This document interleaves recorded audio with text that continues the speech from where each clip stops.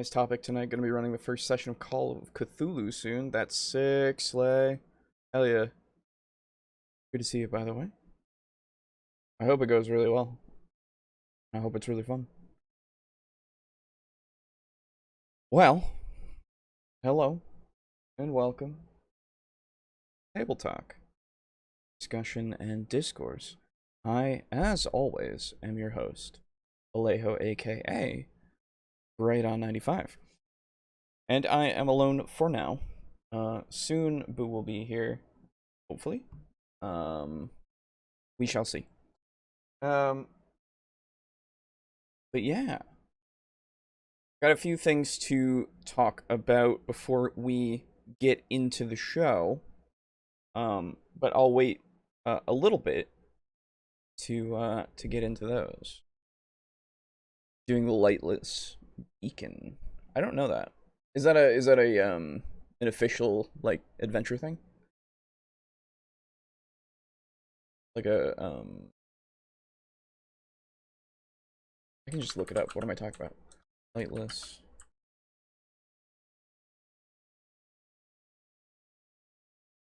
Yeah. Oh, okay, cool. It's oh. That looks really neat. Okay. Cool. Yeah, I wonder if when I start Call of Cthulhu for the first time, I'm gonna do pre-made thing. Because at some point I do want to play it and run it, but I've played it, but I've not run it, so. Sorry.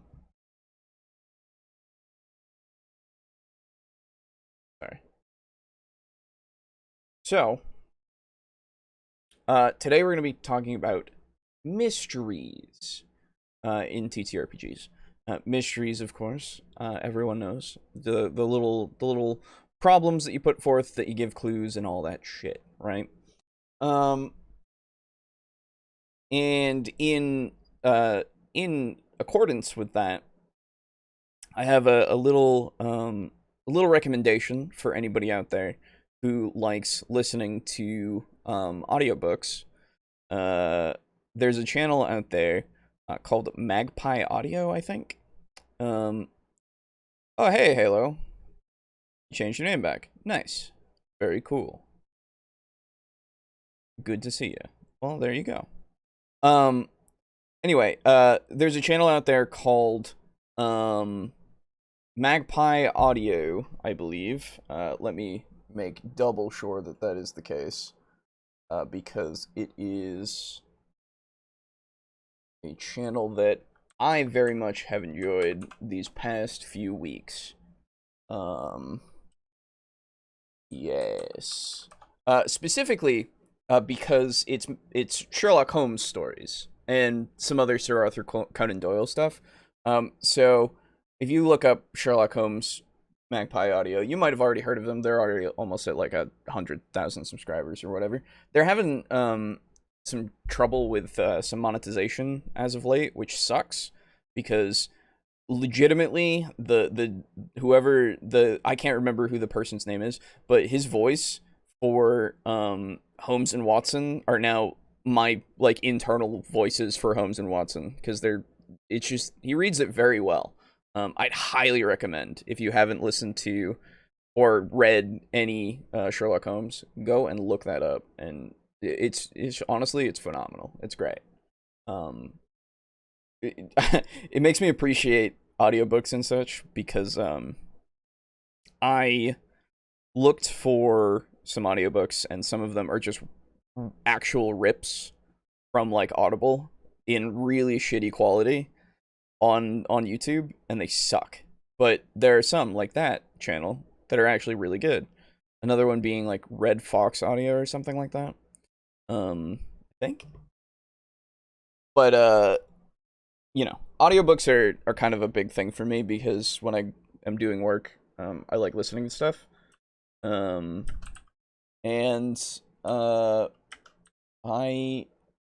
we go. Stephen Red Fox Garnet, excuse me. That's the one. So yeah, both of those channels are great for audiobooks, so highly recommend those if you have any interest.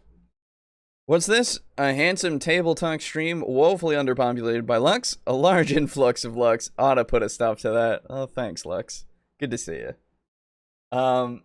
Yeah, so I figure I would talk about a couple of other things. For the next approximately month or so, Aiden will not be able to join us. He is moving, and it's going to take a while. So he will be tied up and such.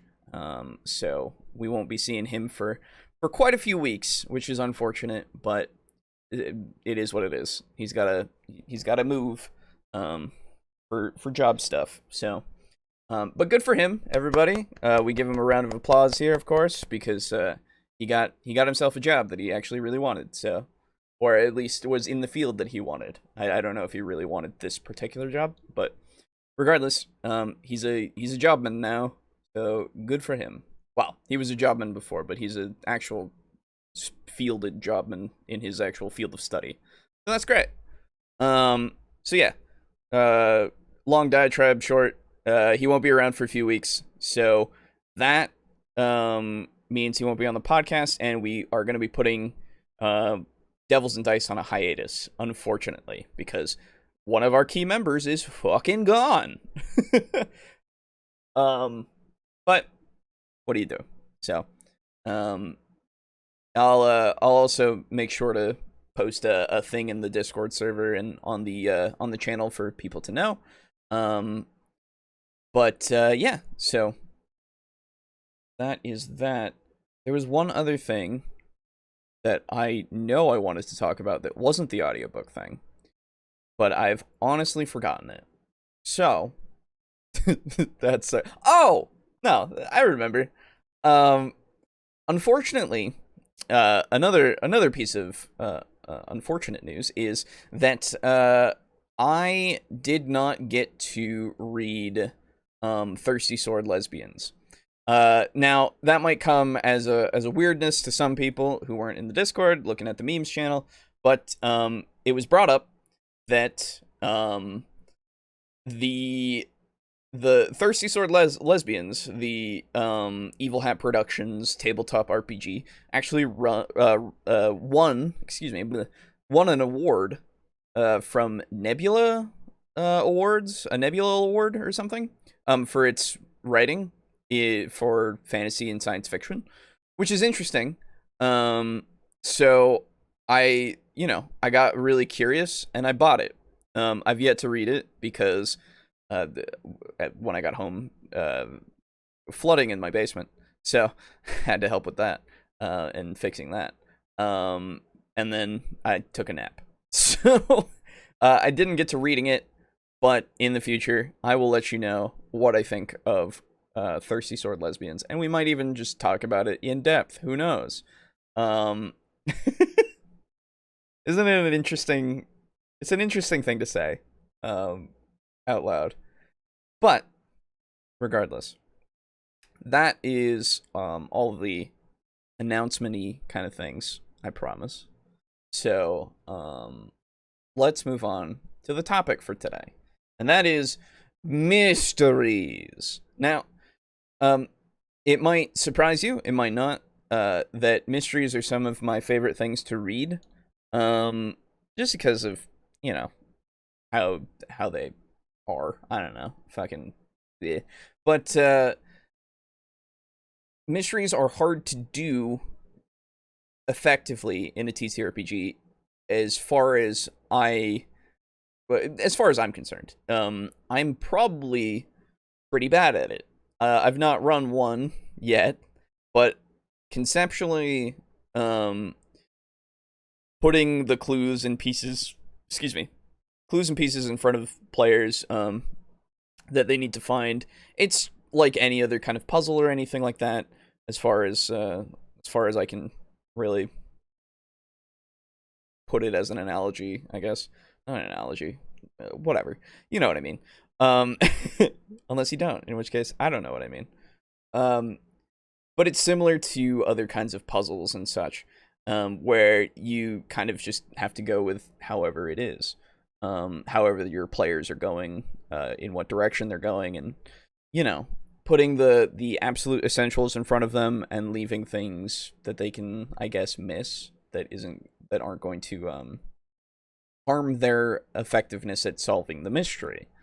So, or at least, again, this is my impression of it, because I haven't run one personally. But I'm hoping that we can learn a little bit about how to do mystery stuff. I played Clue one time. I love Clue. Clue is great.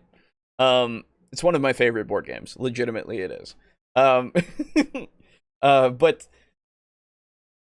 I'm hoping that our good old friend, and I know we covered this a couple weeks ago in the last episode, we covered how to be a great GM, but mystery videos for TTRPGs are few and far between that I could find today. So we're going to be covering, it's another 6-year-old video, so we'll see how it goes. But I'm assuming that this will be okay. We shall see. But anyway, let's move over to here and look at how to be a great GM mystery setting for your role-playing session. We're going to turn this down preemptively because I don't know if it's going to be very loud or not. So here we go. It wasn't.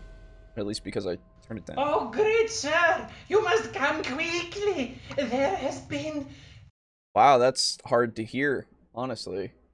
But actually, let me look at the levels. a murder. A little bit. I'm going to turn it up a little bit more. Let me know if it's a little too overpowering. Like 50% more.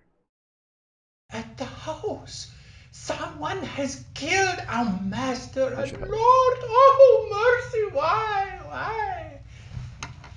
Fear not, madam. I am Inspector Bullybeef, and I am here to solve your mystery. Oh god, okay. So again, 6-year-old video. So the audio quality is not going to be the same as it is in his more recent videos. So I apologize because I already am hearing the like the very slight reverberations of his voice and such. So again, I'm sorry. Well, welcome to another episode of How to Be a Great GM. In this episode, we're looking at the setting of mystery. Now, you could argue that it's not necessarily a setting, but it's more of a plot device.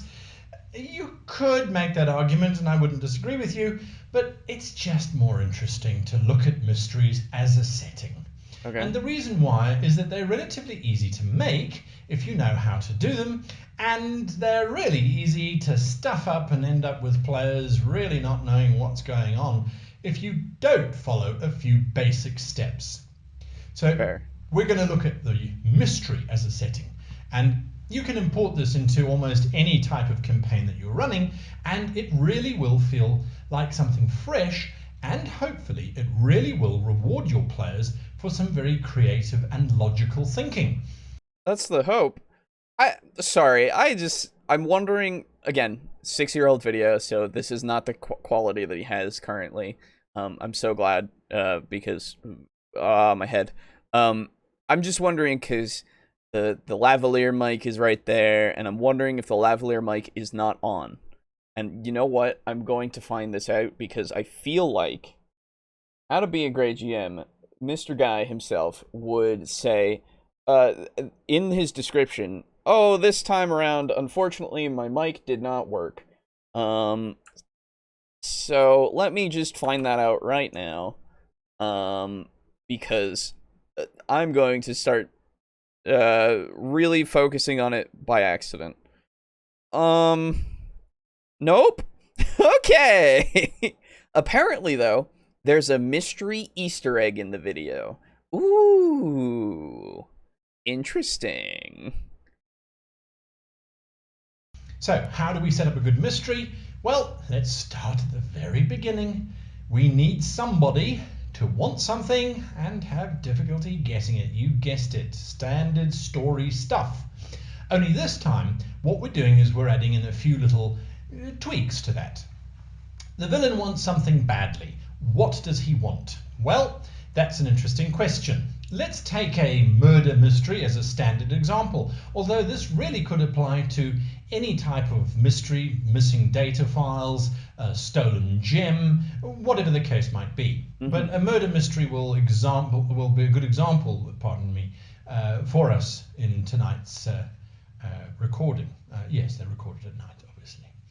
So if we look at a murder, the first question is, why was the person murdered? We look for the motivator, the raison d'être, the reason why the man or woman was murdered. And invariably, it answers the question, our villain wants something and is having difficulty getting it because the person whom has it, whatever it is that he wants, is still alive. By killing that person, he gets it. What is it that he is after? That's something for you to decide and could be campaign or adventure specific. In this case, yes, actually, that's an interesting point. Just don't accidentally get your ship taken over by a computer simulation of Dr. Moriarty. Yes, I know that reference. That's a Star Trek. That's a Next Gen. But I think that having an overarching mystery kind of plot is something that you would have to pace very, very well, you know? And I don't know, maybe you guys have a good idea of like how frequently you would sprinkle in like actual points to point towards the larger overall mystery. It really depends, I think, on how long you want your campaign to go, right? Now, whether or not you can actually plan that out is something entirely, I think, very, very hard to do, because you're relying on your players to get from point A to point B, whatever your session is, and you're relying for them to find point C in however long. But of course, as we've talked about many a time, your players are going to go from point A to point FF, right? Like, well, those are 2 letters. That's how did you get over here, right? So I think it's incredibly hard to really make that kind of timeline that you want it to follow. So just kind of plotting out, like, if they get to a certain, maybe even level, or maybe even a certain area, however it goes, they get to some sort of plot point. Now, thinking as a sandbox person, personally, I think that using that kind of thought with finding specific areas or you know, learning specific information, less the level thing, is a lot easier to do, because you can give them information that potentially could get them to go somewhere else that you need them to go, in that kind of way, whenever they wander off from town A to town FF, as I said. And town FF has its own thing, and they get that information, and perhaps then it can get them to go to town B or town C, or they just completely skip B and C and go straight to Z, right? But it's a delicate balance as well, because then you have to then make sure that they have all the clues from FF and then between there and Z, right? So I think that it's good to drop them the stuff, and I'm wondering if, sorry, I know I'm bouncing a little bit, but I'm wondering if it's better to do these kinds of dropping of these kinds of clues, or whatever it is that you need them to discover, like a witness, or, you know, I'm thinking now murder as well. But whatever it is that they need to discover, I'm thinking that you can probably move it around very easily for yourself, as long as, you know, you kind of make it make sense, obviously. like the witness that was in the Village B is now in Village FF, right? Not too big of a change, I guess. They moved away from Village A and they went towards Village FF now because that's farther away, and they thought that they could be safe from whoever it was that killed their friend, right? So little things like that, or little things, things that can be moved and such, should, I guess, in that kind of instance, though the more critical set piece kind of things, those should be at least not they shouldn't be like heavy-handedly given, right? You shouldn't have them directly say, hey, go over here for the next clue, right?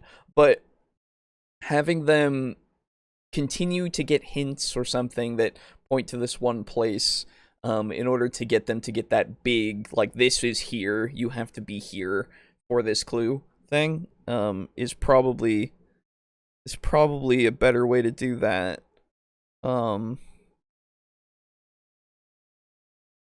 Yeah, because I'm thinking, if you want to do the timeline thing, because you could, I guess, you could do the timeline thing, but session upon session, it might take you a year to figure out a quote-unquote month-long adventure, right? If it's going to be a campaign-wide thing, it might take you 3 years, right? It really depends on what the players want to do. So I think that the other thing that I would say is, like, hey, we should, in session 0, say, there's a mystery involved. You know? Like, we're going to be doing a mystery thing. Maybe make a character that would be interested in that, right? That way you don't have them always going off doing whatever the hell, because that could seriously fuck over your mystery on occasions. Come to think of it, I would say Project Astatine probably counted as a mystery RP. True.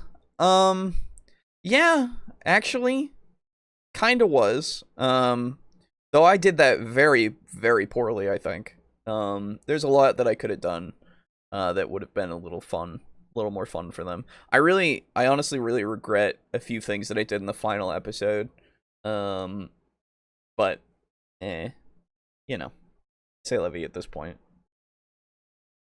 Case, let's say that our villain really wants to have a very small dagger, which will unlock the secrets of the Da Vinci Code, because it was used by Leonardo to sharpen his pencils whilst he was busy drawing the cartoon for the Last Supper in Florence, or Venice, or Milan.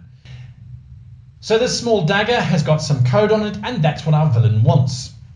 Oh, that got way louder. What does he need to do to get it? That's the next question you ask. That got way the fuck louder. Jeez. I'm sorry. Turn it down a lot. You're your own harshest critic. That's true, but I really do think that I fucked up a lot. To happen in order for him to get the dagger? Well, he needs to kill the owner of the dagger. Why? Well, why does he need to kill the owner of the dagger? Let us come up with a reason. He needs to kill the owner of the dagger because the owner keeps the dagger around his neck as a keepsake, because the family is, let's say, related to the Da Vinci's in some kind of way. Perhaps the dagger was given as a gift by Leonardo to his faithful gardener, and the gardener has gone on in modern times. The family has grown and grown and grown, and they are now a very influential family, but this particular individual who has now been murdered is the last in the line, and thus is the only one who has the dagger. So, again, I don't mean to be interrupting too much here, because there's nothing wrong with what he's saying. We're just kind of going through the steps of creating the initial, like, mystery itself, and how you're going to get, or what all of the things are that they're going to figure out, right? Like, this is everything that they'll find, not necessarily how they'll find it yet, how you'll sprinkle all of the clues and such, but this is just the steps, I guess, that were taken that you can then hint at happened. And honestly, I'm not to I don't want to talk about like things that I'm doing and stuff too much, right? Because I'm not doing anything that's like super anything, but I'm currently writing a bit, and this is actually what I'm doing for the writing that I'm doing. I'm writing a short. I don't know how short it's gonna be, but I'm writing my own like little mystery kind of story thing. Not for a TTRPG or anything. It's just a little thing that I want to write, and in my what I'm doing is kind of jotting down a lot of notes on how or what all the framework is, right, to try to get this all to run together and make sense. And it's a lot like what you'd be doing for creating the mystery for the TTRPG. So, I can kind of pull some stuff here from what I'm doing. Right now, I've gotten a couple of things down of like what the inciting kind of mystery incident is, which coincidentally is also a murder. Ha. But parallels. But I'm figuring out like exactly what he's doing here, like what is happening, who is the person who's doing it, why are they doing it, how did they do it, and how did they try to hide it, right? And how is this going to be found by my character who's going to find it, right? Because I know how this is all happening, but how will I get the person who doesn't know to get what's happening, right? So I'm interested to see later on when he starts talking about like putting the clues in, like how do we do that that's not super ham-fisted, or you hear a rumor, right? Now we know why the person needs to be killed. The next question we need to ask is, how was the crime? I'll say not that there's anything wrong with that. Like, you hear a rumor, you get a clue. Like, it's just, one of those things that's very abundant in a lot of fantasy stuff. Committed. How was the mystery committed? If it was stolen data files, how were they stolen? If it was stealing the crown jewels, how was it stolen? If it was a murder, how was the murder committed? In our case, we've got two questions to answer. How was the murder committed, and how was the dagger then subsequently stolen? And from that, a whole bunch of questions spring out. So let's work on it. How was the man murdered? Well, we want him to be murdered in the house because we've decided that the house provides us with some great locations. He could have been murdered in his office. He could have been murdered in his limo on the way to the opera. It really doesn't matter where you set it. You've just got to decide on a particular setting. And the reason will become clear in a little bit. So let's say he was murdered in his house, in his dining room. No, let's not say the dining room. Let's say he was murdered in the lounge. Now, the mystery that you want to play out, I generally find that players are not very good at long-term investigations. Oh, interesting. I wonder if that's a more like universally kind of understood thing, because I don't know. I think when I was faffing about talking about set my like open world overarching mystery like story, I kind of didn't consider that it could be detrimental to make it be an overall over like campaign wide kind of thing, because I feel like, now that I'm thinking about it, I feel like you could potentially Call of Cthulhu would like to have a word with him. True, very true, Slay. So actually, now that I think about it, maybe the overarching thing. So, okay, now that brain has expanded a little bit, maybe. Tell me if this makes any sense. So, for something that's overall, right, an overarching mystery, I feel like having smaller mysteries inside of it that give you clues to the larger mystery is a better way to do it. Now that, like, all things said and done, like, potentially some things could lead to the larger mystery as a whole, or some things that they find out that were completely, I guess, non-apparent, just not apparent at the time to have been connected to the overarching mystery, would then be kind of interesting to tie into the mystery. Though you then run into the, maybe not everything gives you a clue kind of thing, especially for Call of Cthulhu. Some things could just be happening that they solve that doesn't have to deal with anything that's going on, like, overall with the impending doom of the world or whatever, right? Whatever your campaign is, it might not have anything to do with it.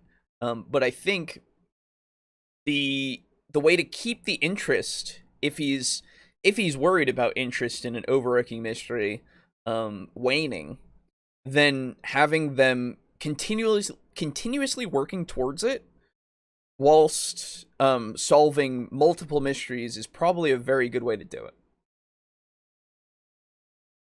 I don't know. Makes sense in my brain now. So if you run a standard length game and it runs for maybe 3 hours or so, I would try and wrap up the mystery in no more than 2 sessions. What? I guess, if we're talking about a very small one, I wonder if he does go into overarching things. Because now that's crazy to me. How could I even expect for them to wrap it up in 2 sec? Like, this is, and again, we're in the headspace of somebody who, at least to me, it seems that guy is more willing to kind of get things going and get things moving. The whole adage of a lot of people that are like, we gotta keep to a schedule, quote unquote, right? Not literally a schedule, but like just like, we need to keep things flowing, right?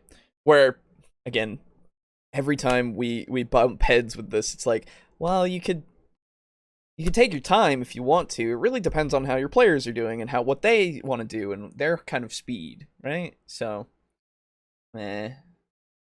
Simply because there is so much information the players are going to need to accumulate and work out. To run it over more sessions means that they're going to have just so much stuff going on. They're going to get sidetracked. They're going to forget crucial things. So take notes. What do you mean? I would think that if you're doing a mystery kind of setting, you would have people taking notes. And if they don't take notes, then I hope they are relying on their memory to remember these things. Like, this is very strange now.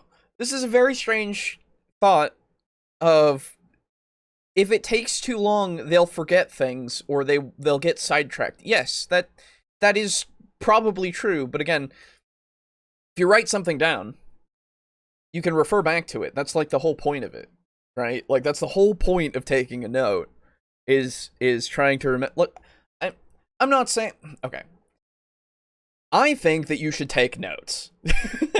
As a player in any TTRPG, whoever you are, I think that you should take notes. I don't care if you don't like taking notes. I don't care if you hate the concept of writing.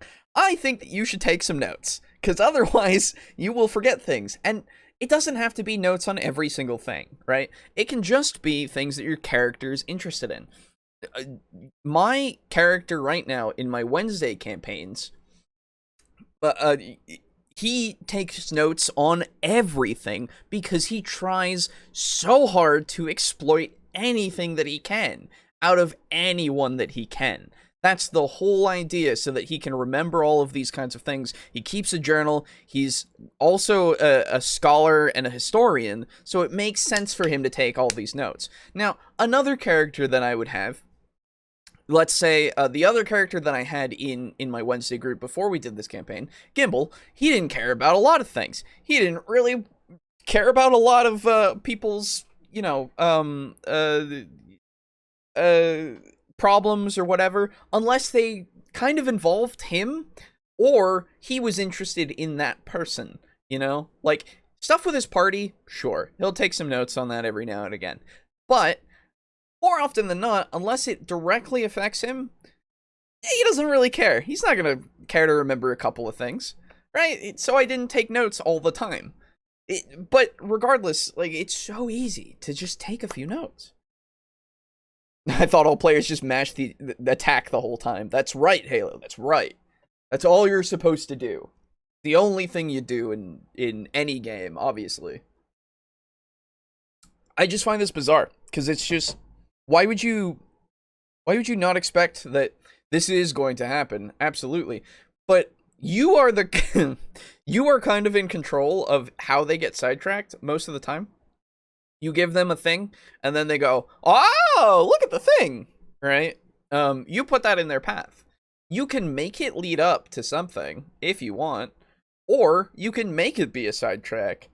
Like, whatever you've determined at that point, and obviously there are things that aren't that way. Well, like, the things you have to improv all the time, where you go, hey, there's a vendor here who's doing his thing. Oh, I want to know all about his family. It's like, what? I didn't prepare for that, you know? There's stuff like that where it's not gonna matter at all. But again, no reliance on notes is weird. It's very strange. I hope he says something about it so that all of my shit that I've just said means absolutely nothing at all anymore. I really hope. All right, let's bring him back just a little bit. Game, and it runs for maybe 3 hours or so. I would try and wrap up the mystery in no more than 2 sessions. Same. Simply because there is so much information the players are going to need to accumulate and work out. To run it over more sessions means that they're going to have just so much stuff going on. They're going to get sidetracked. They're going to forget crucial things. So mysteries should really be kept on a very tight budget. I would say maybe 4, maybe 5 hours maximum, spread over 2 sessions. If you push it to 3, the 3rd session really should be a climatic showdown. But I digress. So we now I need you to explain more though, because I'm fascinated as to why you would think this.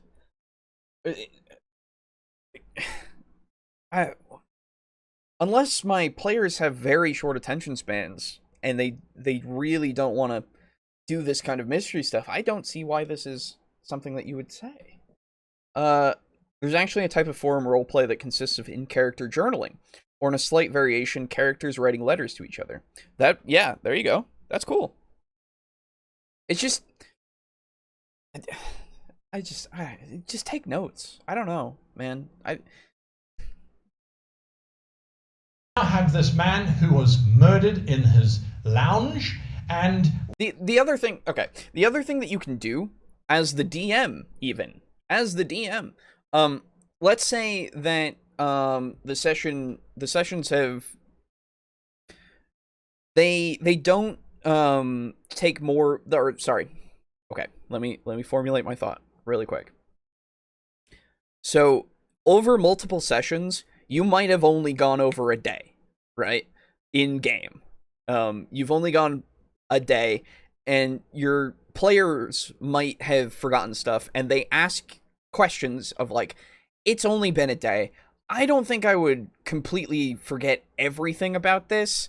So you can have them like roll for intelligence, or roll their idea roll in Call of Cthulhu, or, you know, anything like that, in order to get them to either recall it, or if it's been a short amount of time, like sometimes, especially for what's going to happen with Devils and Dice, for the hiatus, we're going to forget a lot of shit. That's just going to happen. But we'll, you know, ask Boo, who's been taking notes very carefully, every session. This is a fact. And so he can tell us things that we might have forgotten in some instances, right?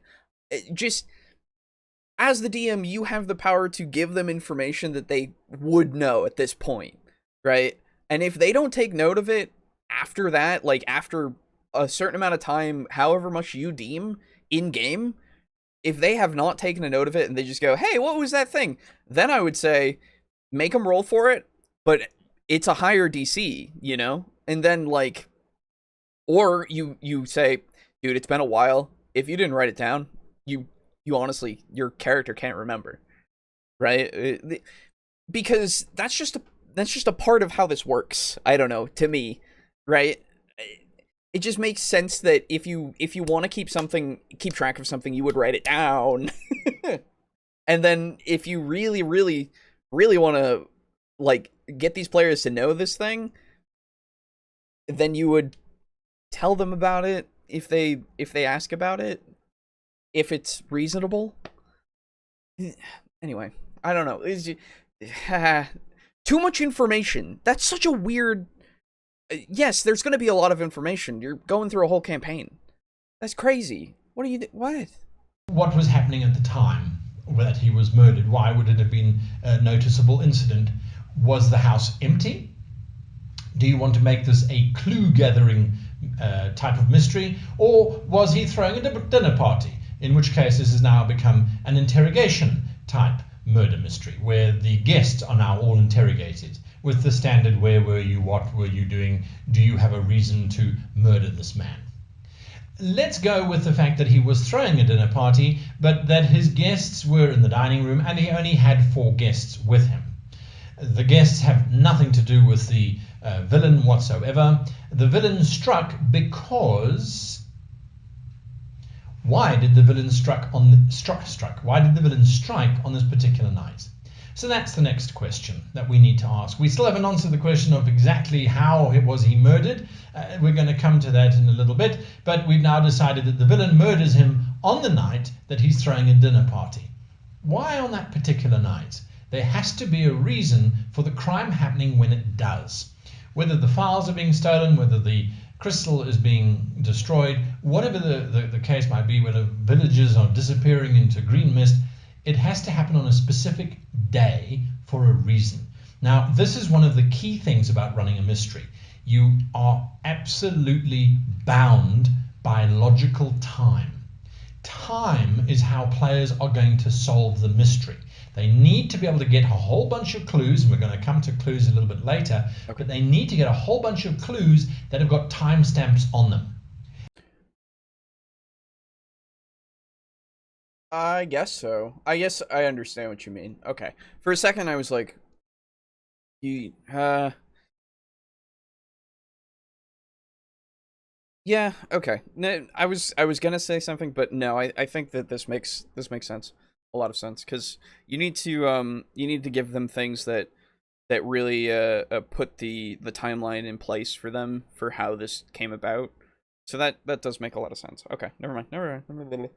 And the reason why they need timestamps on them is so that they can eliminate certain things that were happening at the same time. So in the case, well, you see how excited I am about mysteries. Mysteries are really cool. So let's work out why on this particular night, because that's going to be the start of our player's investigation. Well, hopefully. The reason why the murder has to happen this very evening is because our villain has discovered that the man is leaving. He is departing at 7 a.m. the following morning to go on a tour of the Papua New Guinean islands for the next 15 months. And our villain needs the dagger before then. So if he doesn't strike now, he has to reassemble his entire plan to somehow get to Papua New Guinea and do it out there.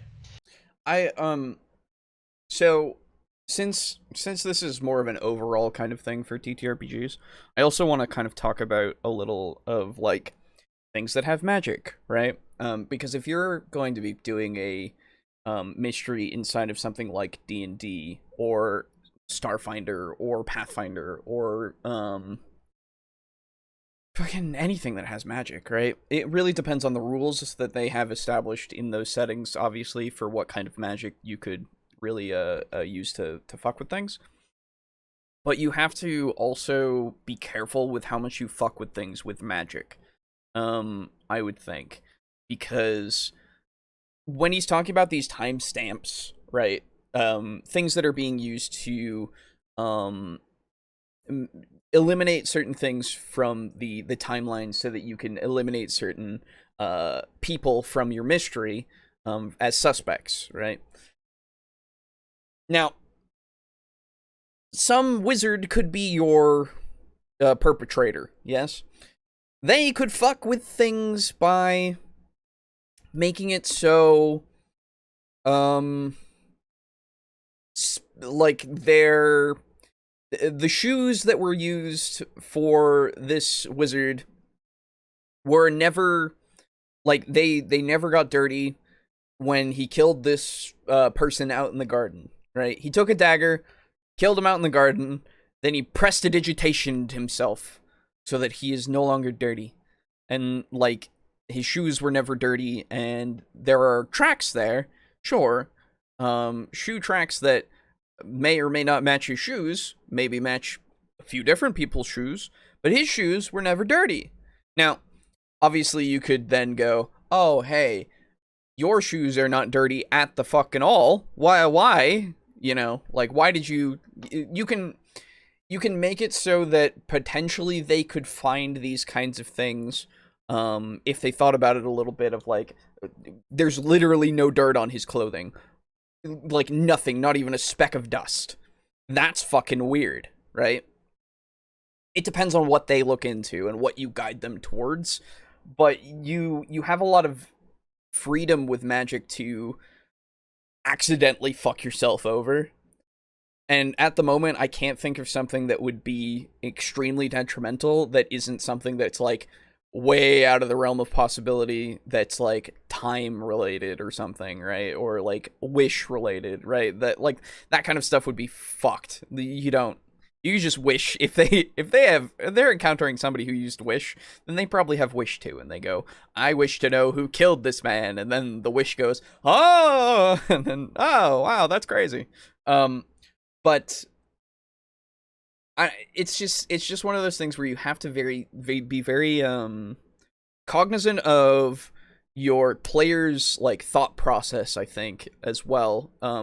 If you're going to be doing any kind of magical fuckery, because if they as characters might not like look into this kind of stuff or something, or they as people might not even think about it unless you give them maybe a hint or two that magic could be involved. Like, oh, you feel a kind of staticky feeling when you're around the scene, just to like kind of give them the thought that maybe magic is around. I don't know. You gotta make sure that you can get them to connect the dots in such a way, especially when magic is involved. A smart villain might have waited for that, but we're not dealing with smart villains because ultimately we want him to be caught. So he has to make mistakes. And that's another. Well, so smart villains can make mistakes. Moriarty made mistakes. It was very few and far between, but he made mistakes. I blame the YouTube algorithm for being late and not showing the show live. You should, Mog. YouTube is to blame for a few things. Good to see you, though. Welcome.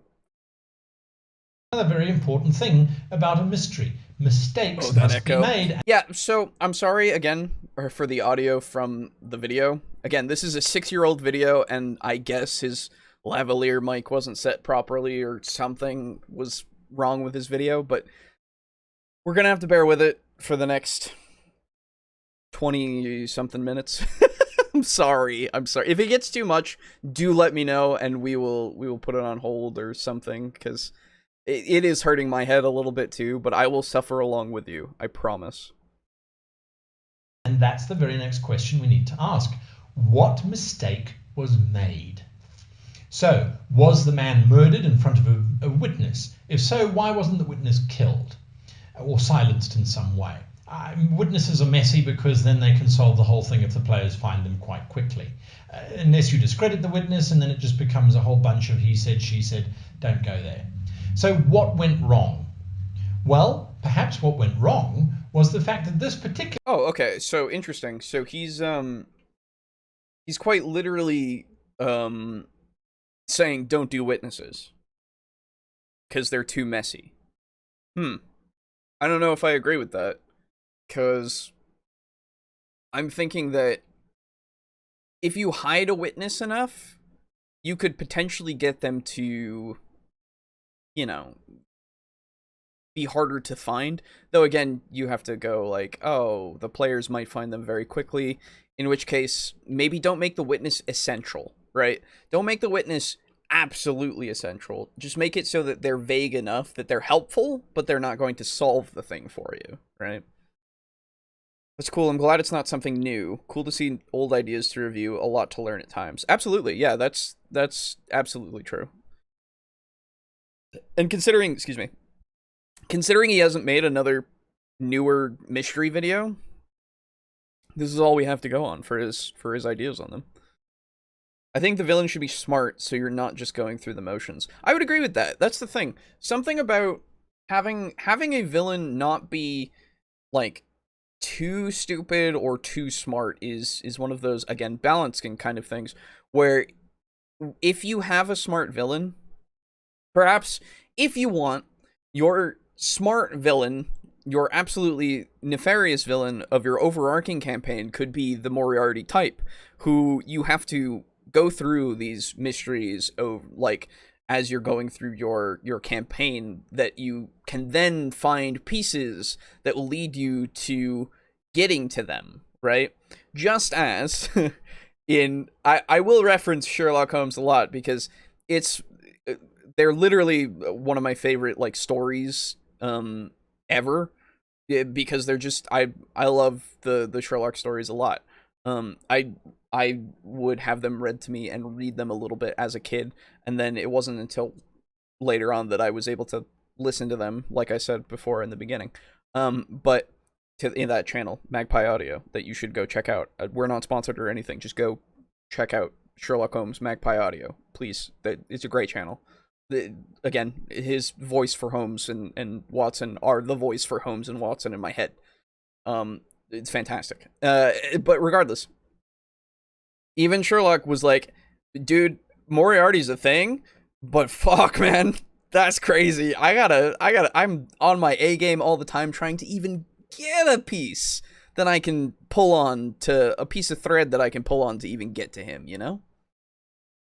Can't you turn invisible in D&D? Won't solve the murder if the witnesses can't see them. So, true. That's the thing, though.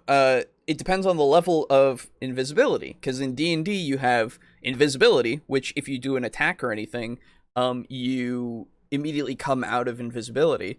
And then there's greater invisibility, which you can do whatever the fuck you want in. Now, I would think in that kind of instance with the greater invisibility thing, you would put some sort of other clues out there for them to find, such as footprints, because they might be invisible, but that doesn't mean they're untraceable, right? They're just unable to be seen. They're not unable to be heard. You could use perhaps a cry of surprise from the assailant if they're not necessarily as iron-willed as they could be when committing a murder, right? Or you could have it be that they use something that's very distinctive, that they use to murder the person, even though they're invisible, that they could trace, right? There's a lot of ways to kind of go around it.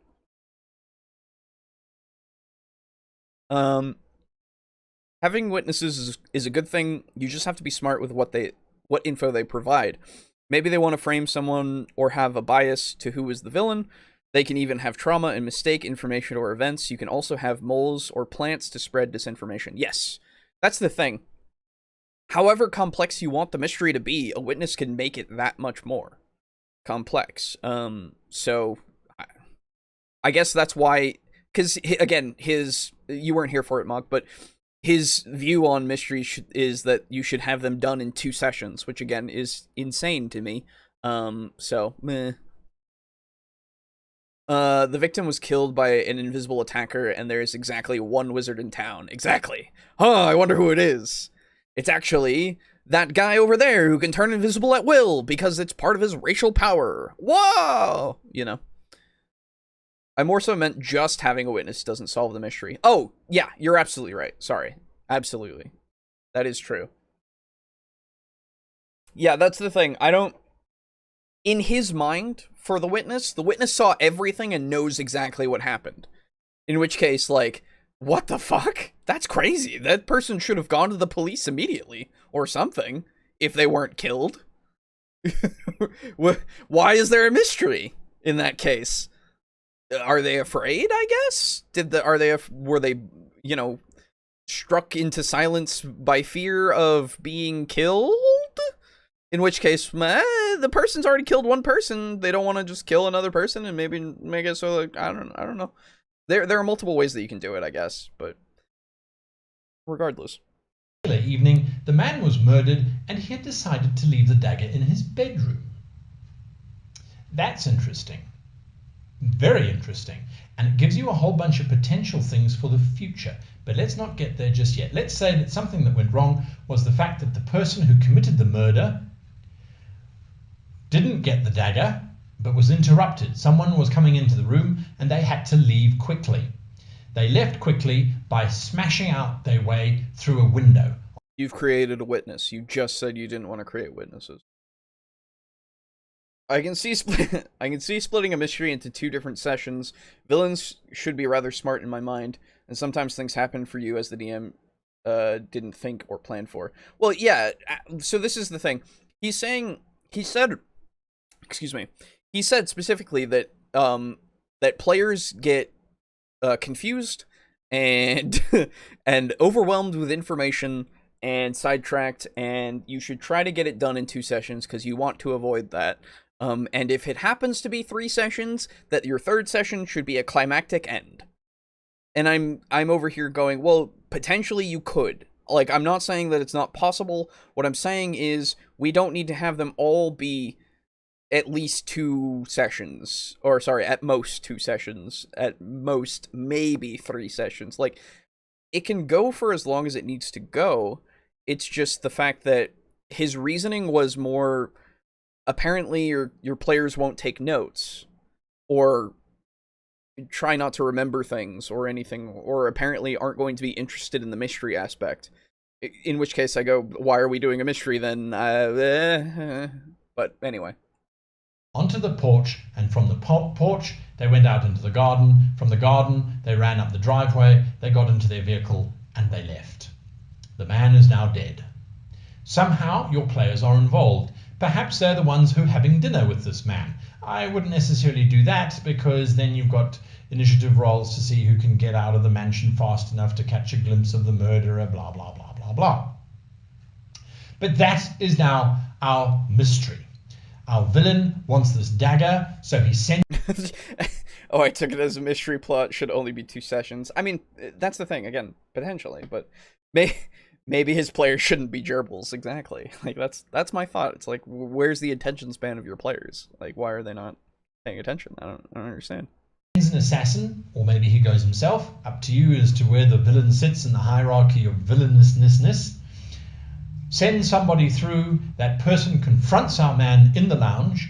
He doesn't cry out. That's an interesting clue. Or does he cry out? No, we don't want him to cry out, because our assassin is not that stupid. He knows that there's a dinner party going on, so he's going to do it quietly. Okay? So quietly he kills this man, searches frantically for the dagger, hears a guest arriving, and rushes out. Or. He leaves through the through the window, out onto the porch, into the garden, along the driveway, back to his waiting vehicle, and he disappears. So this is our scene. Our heroes now get involved, and they start to go to work. The very first thing that they should be doing is, of course, looking at the body. Now, the golden rule that I have for any kind of mystery is you need to have, at every one of those steps, clues. So why does the villain want the dagger? We need at least 3 clues scattered around the house as to who the villain is and as to why he would want the dagger. Okay. We need a clue about why was the man murdered for the dagger. We need at least 3 clues there. We then need... Jesus. Wait, sorry. We're doing 3 for each of these things? So we need 6 clues already. Sure. I suppose they could overlap? I hope? I would imagine. I'm going to work off that assumption, at least, that they can overlap. Unless he says otherwise.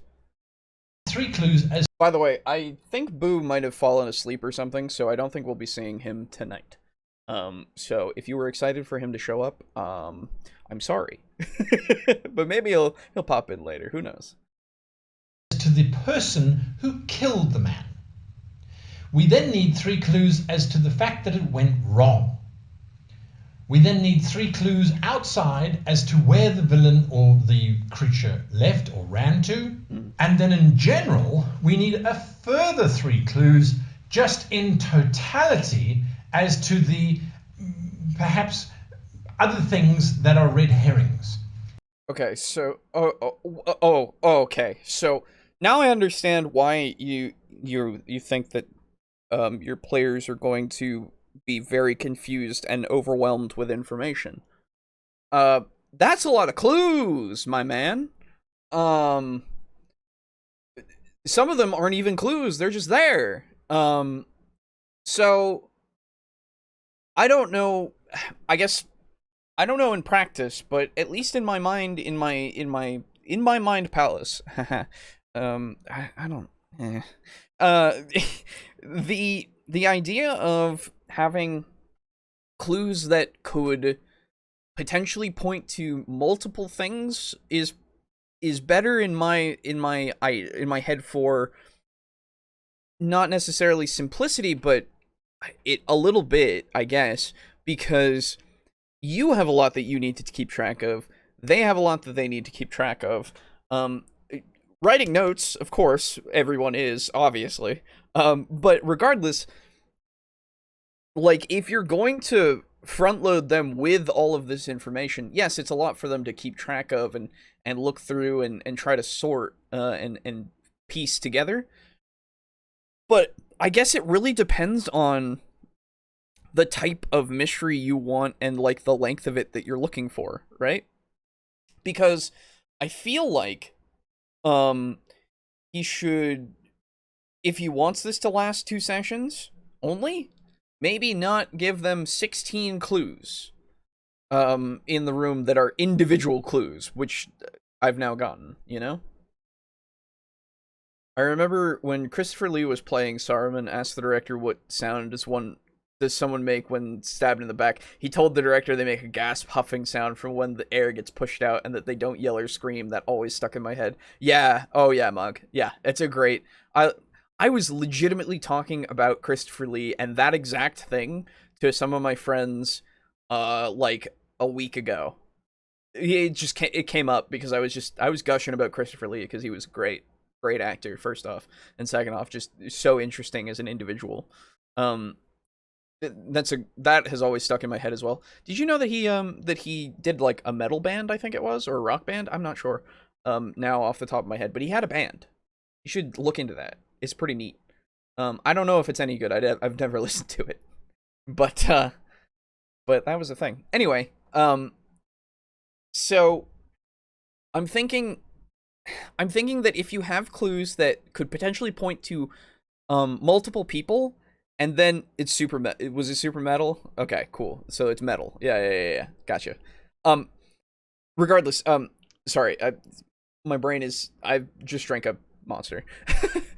So I'm thinking that if you have clues that point to potentially multiple different people, and then you have other clues that point to multiple different people, but also potentially could point to, like, contradict in a way, so that you can then start taking some people out of your suspect line, right?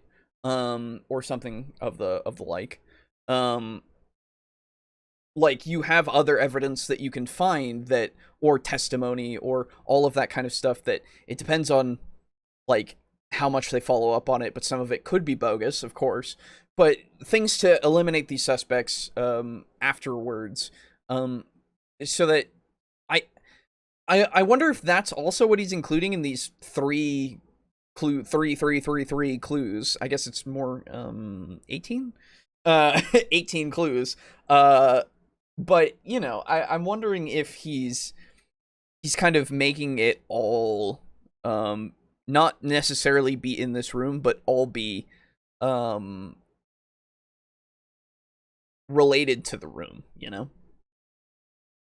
Christopher Lee did a metal cover of My Way by Frank Sinatra. Really? That's great. I need to look into that.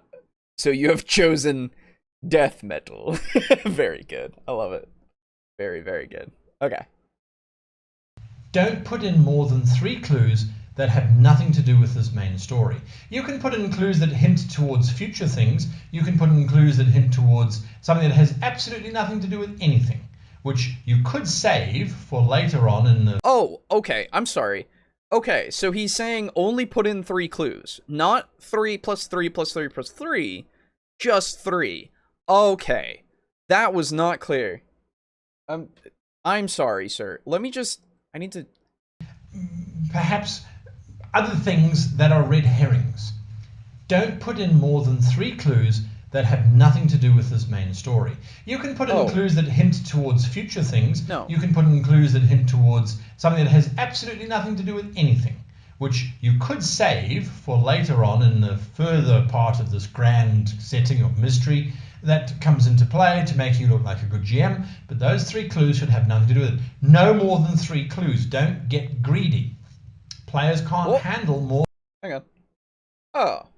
Boo is here. I knew he was sleeping.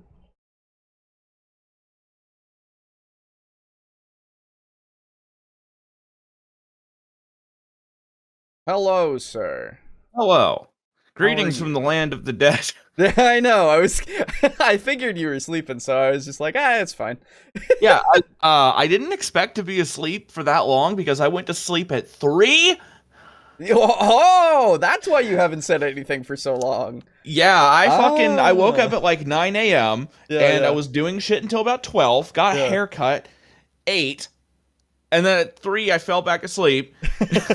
And then bam, transported in time. It's fucking 10. Well, this boy's trapped in time. Well, good to have you here. Welcome. We're talking about... I see that we're doing mysteries. Yes, maybe. We're talking about mysteries. Yes. At the moment, we're listening to a very old How to Be a Great GM video on mysteries. Okay. And the audio is very bad quality, but you know, it's very echoey, but you know, Do you already have a second video lined up? Because we could go from one end of the spectrum to the other. I have a Seth Skorkowski video. Is it? Okay, yeah. That's the other end of the spectrum. That's the other end, exactly. Yep. So it's a great video. I've watched it I've watched it a few times. There we go. Okay, fantastic. But right now, we're at the point of him. He's talking about clues and what needs to be in the room of. In his scenario here, we were talking about a murder scene. Okay. And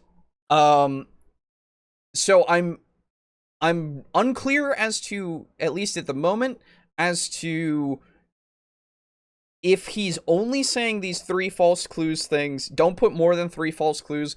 But before he was saying, put 3 clues about this and this and this and this, and I'm like, okay, that's a lot. Yeah, that's too specific, man. Which like, I'm fine with this thing of like no more than 3 false clues. Sure, I wouldn't put any. So I would say that you put stuff that could be multiple different like people that it could go to, right? Like, yes, not necessarily false, but more so misleading. Right. Yes. But depending on how you look at it. But he also. The problem is with a mystery, even in the like, we've had this happen. Yes. I remember a cave where there was a door. Mm-hmm. You know where I'm going with this. Wasn't really a mystery, but that was exactly. That's the thing. That wasn't a mystery. That was a straight path through a cave, and there was a door we couldn't figure out how to open. Yes. How do we open it? Is it locked? We didn't really fucking ask. We were stupid. Well, no, you didn't ask. You tried to unlock it, and I said there was no lock, I think. Yeah, there was. Well, I remember you saying it. Yeah, no, I tried to unlock it, and I got a 20 on my fucking open locks or whatever it was. Like, oh, there, you check, there's no lock. Fuck! Yeah. I was like, And then we're like, why won't it open? Let's just burn it down. Yes, that's right. In this cave. So the thing is, if you start having it branch off too hard, your players absolutely will make it more complicated than it needs to be. Yes. That's the problem. Absolutely. This is kind of where, because he was saying before that he thinks that you should have your mysteries take no more than 2 sessions. Okay. With the exception being 3 if it's a climactic thing at the end, right? Okay, 3, that's fair. Which I'm like, sure, that's a thing you could do, I guess, but you can aim for that, but there's no way you can enforce that. Yes, exactly. That's my whole point of, like, you could try, I guess, but I don't think that that's a very realistic thing to go for. Yeah. Unless you're playing with clones. Right, exactly. Well, that's the thing. Unless you've maybe made it so obvious and you have this somehow railroaded without railroading it, I don't know. Yeah. Right? But regardless, so now he's talking about putting 18 clues and then 3 or no more than 3 false clues, and I'm over here going, well, way too much. He was also saying before that if you have it drag out too long, it can get the players to sidetrack a lot, and it can get them to forget things and all that stuff. And I immediately went, well, no one's taking notes. Yeah, in a mystery, you're taking notes. I would hope. If you're a smart player, you're taking notes. I went on this whole thing about you should take notes regardless. But yeah. So and at this point, I'm like, well, yeah, your players are going to get overwhelmed and confused and everything if you're doing this shit. Yeah, and the thing is, like, here's the other thing. Yeah. I'm guessing that this is, like, the way you described it as a murder mystery, so I'm guessing this is similar to, like, an Agatha Christie kind of thing. Yeah, situation. basically, yeah. Basically that. So, the thing is, Agatha Christie novels are not written by TTRPG players. No. They don't need that much evidence to suspect somebody. It's true. They really don't. It's true, but... And like... If you have 18 separate things pointing to one person... Well, so it's not even... It's from what he was describing, he says 3 that point towards the person, and I'm obviously thinking I'm gonna take it as best as I can. They're not gonna lead directly, right? They're somewhat related. Yeah, they are pointing in the direction. Right, 3 that are why he did it now. 3 that are the reason for why he did it now. You know, like motive, location. Yes, exactly. All of these things are explained with all of these 3 clues for each of these things, and I'm like, okay, so that's fair enough, I guess, but we're not overlapping any of these? Yeah, some of this needs some overlap, and you also need people who are like, you need something that can, like, witness A says this. Yeah. Witness B also winds up saying something that confirms that. Or contradicts. Right, exactly. That's what I was saying before as well. Like, you have additional things that could eliminate suspects, right? Yes. In some way, right? Or whatever it is, eliminate possibilities, whatever they may be. You need to either eliminate possibilities or just make it clear that it's not possible for somebody else to have done it. Just straight up. Exactly. So, like, it's just, yeah. So I'm just at this point, I'm like, yeah, sure, no more than 3 false clues, that's fine, but 18 other ones, that's crazy. Yeah, that's insane.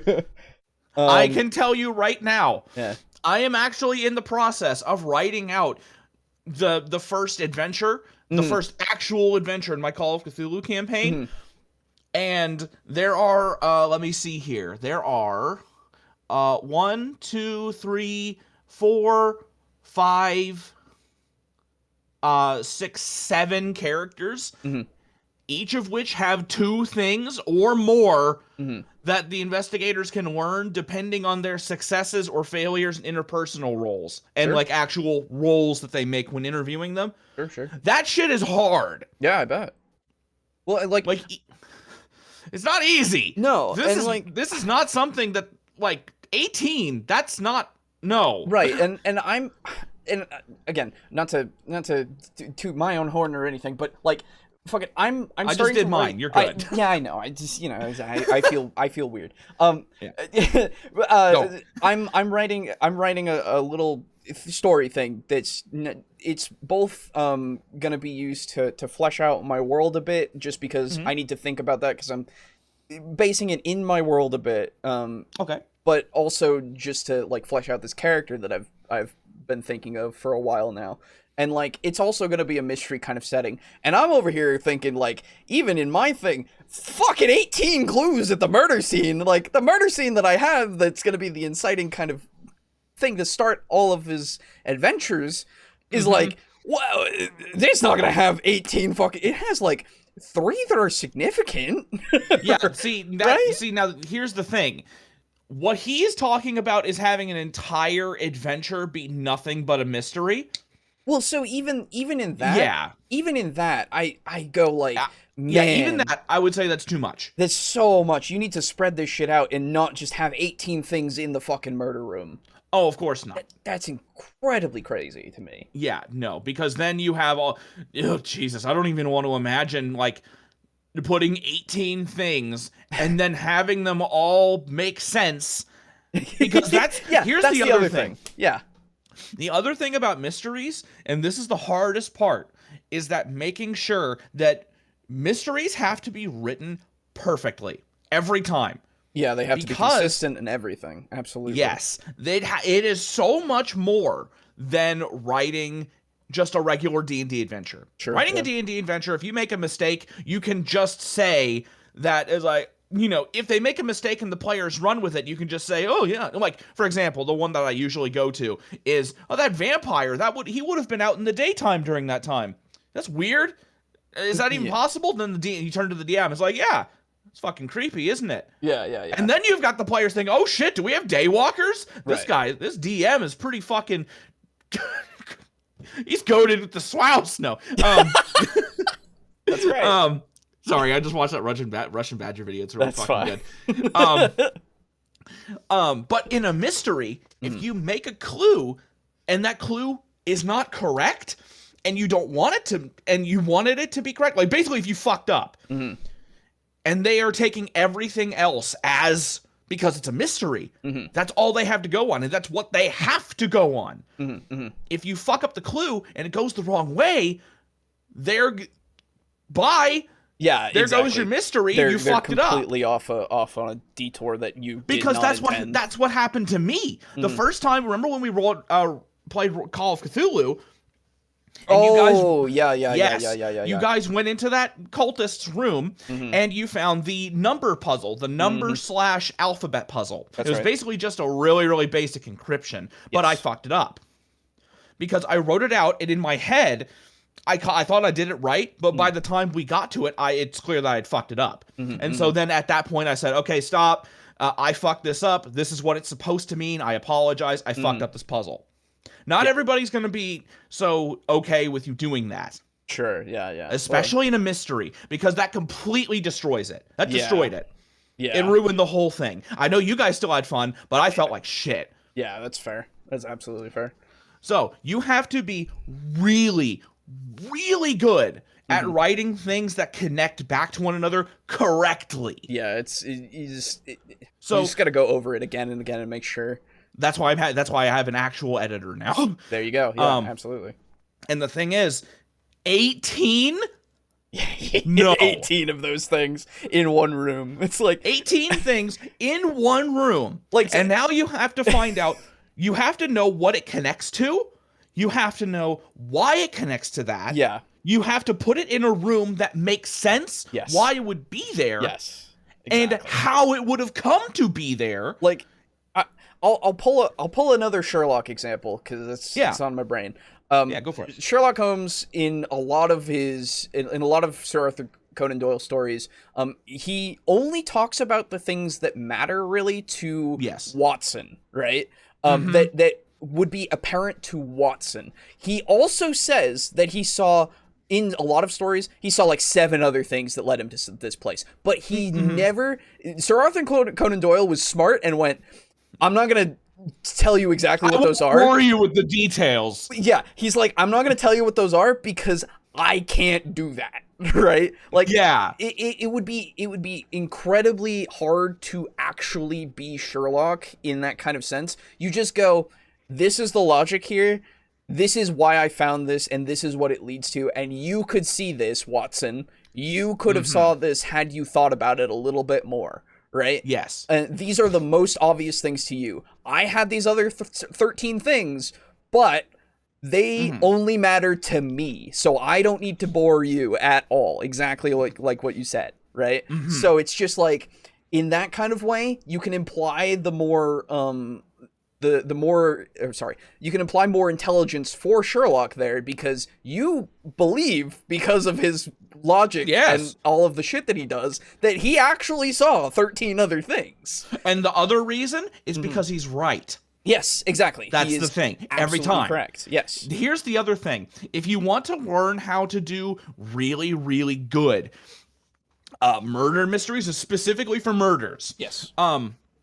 And also, if you want to learn how to link evidence to a scene of a crime and construct a crime scene, play Phoenix Wright. Oh, yeah. Phoenix Wright is a great one for that. Absolutely. It's literally perfect, because Phoenix Wright, as hilarious as it is sometimes, and as memey as it can be sometimes, it's so good. All of the Phoenix Wright games, even the ones that aren't actually Phoenix Wright, like Miles Edgeworth Investigations and shit, they are masterclasses in how to place evidence in a way that makes sense, that is not apparent at the beginning. Yes, true.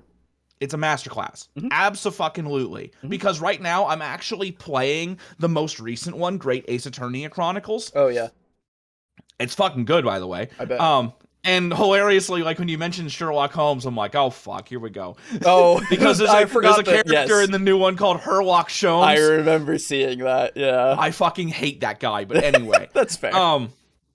But yeah, if you want to learn how to make a really good, like, you know, a crime scene, and you want examples of how you can link evidence to things and different people, play Phoenix Wright. Or watch Phoenix Wright. Yeah, either way. Or, I actually, this brings up, this is a tangent a little bit.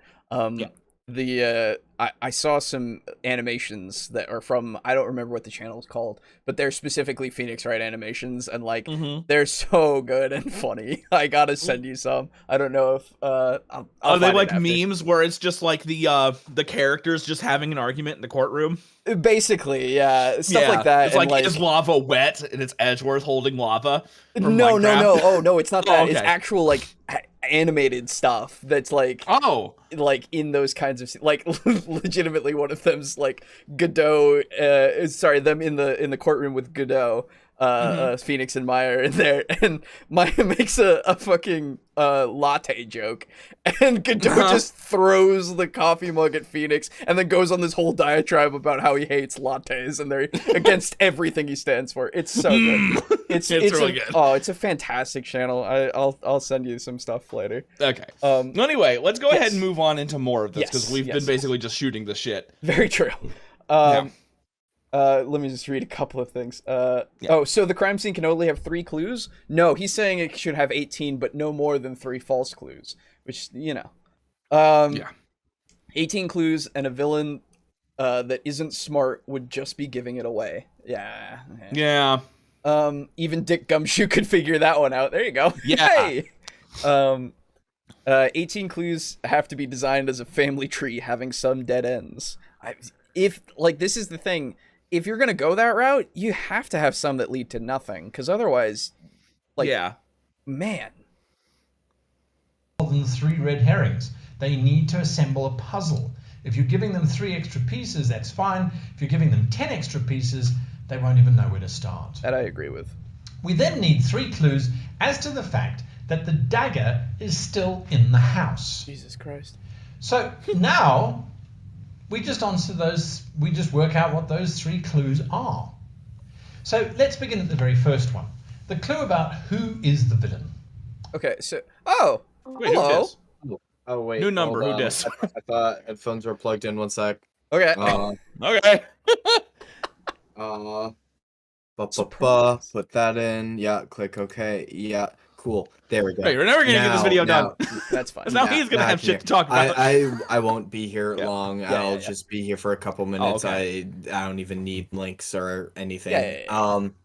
I just wanted to officially put in my leave of absence, not only to you guys, even though you already know, but also to our lovely audience in the streams. Yes. I will be like moving, so I will be unavailable for the next like I don't know, month. So consider when I actually died to be practice for now. Okay. Okay, yeah. And that will give you a good idea as to my availability. There you go. Okay. All right. All right. I gotta go. I need to look at like apartments. Yeah. Bye. Bye. Yeah. So that also means no. What's it called for Devils and a Dice? month? Yes. Yeah. Don't worry, I've gone through it, but now we've had the official from both. Very good. Yes. All right. And what so we should do is like on Thursdays, if we still even want to do anything on those Thursdays, we could play like board games or something. Yeah, that's what I was thinking. I was thinking. I even put it in our thing. Potentially we could get our patrons and we could do like tabletop sim board games. Mm-hmm. And I hope we play Unspeakable Words. I would love to. Words. Absolutely. Yeah. That's a fun one. But so hey, if you're out there and you're a patron, do you have tabletop sim? If you do, that's great. If you don't, we'll figure something out, I guess. I don't know. There are plenty of like Gartic Phone is super fun actually. If you've not played it, never even heard of it. Oh, it's like one of those. Why did I immediately think of Drawful? Wow, gross. Drawful is fine. But it's one of those drawing games that it has it has like tons of modes, which are great. But you like with the original mode, you like write out a thing. The other person, somebody gets the thing and they draw it out, and then somebody else will get that thing that they drew and then have to type what they think it is, and then the next person gets to draw it. I've seen that. Yeah, those are funny. They're really great. I love those. Yeah. But yeah. So it's like playing telephone but drawing. Exactly. Gartic nice. Phone. Very cool. Sorry, I'm checking my email and then the fucking new Sonic popped up for it's like advertising the new Sonic movie for whatever reason. I had that happen for my Spotify today, and I was like, oh, hello, I forgot. I was like, yeah, that happened. One thing that was really fucking funny is that there's a new Chip and Dale Rescue Rangers movie out, and Ugly Sonic is in it. Really? Yeah, they actually put Ugly Sonic in the movie. Oh, God. And he's actually known as Ugly Sonic. Fair enough. It's great. So they're still getting use out of that model. Jeez. They even poke fun of it. It's like, oh, man, when people saw my fucking human teeth, it blew the internet up. Ah, there you go. It's great. Okay. Your LOA request has been denied. Management needs you to work this Saturday. Oh, no. Need you come in this Saturday. Okay. All right. Well, the villain is trying to solve this Da Vinci Code thing, and he reckons that the dagger could be of use. So perhaps the villain decided that, firstly, instead of killing the man, he would write a letter to him and say, "My dear friend, I am very interested in learning about a dagger which I believe your family is in possession of. I would love to be able to examine this dagger." Now, that might be a great clue, and it could be on a desk in the lounge. Conspicuous, perhaps, because it is a letter. Who sends letters in this modern day and age? Well, one thing that I want to say really quick before I continue it on is that I'm not sure now, because he's talking about the 3 clues for the dagger. If he goes into 3 more clues after that, then it'll confirm it for me. But now I'm thinking that he was only talking about 3 clues in the bedroom, in which case, good. Yeah. If that is the case, I will retract everything that I said before about him being a crazy man. But legitimately, I don't know at this point. I'm so confused. Yeah, and I don't have enough context to know for sure. I don't know, man. He put a bunch of variations of 3 on the screen when he was talking about it as well, so I got very confused. I don't know. Well, we'll see. We then need another 2 clues as to this person's identity. We could have them sending a second letter. I am very frustrated by your answer that you will not relinquish the dagger of your family to me for a simple observation. I will be flying from Venice this evening to come and visit with you. Yours sincerely, B. Who is this B fellow? And we now know that he's coming from Venice, which is a link to Leonardo da Vinci in a small way. We could then have a newspaper article lying around on the desk that talks about a gentleman by the name of Baracus, a famous art collector of Leonardo da Vinci works, has been buying up Da Vinci artworks across the globe and all forgeries thereof in an attempt to solve the greatest mystery of our time, the Last Supper. Very direct. That's holy shit. That's not a clue, that's a spotlight. That's immediately gonna tell me, oh, it's that guy. Yeah, there's no, because if you're gonna make a clue that points so strongly in that way, I guess it will go 2 sessions. Or less. Because at that point, you're pointing a 2-finger. It's too obvious. Yeah, absolutely. Now, here's something that I have personally done. I won't say why. Okay. But I have made it in my campaign to the point where if you guys were to do shoddy investigation work, like let's say you get one thing, you get a wild hunch. Yes. And then you go and do your shit, and you're like, you go j'accuse, Right, yes. I love that word, by the way. Yeah, right? So fun. I picked it up from Alistair Beckett King in this fucking... Anyway, so if you were to do that, you would get in trouble.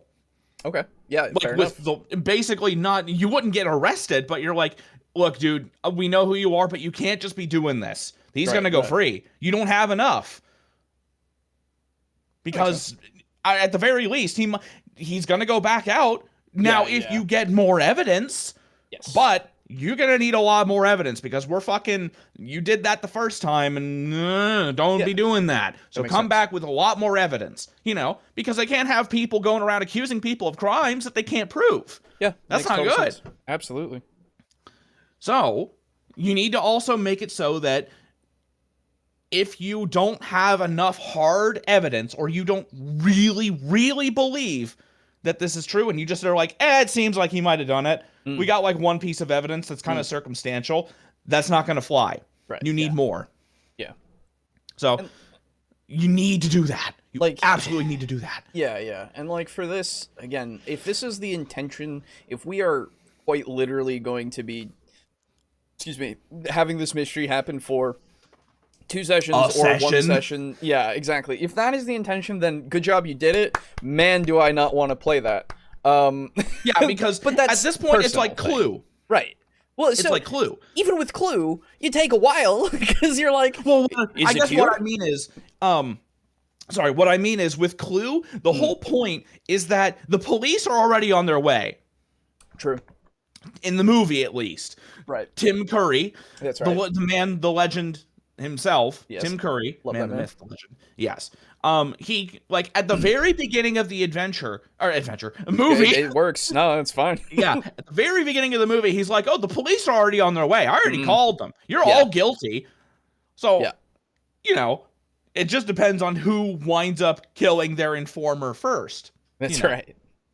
So, the police are already here. There is a time, or already on the way. There's a time limit. You do it within this time limit, and that's it. Yeah, exactly. And it would because work otherwise for that. You're arrested regardless. Yeah, it would absolutely work for that. Because that's how you make that particular thing work. I would and again, it's meant to be obvious for the sake of it not taking forever. Sure, that's fine. And again, if that's what you wanted, great, good. And again, it's a personal thing that I don't want to play that. Because that's not my style, right? I like subtlety. Subtlety is good, in my opinion. So it's just, again, if this is the thing, sure. DM Boo is being mean to the murder hobos again. We only need a hunch to slaughter. That's true. Yeah, Damn then you're you. fucking gone. Then I'm gonna send the guards after you. And the problem is, those guards, man, those stats are starting to look a little bit divine, aren't they, motherfucker? Cracks knuckles.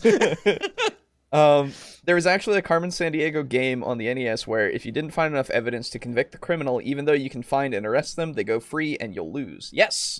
I do remember that, actually. Yes, and that is how it should be played. I was going to say, it makes total sense because you can convict somebody, but they can walk if you don't have a sticking case. Like, that's just how it is, right? Yeah. Or something along those lines. You need more evidence. You can't have just one piece of evidence. It's also a thing where you can't... I don't remember if this is still a thing, but it was a famous thing for a very long time. You have to have 2 witnesses of some variety. Really? Yes. In order to do something. I don't remember what that's from, but it doesn't have to be eyewitnesses. Right. But you need to have 2 witnesses able to testify against this person. Interesting. I don't know if that's a requirement now. Yeah, I don't remember where I heard that, but I know I've heard it multiple times from somewhere.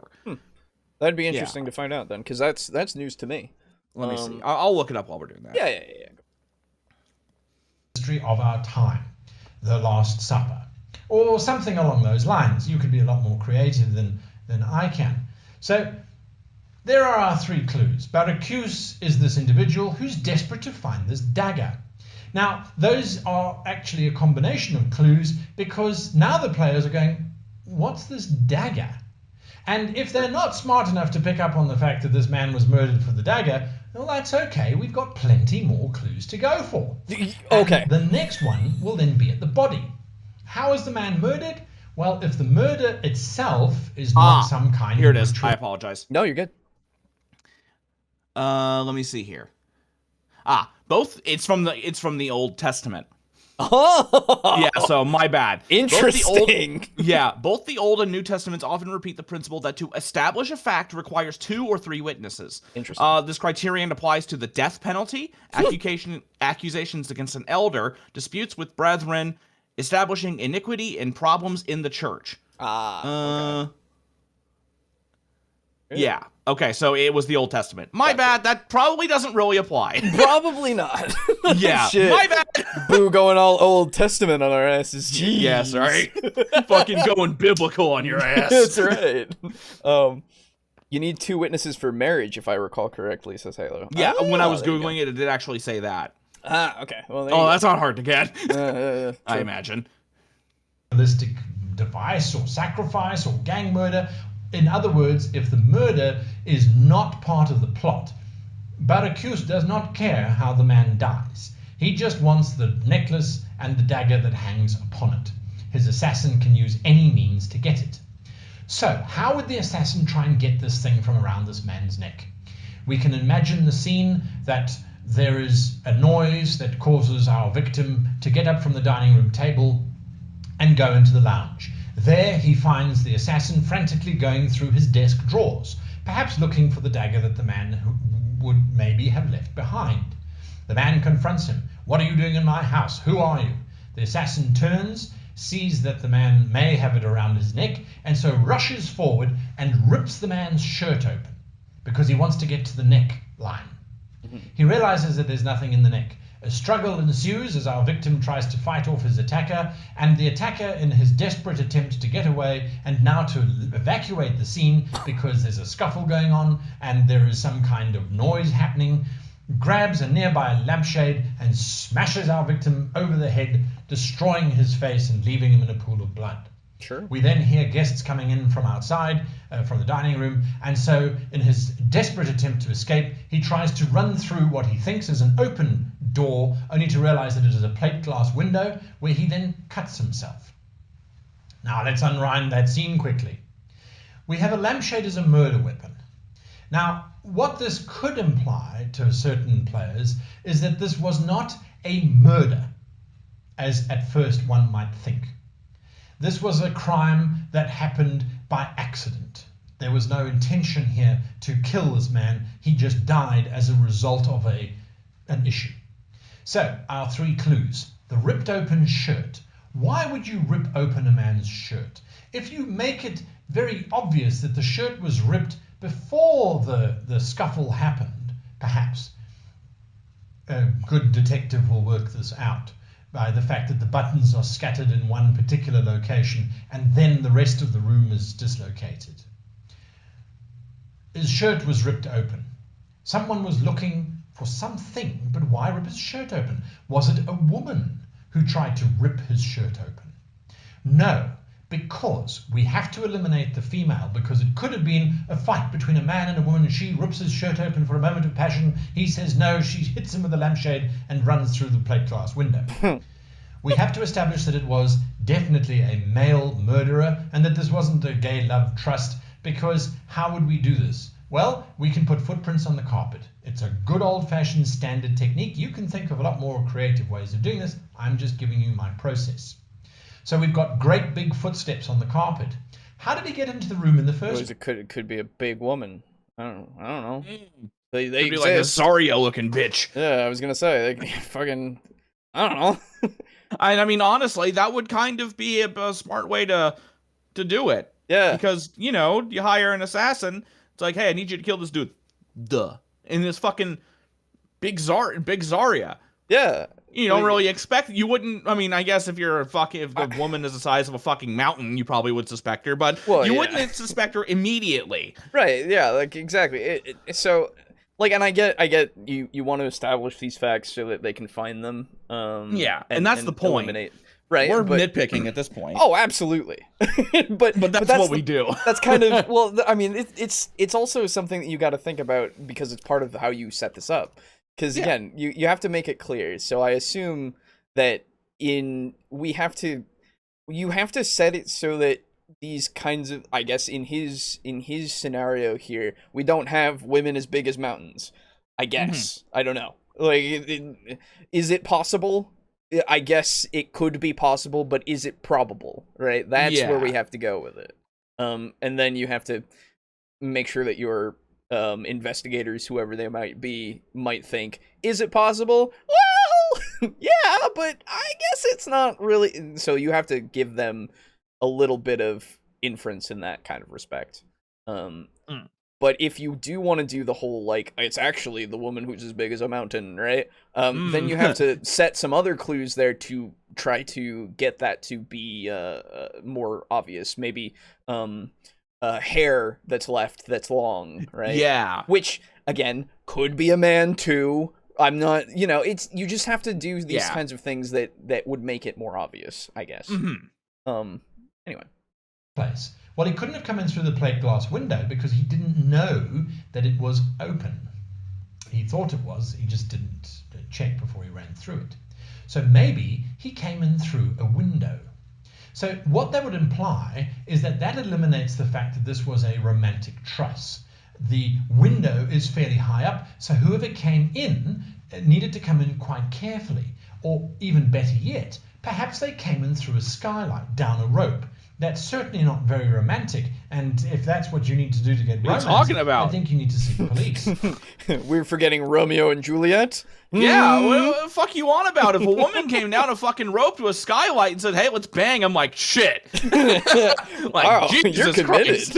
You don't gotta tell me twice. Got a fucking bottle of poison in her head, like, oh shit. Well, but I think the simpler way is to probably establish some sort of witness outside who might have noticed somebody descending, who could then identify more of a build instead of a gender or anything, right? Like, a build might be better to go off than anything, because you could, again, you can have it be where it's the woman as big as a mountain, but they're not going to immediately go there, right? Yeah, exactly. Usually. The other thing that you can do is you can builds are a great way to narrow down your suspect list, while also being a red herring that you can easily find out. Yes. You can easily do it because you can either straight up have the build and, like, say, it's a small wiry person, it's like, okay, well, that rules out everybody who's not big. Yes. I mean, exactly. Not small and wiry,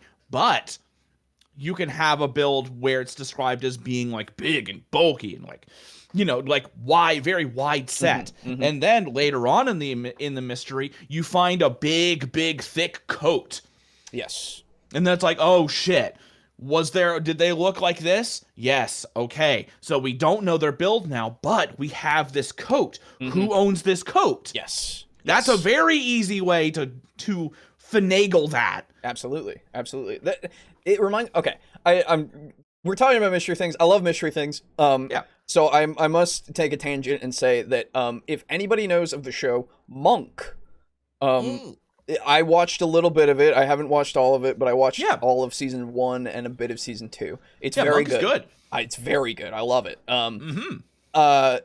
In Monk, there is a case that happens that kind of does this kind of thing of like trying to trick people with body size. It's a little bit of a spoiler. I'm sorry, but that's like a very old show. It is quite old at this point. But still good. I would highly recommend it regardless. It's nice. I'm not going to go into how it happens, but quite literally, the body size thing is a part of it, and figuring out that the body size was more of a red herring is a big part of how he breaks the case, right?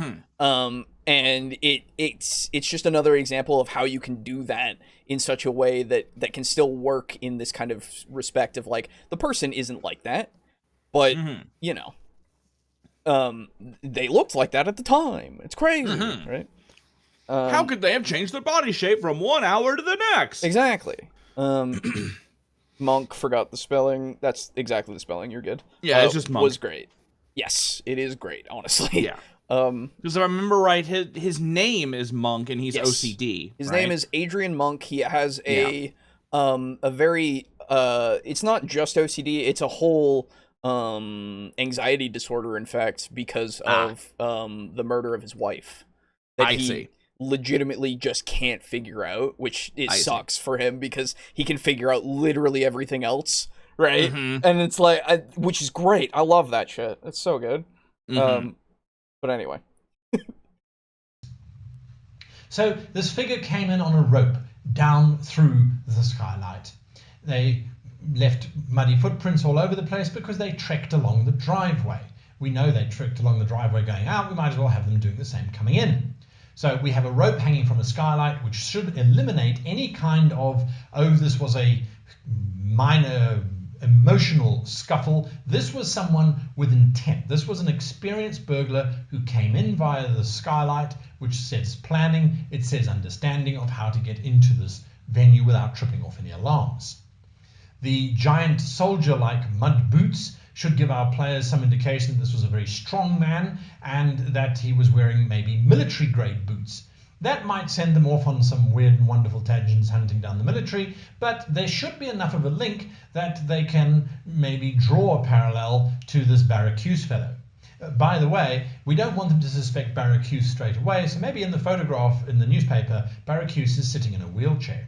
Now remember, this is you can all add as you're going along before you launch the adventure. So if Barracuse is sitting in a wheelchair and he's this crippled man, he can't be the one who's wearing size 11 work boots that have trampled mud all over the carpet. Size 11 work boots, He also couldn't have launched himself out of a plate glass window. That takes quite a lot of effort. Coming back to the body itself, though, we need one more clue as to indicate something. And here we're driving home the clue of the dagger. What the players will discover is that around his neck there is a definite greening of a copper necklace, or perhaps a greening of a silver necklace that has been worn for many, many, many years. And perhaps the slightest impression of a dagger on his sternum where it has rested since he was a young child. But it is not there. That is the important thing. And it cannot Dagger's be found been there a long fucking room. time. Yeah. So You'd think you just put it in a fucking safe or something. Right. So, so far, we're talking about all these clue things, right? I'm already kind of willing to throw out, like, in the beginning with, like, the who, we can throw out the framed photograph of, you know, like, not framed, obviously, but, like, the newspaper photograph of the man himself, They can find that out when they try to interview the man, right? If they figure out that right part. Because then it's like, oh, we think it's him. And then it's like, oh, but it couldn't be him. But then later on they find something that's like, oh, it is actually him. He hired a person, right? That's probably, at least I think that would probably be a little more satisfying. To me, that would be a much more appealing way to find out. Exactly, right? Because you're going off of all that you've learned, and then you have this mix-up, and then it's like, well, what the fuck? Wait, everything points to him. How the fuck? Yeah. Right? So... And then you remember, oh shit, phones exist. Right, yeah. Shit. Assassins, right? Oh my god, hired killers. I've never heard of that before. I have no idea. I'm only a tabletop RPG player. Right, exactly. So I think just keeping those letters is already fine, though I would say only have the one that's like, hey, I'm gonna visit because I want to see your thing, but don't make it so threatening.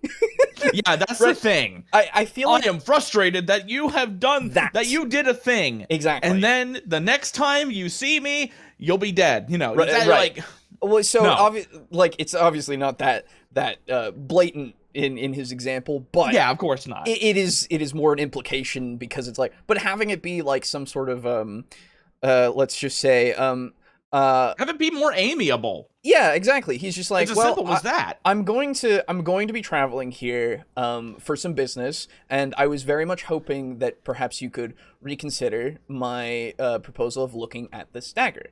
Right? Yeah. That's it. That's all you need, and then sign it with your B or whatever, and then they go, who B?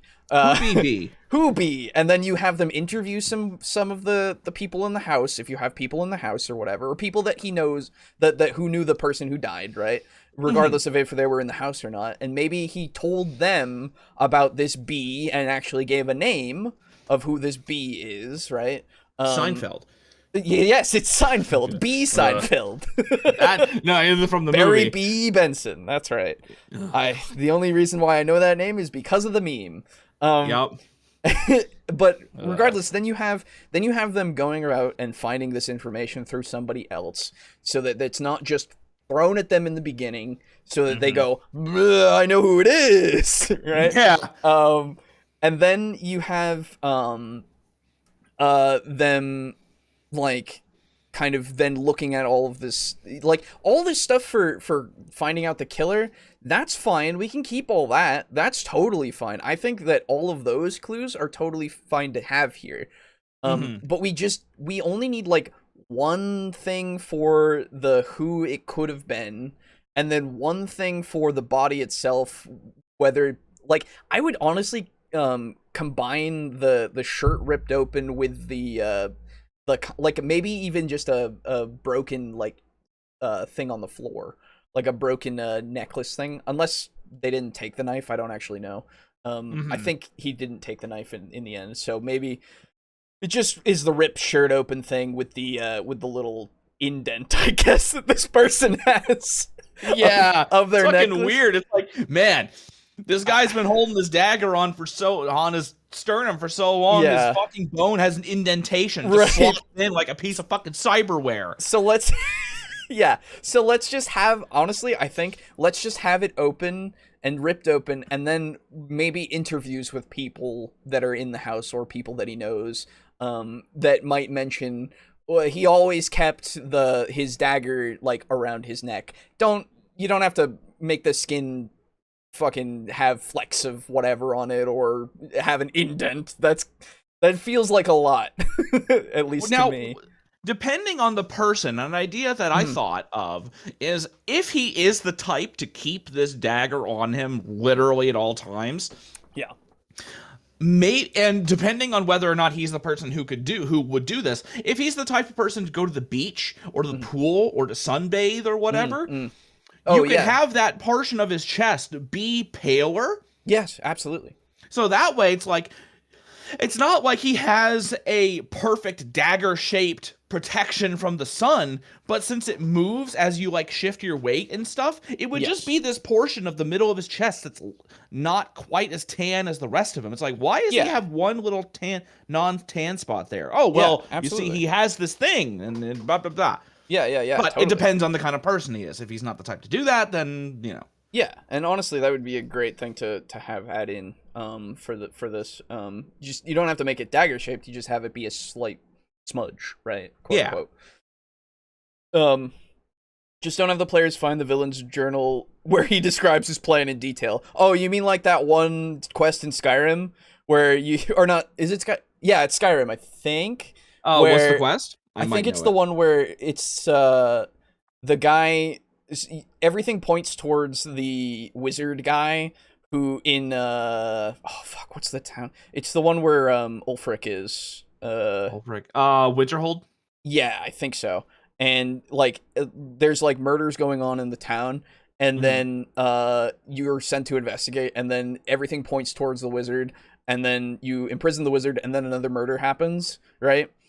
And then you go to the guy's house and you find a journal that just says, "I love killing people, man, I hate these women," and stuff, right? Oh my god.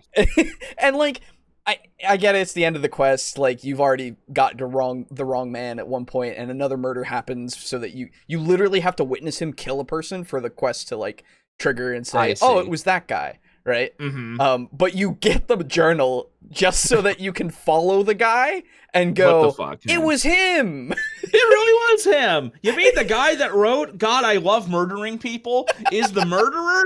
No. See, now, okay.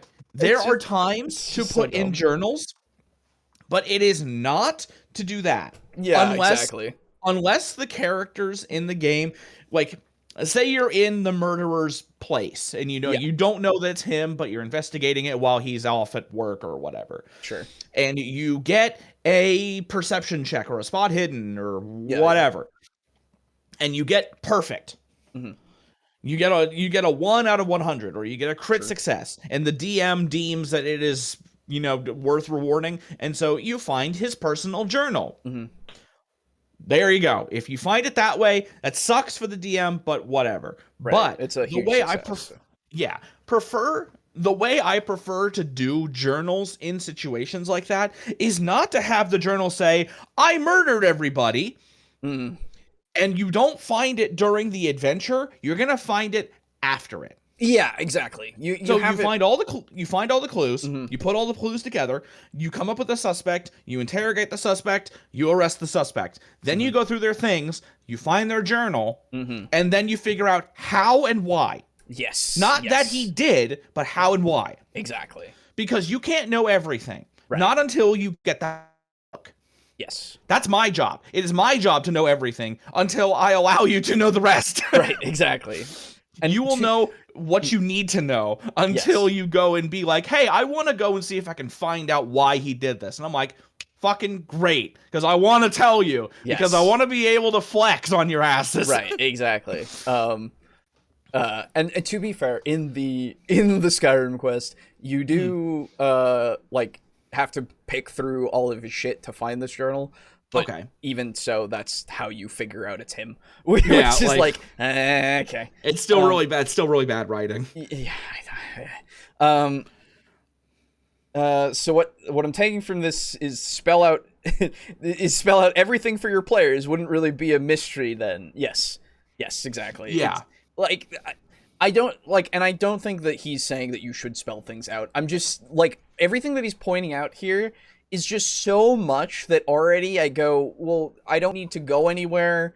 I don't really need much else. I know who did it, and I guess I would need physical evidence to get them convicted, sure, but that means I just go to their house and go, "Hey, it's you." What he is outlining is not necessarily a bad way to do it, but it's definitely not really the best way to do it. I wouldn't say so, at least for us. Yeah, certainly not for us, because one of the best ways I can think of for a mystery is, one, you need to have fewer clues, because, and I know that sounds weird, but fewer total clues, but you need to have stronger clues, or at least clues coming from multiple different people that are pointing in the direction. You need to steer them towards it. You don't just point straight there. You need to steer them. Yes. You need to influence their thought and be like, okay, who would have had, instead of outright saying, the only guy who could have done this is this. Yeah. You need to say, this is what happened. And then then you need to get your players to say, okay, who could have? Mm-hmm. You need to get them thinking. Mm-hmm. You need to make your players think. It's one of those things where it's going to feel so much better for them when they figure it out and not when they're pointing to the person. Yes, because there can be times, absolutely, when you need to just point the finger. Yeah. There can be. Because if you have too many red herrings and they're off way too far, they're arresting the wrong person or whatever, sometimes there will need to be a clue given that's like, it's him. Right. Because, you want them to arrest the right person. Because if they don't, that's on you. Yeah. Most times. Because, again, there's only a red herring if you choose to put it in. Mm-hmm. That's another thing. You can't blame a character or a player for following a red herring to the incorrect conclusion because you're the one that put it there. Mm-hmm. That is true. I would agree with that. Now, the other problem is that players are stupid. Players are always stupid. I am also always stupid. It doesn't matter if you're a DM. It doesn't matter if you're a writer. It doesn't matter what. If you're a player, you're stupid. If you are a player, you're dumb as hell. It always happens. So, on top of being able to point them to steer them in the right direction, you also have to account for the fact that they're stupid. Right. So, there needs to be sort of a narrowing of their field of view. Yeah. So, clue 1 needs to steer them towards the end. And then this other clue needs to cut off other variables. Yeah, exactly. You need to have things that just narrow and narrow and narrow and narrow until there really is only one option. Yeah. It's just it really depends on your players figuring that out. Right? Yes. Which that's what you mean by players are stupid. Like it just means that you're not always going to figure it out. Like right exactly. Off the bat. Yes. But the journal could also be coded or written in a way you don't realize the perp is describing a murder. Maybe it's a passion of sculpting or painting, something like thieves can't reward the role but steer direction. Yeah. Yes, that's a fantastic way of doing it. Actually, absolutely. I would. I hadn't even thought of that. Yeah, because then it's just like you then have to figure out the code, and then once you break the code, then it's even though you literally see in the pages, I love killing these people. You worked for it. You were rewarded by your hard work and actually trying to figure this shit out. And it's not just I love killing. It's more I love doing all of these things, but also killing. And I love sculpting statues. I adore it. It's so fun. It just lets me create exactly what I want. The scene can be anything I imagine. It turns out sculpting statues is how he describes posing bodies on a crime scene. Exactly. And then one of the other things that's really fun about that is that moment of realization, that horrible realization about what you're reading. Yes, exactly. It's great. So this now gives us 3 clues for the murderer. This gives us 3 clues for the murder scene itself. And we're starting to build up a very strong case about this dagger. We don't yet have the final clinches. So the players will now go and investigate the friends who were attending dinner. Okay. Here is another opportunity for you to give out a whole bunch of information and to throw out your first red herring. The first red herring should be one of the dinner guests saying, well, I bet you it was that Martha woman. She's been after him ever since he sold her house. No, he owned an estate. And she was renting it from a poor girl, Martha. Of course, she was a bit of a drinker, So, she was renting it for years. And then he bought it out from the other owner. And he actually closed it down, and he kicked her out. Oh, she would have been after him like you can't believe. Yeah, having a red herring that is literally just like, I suspect that it is this person is not bad. because people that's are not naturally enough to go steer people away from Yeah, exactly. People are naturally going to be suspicious of somebody that has been wronged, right? Yes. Or they perceive has been wronged, right? Even if they don't know the full story and they just look at it from the outside, they might go, it's probably that guy because that guy fucking hated him, right? But they don't know, everything. So of course. A red herring that is that simple and that shallow, basically. That can work. Yes, 100%. That's a good way to do it, actually. If you really want to have red herrings, make sure they're shallow. Yes. And make it so that they can be debunked after a simple interview. Yes, 100%. Like, yeah, I fucking hated that guy, but I was in Venice. Either I was in Venice or, like, why would I... that would be absurd. That doesn't get me anything. I can go and rent another place. Like, why would I kill him over kicking me out of a really nice house? Oh no! Yeah. Plus, I mean, the place had fucking black mold. Right. There's exactly. a reason why he brought it down. Yes. It exactly. Sucked, but it wasn't in my room. That's why I was mad. Yeah. You could even do that where it's like, but it was reasonable that he did what he did, even though I fucking hate him. I don't. Yeah. It makes sense to me. I wouldn't kill him over that. Yeah. The players will jump onto this immediately and assume that Martha perhaps has been involved somehow. Well, it's fine. Let them do that. We'll discover later on that Martha is using ancient rites to bring him back from the dead because she wants to have her revenge on him and she refuses to let him die before she has done so. Sure. Hell yeah. I'm about it. I love it when things just take a turn for the absolutely insane. Yeah, why not? Fuck it. That's another mystery. Who stole the body from the morgue? Sure. Anyway, let's not go there. So that's one piece of information. Another piece of information could be from one of the guests who says, well, of course, the family are very old and originally from Venice, I think, or Florence, somewhere around there. Well, it's the whole, the overarching story. Sorry, I didn't inform you. The overarching story is that Da Vinci had heirs or something, and then this dagger unlocks the thing, and that's why it was going. But it's all in Venice? No, That's why I was laughing. No, we're not in Venice. No. We're somewhere else. But Venice is involved. But Venice is involved, yes, very much so. Okay, because that was a random thing that I came up with, like, holy shit. Because I only heard him say Italy before. That made me think of Venice. Fair enough. Also, this is a fucking great pause. Yes, very much so. That's a bloody plot twist. Oh yeah, 100%. But that's the next mystery that they go for because this one's done after this one. Yeah. In 2 sessions.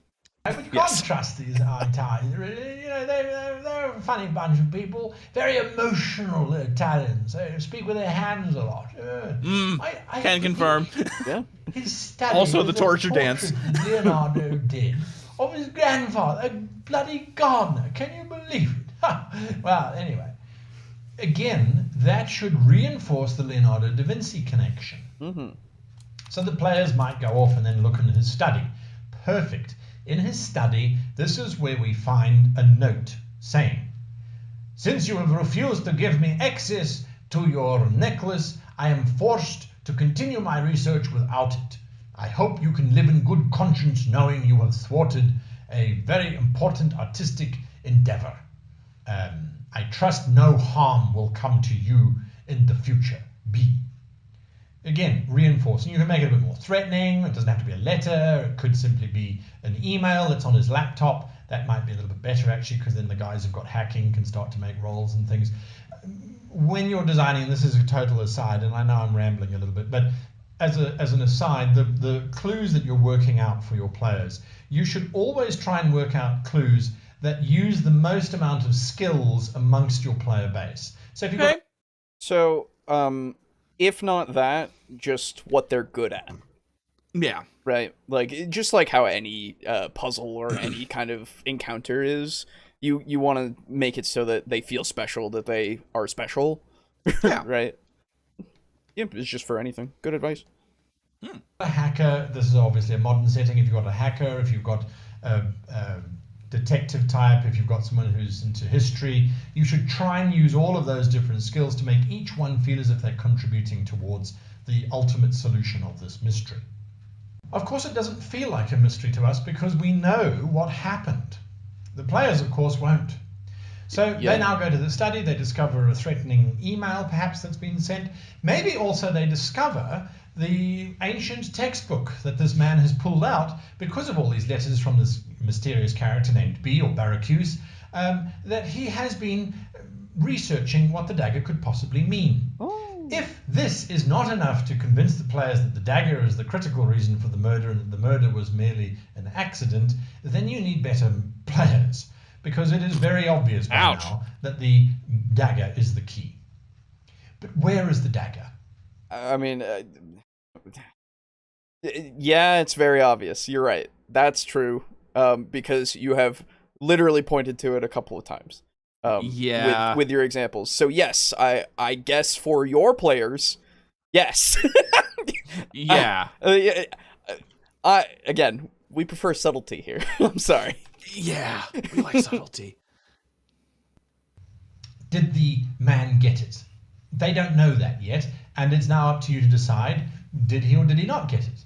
It creates more tension if he didn't get it, because now we go back to that original story. Our villain wants something badly and is having difficulty getting it. He wanted that dagger. He had difficulty getting it because his villain screwed up when he tried to attack the house and the man in the house, and now the players have the dagger. They don't necessarily know what it's being used for, so that gives you a whole bunch of adventures moving forward. But where is the dagger? Where can we put the dagger that we've hinted at? Well, okay, so it is dramatic, sure, but I would also say that the villain having the dagger would also be very dramatic, because then if you give them enough so that they can figure out that it's for a specific thing that could be quote unquote valuable or whatever, then it also can be very dramatic and tense, because then you're trying to race to find the guy and find out what he knows to find where the thing is to intercept him. Yeah, right? Then it becomes Raiders of the Lost Ark. Yeah, that's exactly. I was thinking Indiana Jones. Exactly. Yeah, it's exactly the Indiana Jones type thing. Right. So either way is dramatic. I mean, it depends on your personal preference what is more or less. Right? Yeah. We don't need to make the statement of fact that it is more if they don't have it, because not necessarily true. Yeah. Well, it should be hidden behind the painting of the father or the great-grandfather who was the gardener, shouldn't it? Because we've thrown out some clues there. Have we? So you could work out all sorts of ideas. And perhaps, if you really want to build in some tenuous links, the painting in the background has a house. And the house looked exactly like the house that Martha was thrown out of. Ooh. And that's why he had it destroyed, or whatever the case might be. So now they go to the study, they find this chain. Others in the party may have gone outside. They might have got to the window. Now the window, it is very important to have your players make some kind of deductive reasoning check or skill or roll or whatever the case might be. The glass is outwards. There is no glass inside. And okay, now hang on. This point to make sure that there doesn't have to be a skill check for that. There does not have to be. Yeah, I was gonna say that seems to be something that would be obvious to anyone. Yeah, that is such a well-trodden story element that can just be a question.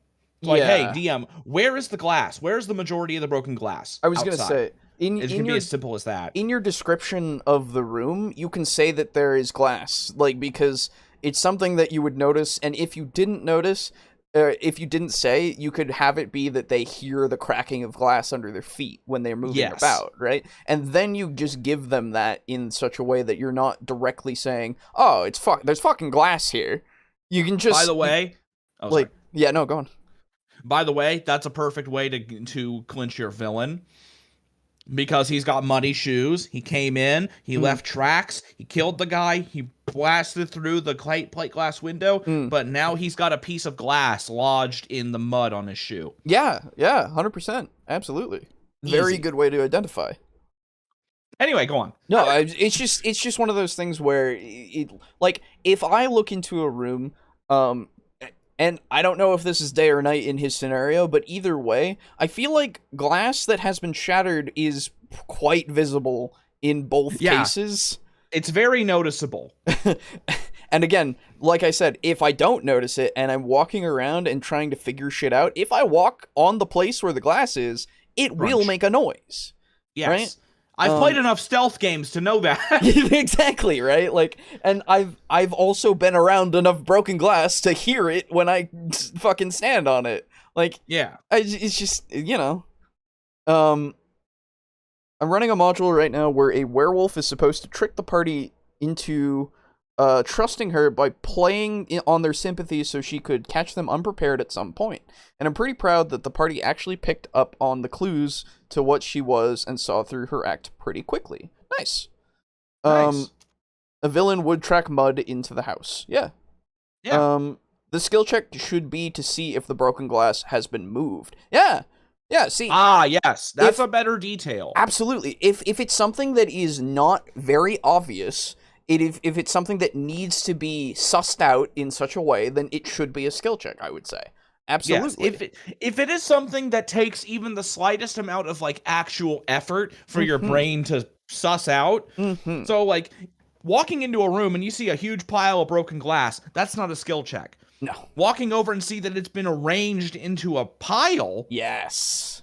Or slightly arranged into a pile, because obviously if you see a pile of glass, it's different than seeing a fucking covered in glass. Right, yeah.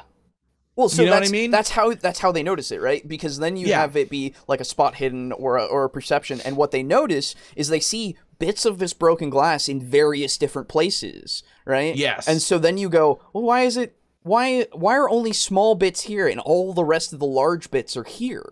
Yeah. You know? And then it's like, oh, somebody put this glass here. Or at least, it can be an inference there. Or it can just be a question that is in their mind of like, what the fuck is going on? Why would they track glass like that? You know? Yeah. It's just something to That's make one of them my question favorites. It. Yeah. One of my favorites is, why would they? Yes. And then you call back to it later, and it's like, oh, shit! Yes, exactly. That's the best. Exactly. Which is exactly what, exactly what you see in the Sherlock Holmes fucking books all the time. Like, yes. There was, what is it? Valley of Fear is one of the stories. And like, in that, there are a bunch of things that are in such, like, put in such a way that you go, why the fuck is that like that?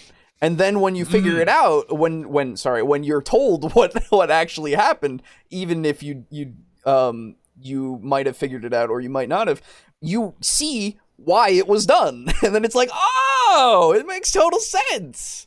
It's, oh man, it's good stuff. They actually start to investigate it.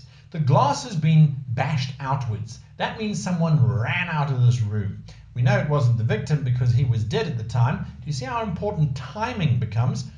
So, and he's got no lacerations on him to indicate that he went through any kind of glass.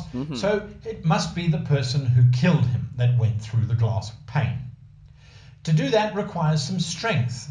And this is where you can ratchet up a little bit of terror and say this would require some considerable force to go through. Sure. A normal person would have been cut to shreds, but you can't find any blood on the glass. Or they wore very thick clothing. I never really understand why, oh, you broke through glass, you're shredded. Really?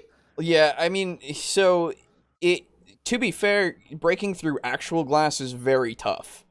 Like, incredibly tough. Glass is very strong. Yeah, so but I never really like. I don't know. Whenever you see it in movies, I don't know if this is how people break through glass. Yeah. Whenever you see it in movies, they're like run and jump through, and they have their arms in front of their face. It's because they're a stuntman. Yes. Right. But that doesn't, because it would also make sense, like, physically as a person. Yes, you would want to cover. Exactly. Yeah. Yeah, you would protect your face unless you're, stupid, I guess. And this guy, and we've already established that the killer is a trained assassin. Yeah, so I was going to say. Most likely he's wearing some form of mask. He's wearing long sleeves. Because, again, he's a hired assassin. He's not trying supposed to get conceal caught. himself. Yeah. Yeah, and he's most likely and he's wearing these big, thick boots, and he's probably wearing long pants. I would imagine. So, yes. Yeah, I never really understand how blood really always factors in with glass. Yeah, so I can see, like, it depends on how deep it cut. Like, again, it's the material that you were wearing, right? Yeah. If you're wearing just, like, heavy cloth, it would still probably get like nicks and stuff on you and get some blood, but like it really depends. Like if it was, I guess, more of a leather kind of, maybe a thicker leather, then you potentially wouldn't get cut at all. It would just leave scraps of your clothing, right? Yeah, that's what I would more expect. Yeah. Or if when you know how, again, in movies, they jump through and then they usually roll in the grass or wherever after the jump. That's where I would expect more blood. Yeah, that's the thing. Once with the glass, like on the ground as you're rolling, you would probably cut yourself up way more there, I would think. So especially with the broken glass on the inside, if it is on the inside, you would probably see it more on the broken glass on the inside, like on the ground, and little pools and such. It's just, it really depends. I guess it would be something that we would have to get more like experience with, and like actually look and see if this is, because it would require testing or research, right? Which is what you should do if you want to write a very good mystery, is to know how things work. Yes. Right? It's very important, because we are just speculating at this point. And if we were to write it down and somebody were to go, well, that's not how it works, then it would be then like, you've got a problem. Fuck, you're right. That's not how it works, right? So, yeah. Well, that's if you're running a supernatural kind of modern-day campaign. Otherwise, if it was a real human, you find blood all over the place. If they have access to a laboratory, well, they'll send the blood off to go and have it sampled. Of course, that gives us an opportunity to have it destroyed en route, or for them to actually discover who it was. Because, remember, they do need to capture this goon, this villain, not nemesis. That is our ultimate goal, because we need some kind of resolution, some kind of closure, and some kind of hinting that Barracuse is in actual fact the mastermind behind this whole process. Right, and I would say that the blood isn't necessarily something that you need in order to catch this person, because if they are very bloody, they're probably going to be noticed at some point by somebody, right? Or at the very least, they will cover it, and then later on you can figure it out by seeing, like, healing cuts all over them. Exactly, right? Like, you have many other alternatives that you can use, but the blood could go to the lab, and again, I guess this depends on how long you want your mystery to go on, but the blood could come back as being, a specific type for, somebody, but they're not in the database, right? Like, because that's very, very likely with a trained assassin who has never been caught, potentially. Or isn't a fool who cuts himself all the time. Right, exactly. Like, they haven't been put in the system somehow, I would expect. Yes. So, there's glass outside. We see the footprints on the porch, then we see a jump. Again, this is up to you. If it's supernatural, the jump is, say, 80 foot down into the garden below. Or the jump is 3 foot down over a balustrade into a nice privet. Nonetheless, the character moves from the privet, but remember, something has to go wrong. We need to give our characters clues. What goes wrong? Well, there is always the opportunity of having that little box of matches that was given out at some cheesy motel and that happened to fall out of his pocket.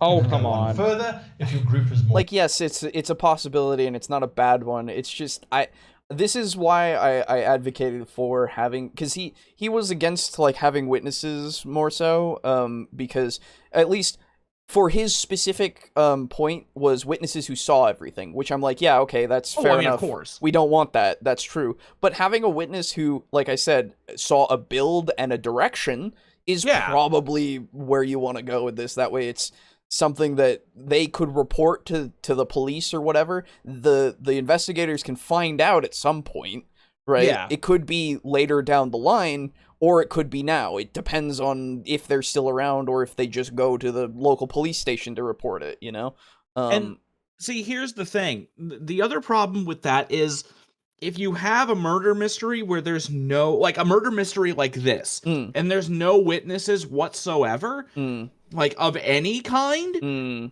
what's the point of having people there? Like the other people? Because a witness, quote unquote, can be as simple as someone hearing something at 3:22. Yep, 100%. So if they didn't, like, And I would assume that he didn't mean that he doesn't want any witnesses whatsoever.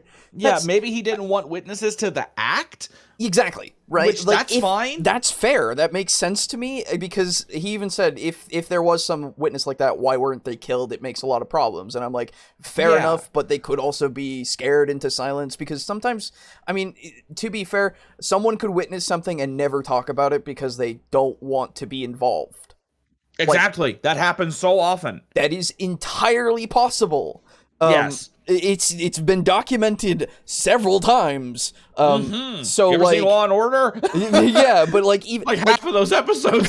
That's true, and I would expect that they took that kind of reference from real crime, you know. So like it's something that you can use in that instance. So it's not necessarily a bad idea to have somebody who witnesses the act, just have them be a little less forthcoming.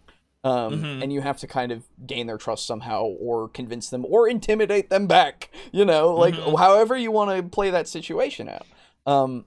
But I expect, and I assume, and I will take it the best way I can, that he just meant he doesn't want to deal with that shit if there's a witness there, which is fair enough. Good, go for it. But I would expect that he would put in witnesses to other things. Because it's hard not to. Yeah. Technologically based, his cell phone fell out of his pocket. Is he going to come back for it? Is he not going to come? It's a burner. No, he's running. He knows that there's all sorts of trouble coming. It's a burner. It has to be a burner. Yeah. I thought. Yeah. That honestly, that's what I was going to say too. It's either a burner or a bug. I thought you said bug. Oh yeah, bug could also be good. Yeah. That'd be great, actually. But it's like, how the fuck is he reacting to all this? Yeah, they just don't know. Yeah. Why? Maybe he's going to come back for it later on this evening. Who knows? It depends on what your players do as to what he's going to do, because remember, they do need to catch him. So you need to leave some kind of clue in the garden for them to find.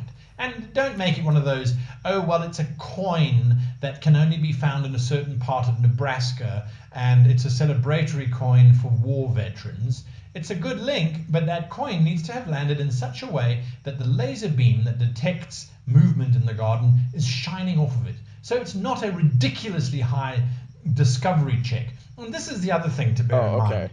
Yeah, so, first off, this is the first I've heard of a laser in the garden. But we're constructing the scene.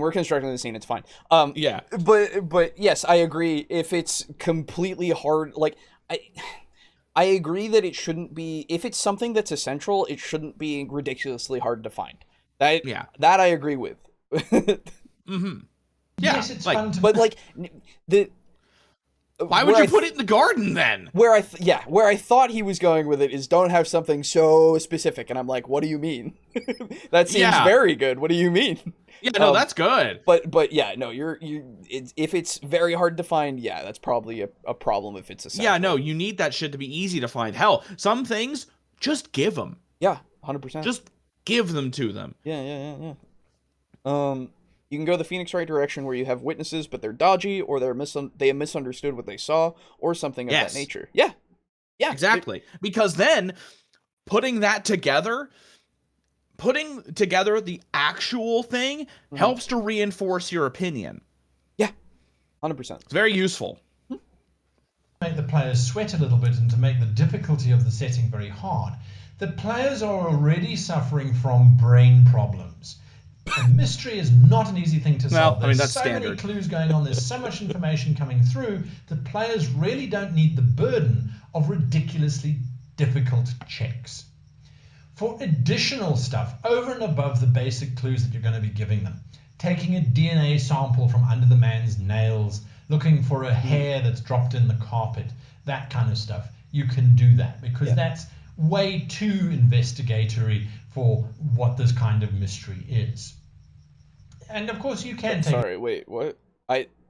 What? Wait, I need to hear that again. I must have misunderstood what he was saying.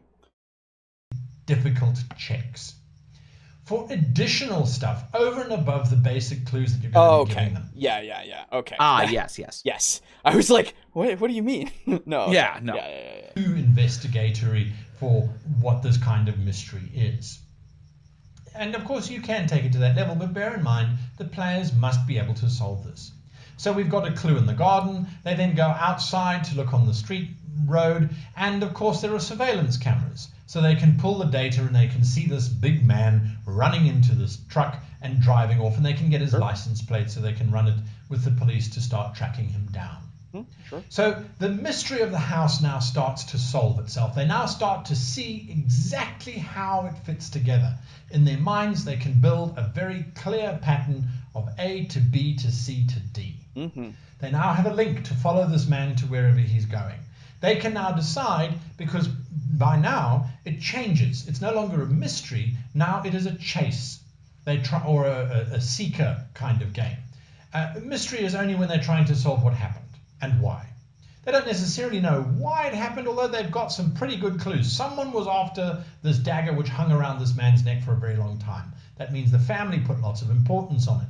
So the the library geeks can run off to go and research this dagger and this necklace. The technophiles can go off and do all of the laboratory stuff, and the big goons can go and try and find this motel or this whatever clue you've given them in the garden, as well as try and track down the license plate. That would then bring them together later on where they can compare notes. Now, the reason why time is so important is we know how it works from the villain's perspective, but let's look at it from the player's perspective. They arrive and they're told that there is this murder that's happened. Someone has killed the owner of the house. They see signs of a struggle. They see signs of someone using the lampshade to kill this man. That's all they see. Over time, they start to find these clues that there's a man who's been writing letters to this gentleman asking about a certain dagger. They then see that the man was killed in such a way that it doesn't look like it was intended, it looks more like an accident. They see a broken window pane. They see a painting of a man standing in a garden by Leonardo da Vinci. They have some guests talking about various other bits and pieces. And that is what they see. You need to get them to see your side of the story. And that means giving them lots of clues. Now, we gave them one red herring with Martha, which we may or may not tie in loosely for another adventure. We can throw out 2 more red herrings. Perhaps the matches don't lead anywhere, or perhaps the matches lead to a den of thieves who will just attack the players on sight. Perhaps the cell phone has been wiped, or perhaps the cell phone belongs to the man who was to the victim. So it doesn't necessarily lead to the goon who killed him. We do need to have enough clues for them to find that goon, but we need 1 more red herring as well. So maybe the maid is very weird. She's very cagey. I don't think we necessarily need red herrings, just in general. Yeah. That's just it. Like we're saying need, or he's saying need, and I'm just like, like we're gonna come back to this in the Seth Skorkowski video. Okay. But yeah, the thing is with red herrings, they will sound good in your head, because the majority of experience that you will have with red herrings is either from books or movies or TV shows. Yeah. And the thing is, those are written works. I was gonna say they're complete stories. They are stories. Yeah. They are not in a thing that you are presenting to somebody to figure out. Exactly. You are putting them in a thing that it is written that they do figure it out. Yes. And they are always in moments where it's like, oh shit, it was a bit, right. At the last moment something clicks. And then they rush back to the precinct and they find the chief with the gun aimed at the suspect. And then you fucking shoot it and credits. Right. And that's it. Just bang, credits. Yeah, that's right. It wasn't him. And then you just end the movie. Yeah. It's fucking good. Yeah. Like, again, even with, those like, puzzle kind of mysteries that are like Hunt a Killer and all that kind of stuff, right? Like those kinds of box mysteries. They probably also have red herrings in them, but they account for it to such a degree, I would think. Because like with something like a TTRPG, you have so many possibilities all the time, right? Where like, and you can like you have to curtail it as the game master, because like you can let them go down the path for a little while, but you have to curtail it at some point, because at some point they're going to start thinking that they're going down the right path. Yes. Right? And that's the problem. Yes, exactly. So it's like you can give them that, and you can have them do it, but you have to make it obvious at some point that this is wrong. Yes. Because otherwise, they will think that it's right. And if they don't think that it's right, then they're probably not pursuing it anyway. That's why I actually really like the introduction of the Barracuda, or whatever his name was, being crippled. Yeah. That's a good one. Because if you have a red herring, there needs to be a hard fucking stop. Mm-hmm.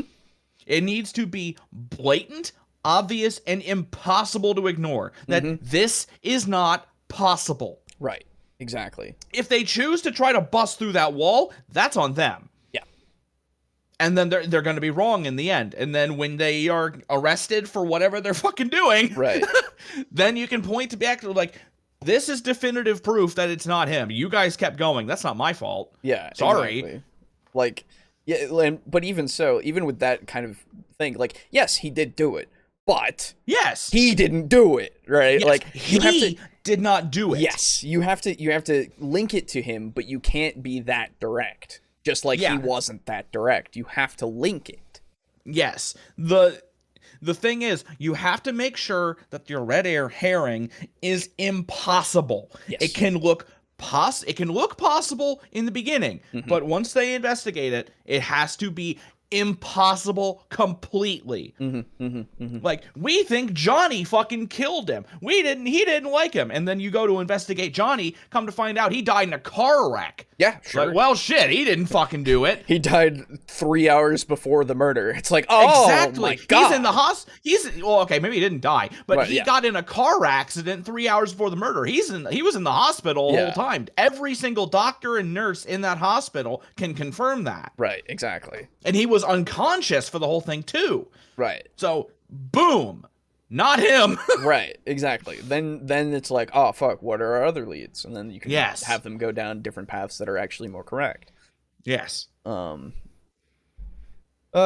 the 48-hour rule for solving murders too. After 48 hours is considered a cold case, or the chances to solve the case dramatically reduces. That's right. I do remember that. Yeah, it's fucked up. Yes, it's crazy. Yeah. And she has a grudge against her master because she was going to get fired because she had been found to be stealing things. Oh my God. Now, that's a red herring, but it could also give us an opportunity to take the adventure in a slightly different path if the players don't get the clues that we've been giving them. Huh? What was she trying to steal? Well, she confesses that she was contacted by a man, she doesn't know his name, who wanted the dagger. Oh, okay. Well, that's interesting. So she tried to steal it and she got caught, but she was going to be fired after the dinner party. She was going to take the dagger and she was going to leave it in a postbox. That's all she knows. That might be a little bit of a dead end for the players, but it's a red herring because it has nothing to do with the main story. It's not going to get them to tracking down the goon. It's going to send them off on a wild goose chase to a postbox, and they're going to sit there for hours, and you're going to say to them, you don't see anybody arriving. Because the villain Barracuda is not going to not watch that postbox. And then they're going to say, I want to sit here all night. Yeah, because they fucking will. Because they are convinced that this is their way to go. Yes. So, yeah. Yeah, that's what I'm saying. Because that's like, I'm already thinking, like, in that situation, I would be like, well, I want to be thorough. Yeah. That's my problem. And that's perfectly fine. Right? Yeah, exactly. That's the problem. It's like, well, that's not right though. Yeah, it's like, look, I appreciate the effort, but you're fucking wrong. Yeah, exactly. It's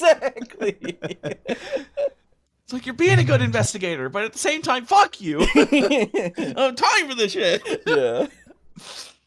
Watch it very, very closely. And when he sees the players putting the dagger there, unless they get the maid to do it, if they do the maid to do it, then they're particularly clever, bring out the villain. And his goon, let them catch the goon, and of course Barracuda gets away.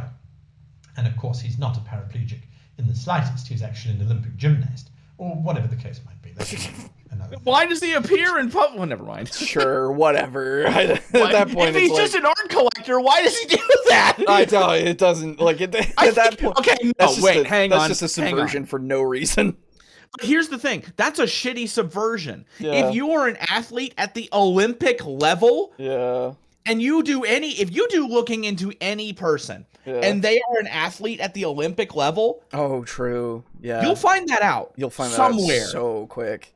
Yeah, because if they're competing at the Olympic level, they're noteworthy to somebody. Yes, someone, especially in a modern day scenario.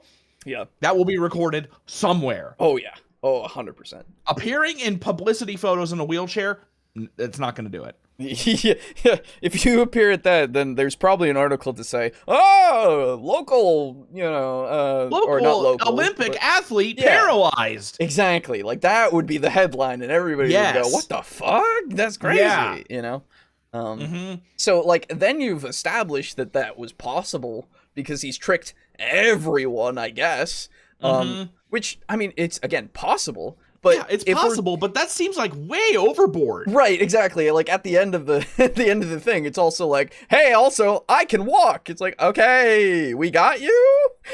Yeah, like... Or we didn't get you, and you can go still? It's too much icing on the cake. It's too much icing. Yeah. It's too much. Absolutely, I would say so. In this instance, it's just a subversion for no reason.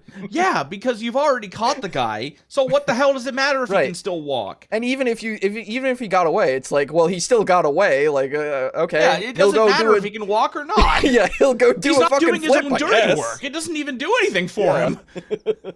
Yeah. So I hope this helps you to understand that constructing a mystery is fairly easy if you look at it from a sequential point of view, and at every point in the mystery, and you know how it unfolds because of course it's your mystery, and at every point you're laying down 3 clues, just pushing more and more information. It might seem like it's too much to you. You might go, oh, but that makes it so easy.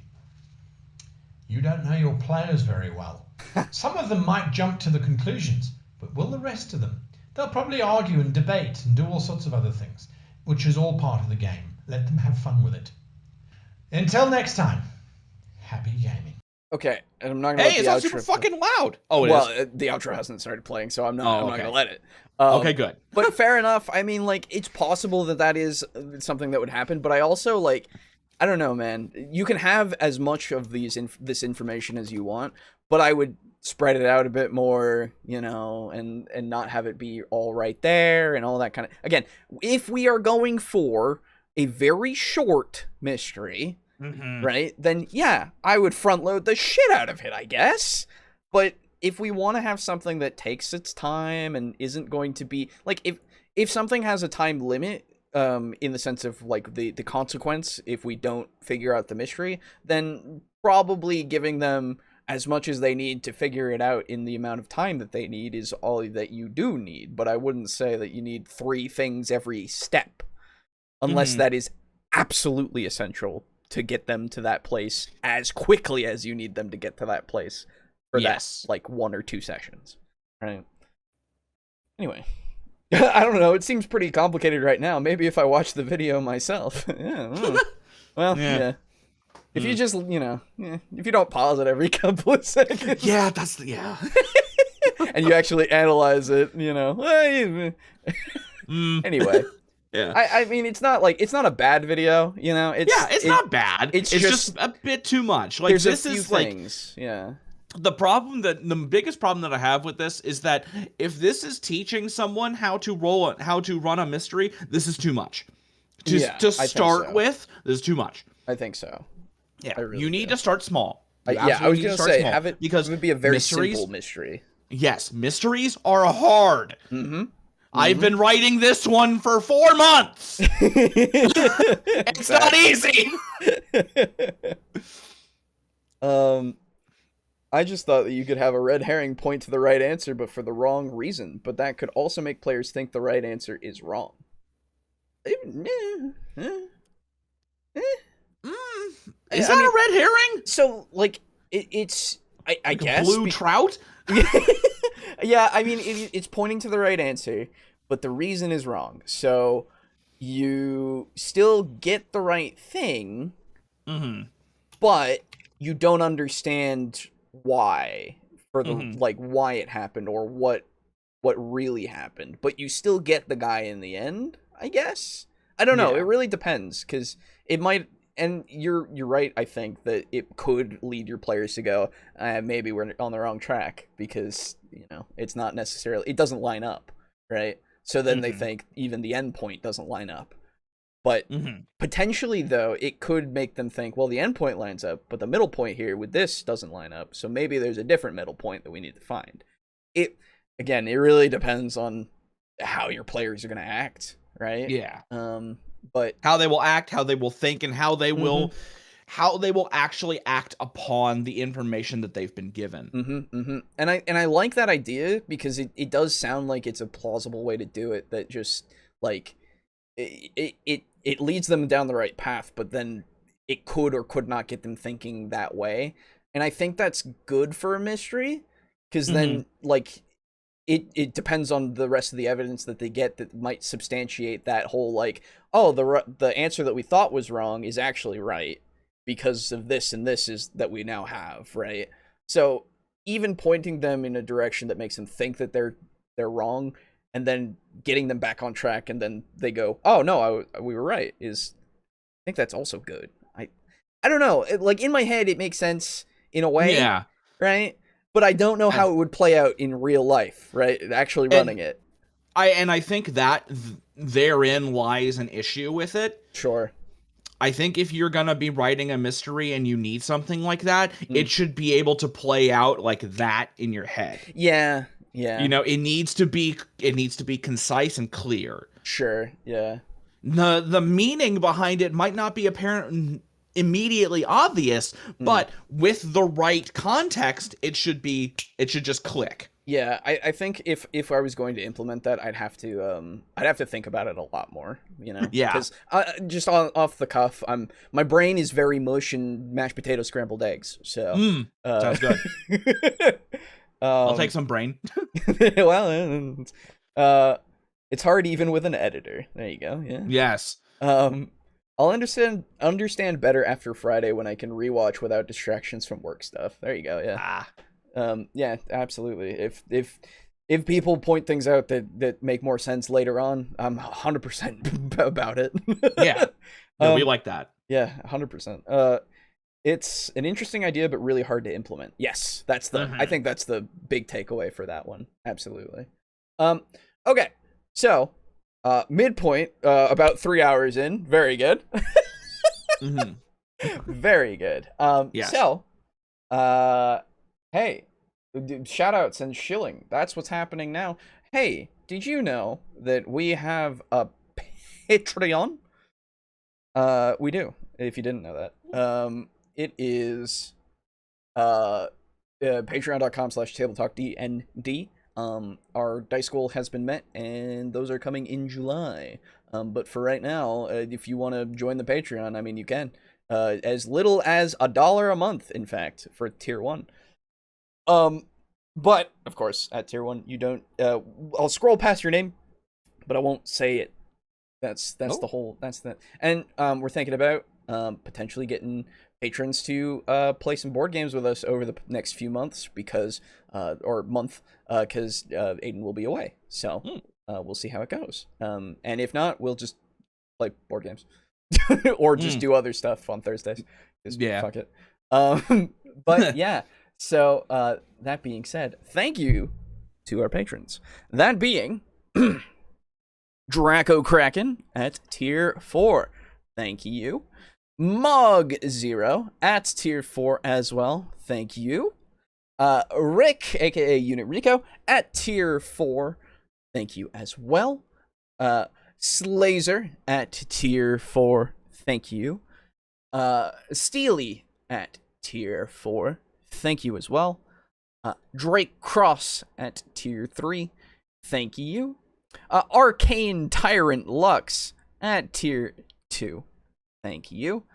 Chris at tier 2. Thank you as well. Frozen Spaghetti at tier 2. Thank you. And finally, last but not least, Kill Chrono at tier 2. Thank you. Again, if you want to join the Patreon, the link is in the description of the VOD as well as the thing right now. And you can do it for as little as $1 a month, or you could just not, and that's fine. Other than that, of course, if you want to, you can get our logo, sans characters, on a shirt or something through TeePublic. TeePublic shirts are pretty good. I've got a couple.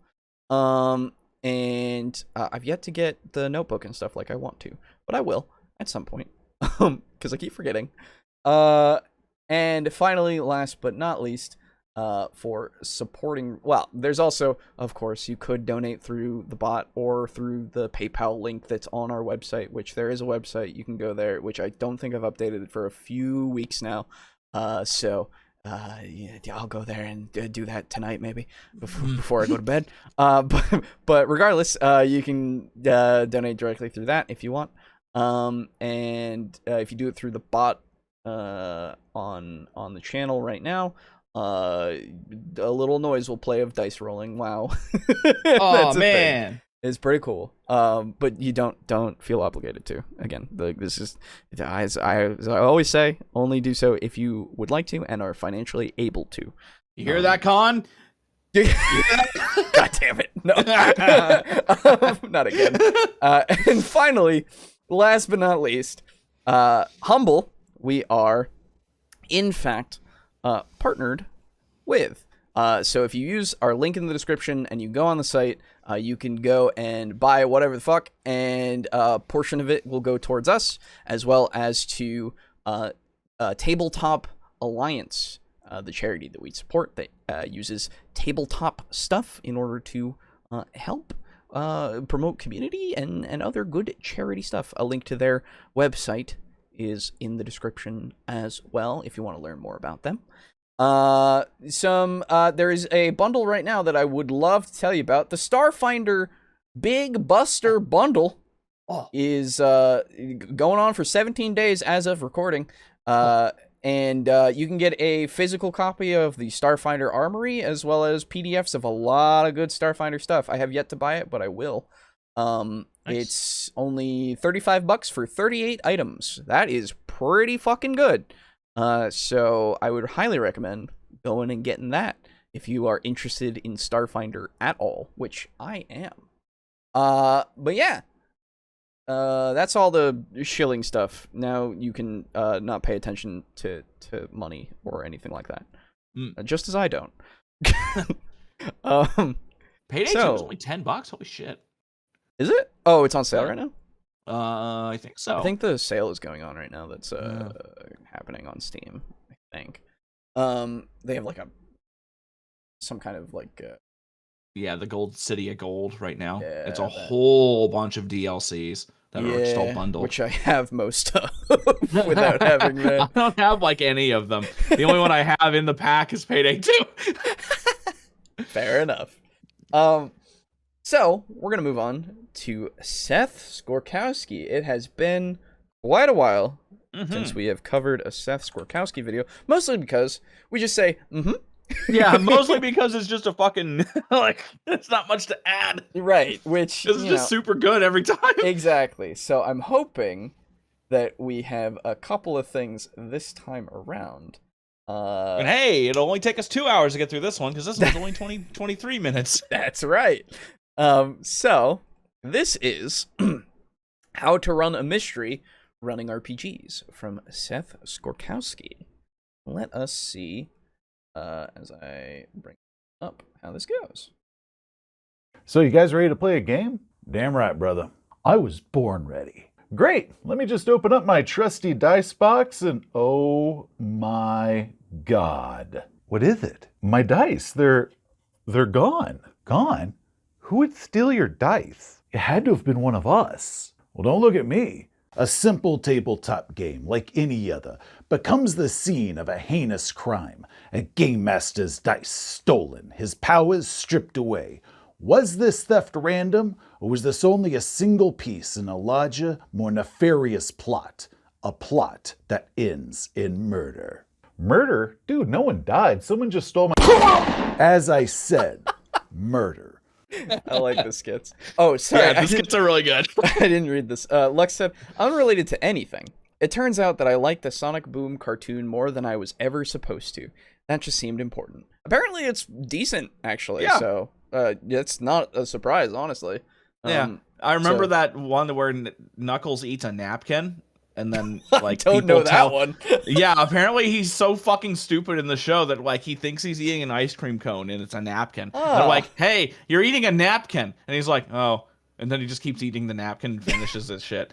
Okay, that's okay. I have no idea, man. That's all right. You know, that's a joke. That's fine. Yeah. But who is the killer? Mike? The player who can never get to 8th level and once threatened to whoop his game master's ass. Todd, always cast as the worst player ever, his life now imitating art. And Dweebles, a man torn apart by not knowing his real name. A man who has also proven himself to be a cold-ass villain. Who is guilty? Find out on today's episode of Tabletop Mysteries. Hello Internet, Seth Skorkowski, and today I want to discuss one of my very favorite types of adventures, and that's the investigative game, where our heroes are tasked with trying to solve a mystery. Maybe it's a murder, or a theft, or trying to explain some strange event, like why all the plants in the park suddenly died, or who keeps mailing severed fingers to the mayor. Mystery games can be a lot of fun, but successfully running them can be very different than running your standard tabletop adventure. There are a lot of pitfalls that game masters who aren't used to them can fall into. So I'm not aiming this towards any specific system, so if you want to run a mystery game using D&D or Star Wars or anything like that, that's perfectly fine. The same general concepts are going. Yeah, honestly. I never really would have thought of that. Yeah, I mean, a mystery in any setting is pretty cool, you know? Yeah. It's just like, and I was talking about it before. I'm already on a tangent. I was talking about it before, but like, with something like D&D or Starfinder or Pathfinder, like you have magic as well, which adds a whole nother element. Which is something you have to take into account, right? Because like Call of Cthulhu has magic, but it's not like it's not the thing you just use willy-nilly. Exactly. It's not something that is going to be a linchpin unless it is very obvious, right? Yes. Because with something like D&D, you have illusion magic, which can fuck with you. Yeah. Which is why I was saying before, like with magic in something like that, it would very much be something that's I think a little harder to write around. The thing that I would do is if I have a like a murder mystery, it would be in a castle that has like an anti-magic field around it so that magical assassins couldn't just teleport in and kill the king. Oh, sure. Simple as that.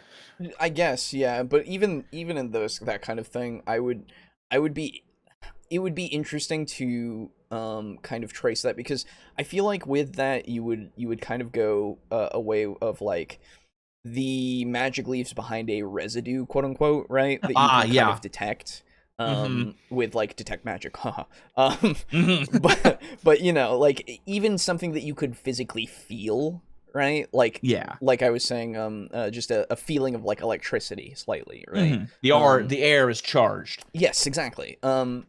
So you know, it just makes it so that you have to kind of bend things to kind of make it so it works a little better. And especially with something like D&D, you probably have your your players are kind of in that mindset that magic does exist, and so they're going to use that kind of stuff to kind of figure it out, right? So like using detect magic to see that, oh, the thing that was placed here, the shoe that was placed there is actually an illusion, right? Like, oh shit! Like, turns out it's actually a boot. Yeah. Wow. Actually, that would be interesting, because then it's like, oh, it's actually a bit bigger and stuff. Oh. Yeah. Why is it? So you've already. I mean, I'm already thinking about it. Yeah. So it's just a joke. So it's just. Well, I mean, you know, you could go off. Yeah, that. I know. But like, legitimately, maybe it's not as hard as I'm thinking.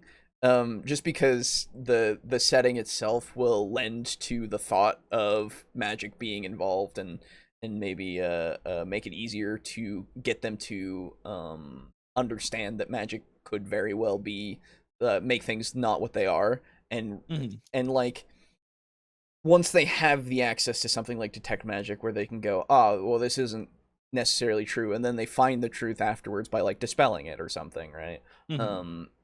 Then it's the same way as like taking away red herrings that are made via magic, of like, well, if I dispel it, now I'll figure out what's actually here. So now that I'm talking about it a bunch more, maybe it's not so complicated. Maybe it would be fine. I don't know. Yeah, who knows? Humble, take my money and give the charity and TableTalk monies. Oh, well, there you go, Mug. I like monies. Well, I assume you got the Starfinder bundles, so there you go. I hope you enjoy all of that. To apply across the board. Now, some systems are better suited for mystery games than others. Call of Cthulhu or Gumshoe. True. Those are designed specifically for investigative games. That reminds me. There's 10 seconds. Yeah. New record. Well, he said Gumshoe, and that brought my brain. Yeah, I know. There is a specific Gumshoe, Call of Cthulhu, like Gumshoe system thing, called the Trail of Cthulhu. I've had it. Oh, okay. Yeah, I have heard of that. I've had it on my wish list on Amazon for like years now, and I've yet to get it. But it sounds very interesting because I've never looked at Gumshoe. But I would assume that it's very similar in a lot of ways to how Call of Cthulhu is, just in investigation, quote unquote. But I would assume like maybe it's not percentages. It might be D6s. Honestly, I don't know. Yeah. I think that the premise is a bit different as well. Probably. I don't think there's combat in Gumshoe. Oh, okay. Interesting. Yeah, as far as I know, Gumshoe is 100% investigation and roleplay. No combat. I think. That's what I've heard. Okay. I'll have to look into it more, because that sounds very interesting to me, actually. Yeah. That sounds like something that would be really fun. Sounds like something you would need a lot of tables if you wanted to play it often. Potentially, I don't know. Because, like, holy hell, I'm not writing a new mystery for every fucking session. That's not possible for me. Of course not. Off topic, but I one time thought this faction having this really important artifact, and then a demon or something turns it invisible and puts it in a corner and just laughs at them not finding it. Oh, I see. That would actually be really funny. Actually, that reminds me of a it's not even a quest, it's just a character in Oblivion. Okay. It is in Brazil. I was about to say Brazil, but he's in Brazil. He's in Khajiit. I don't remember his name. But he's one of the guys that just walks around during the day and just, does shit. Yeah. And if you talk to him, he says that he likes to sneak into people's houses, take shit off of their tables, and put it in barrels that are in their house. So he doesn't steal anything. He just puts it in a different spot. So he takes your fucking computer and just puts it in your closet for no fucking reason. That's all. He doesn't. He's just an asshole. I love that. That makes me think of that. That's funny. That's really good. I like that a lot. Oblivion has so much flavor. It really does. It's way better than Skyrim, in my opinion. And then Morrowind is way better than Oblivion, in my opinion. Oh, there you go. If only it fucking worked. Yeah, that's why OpenMW exists. Yeah. Different direction, but that reminds me of a recent Ryan George video. Oh. Ryan George is great. I love that one, dude.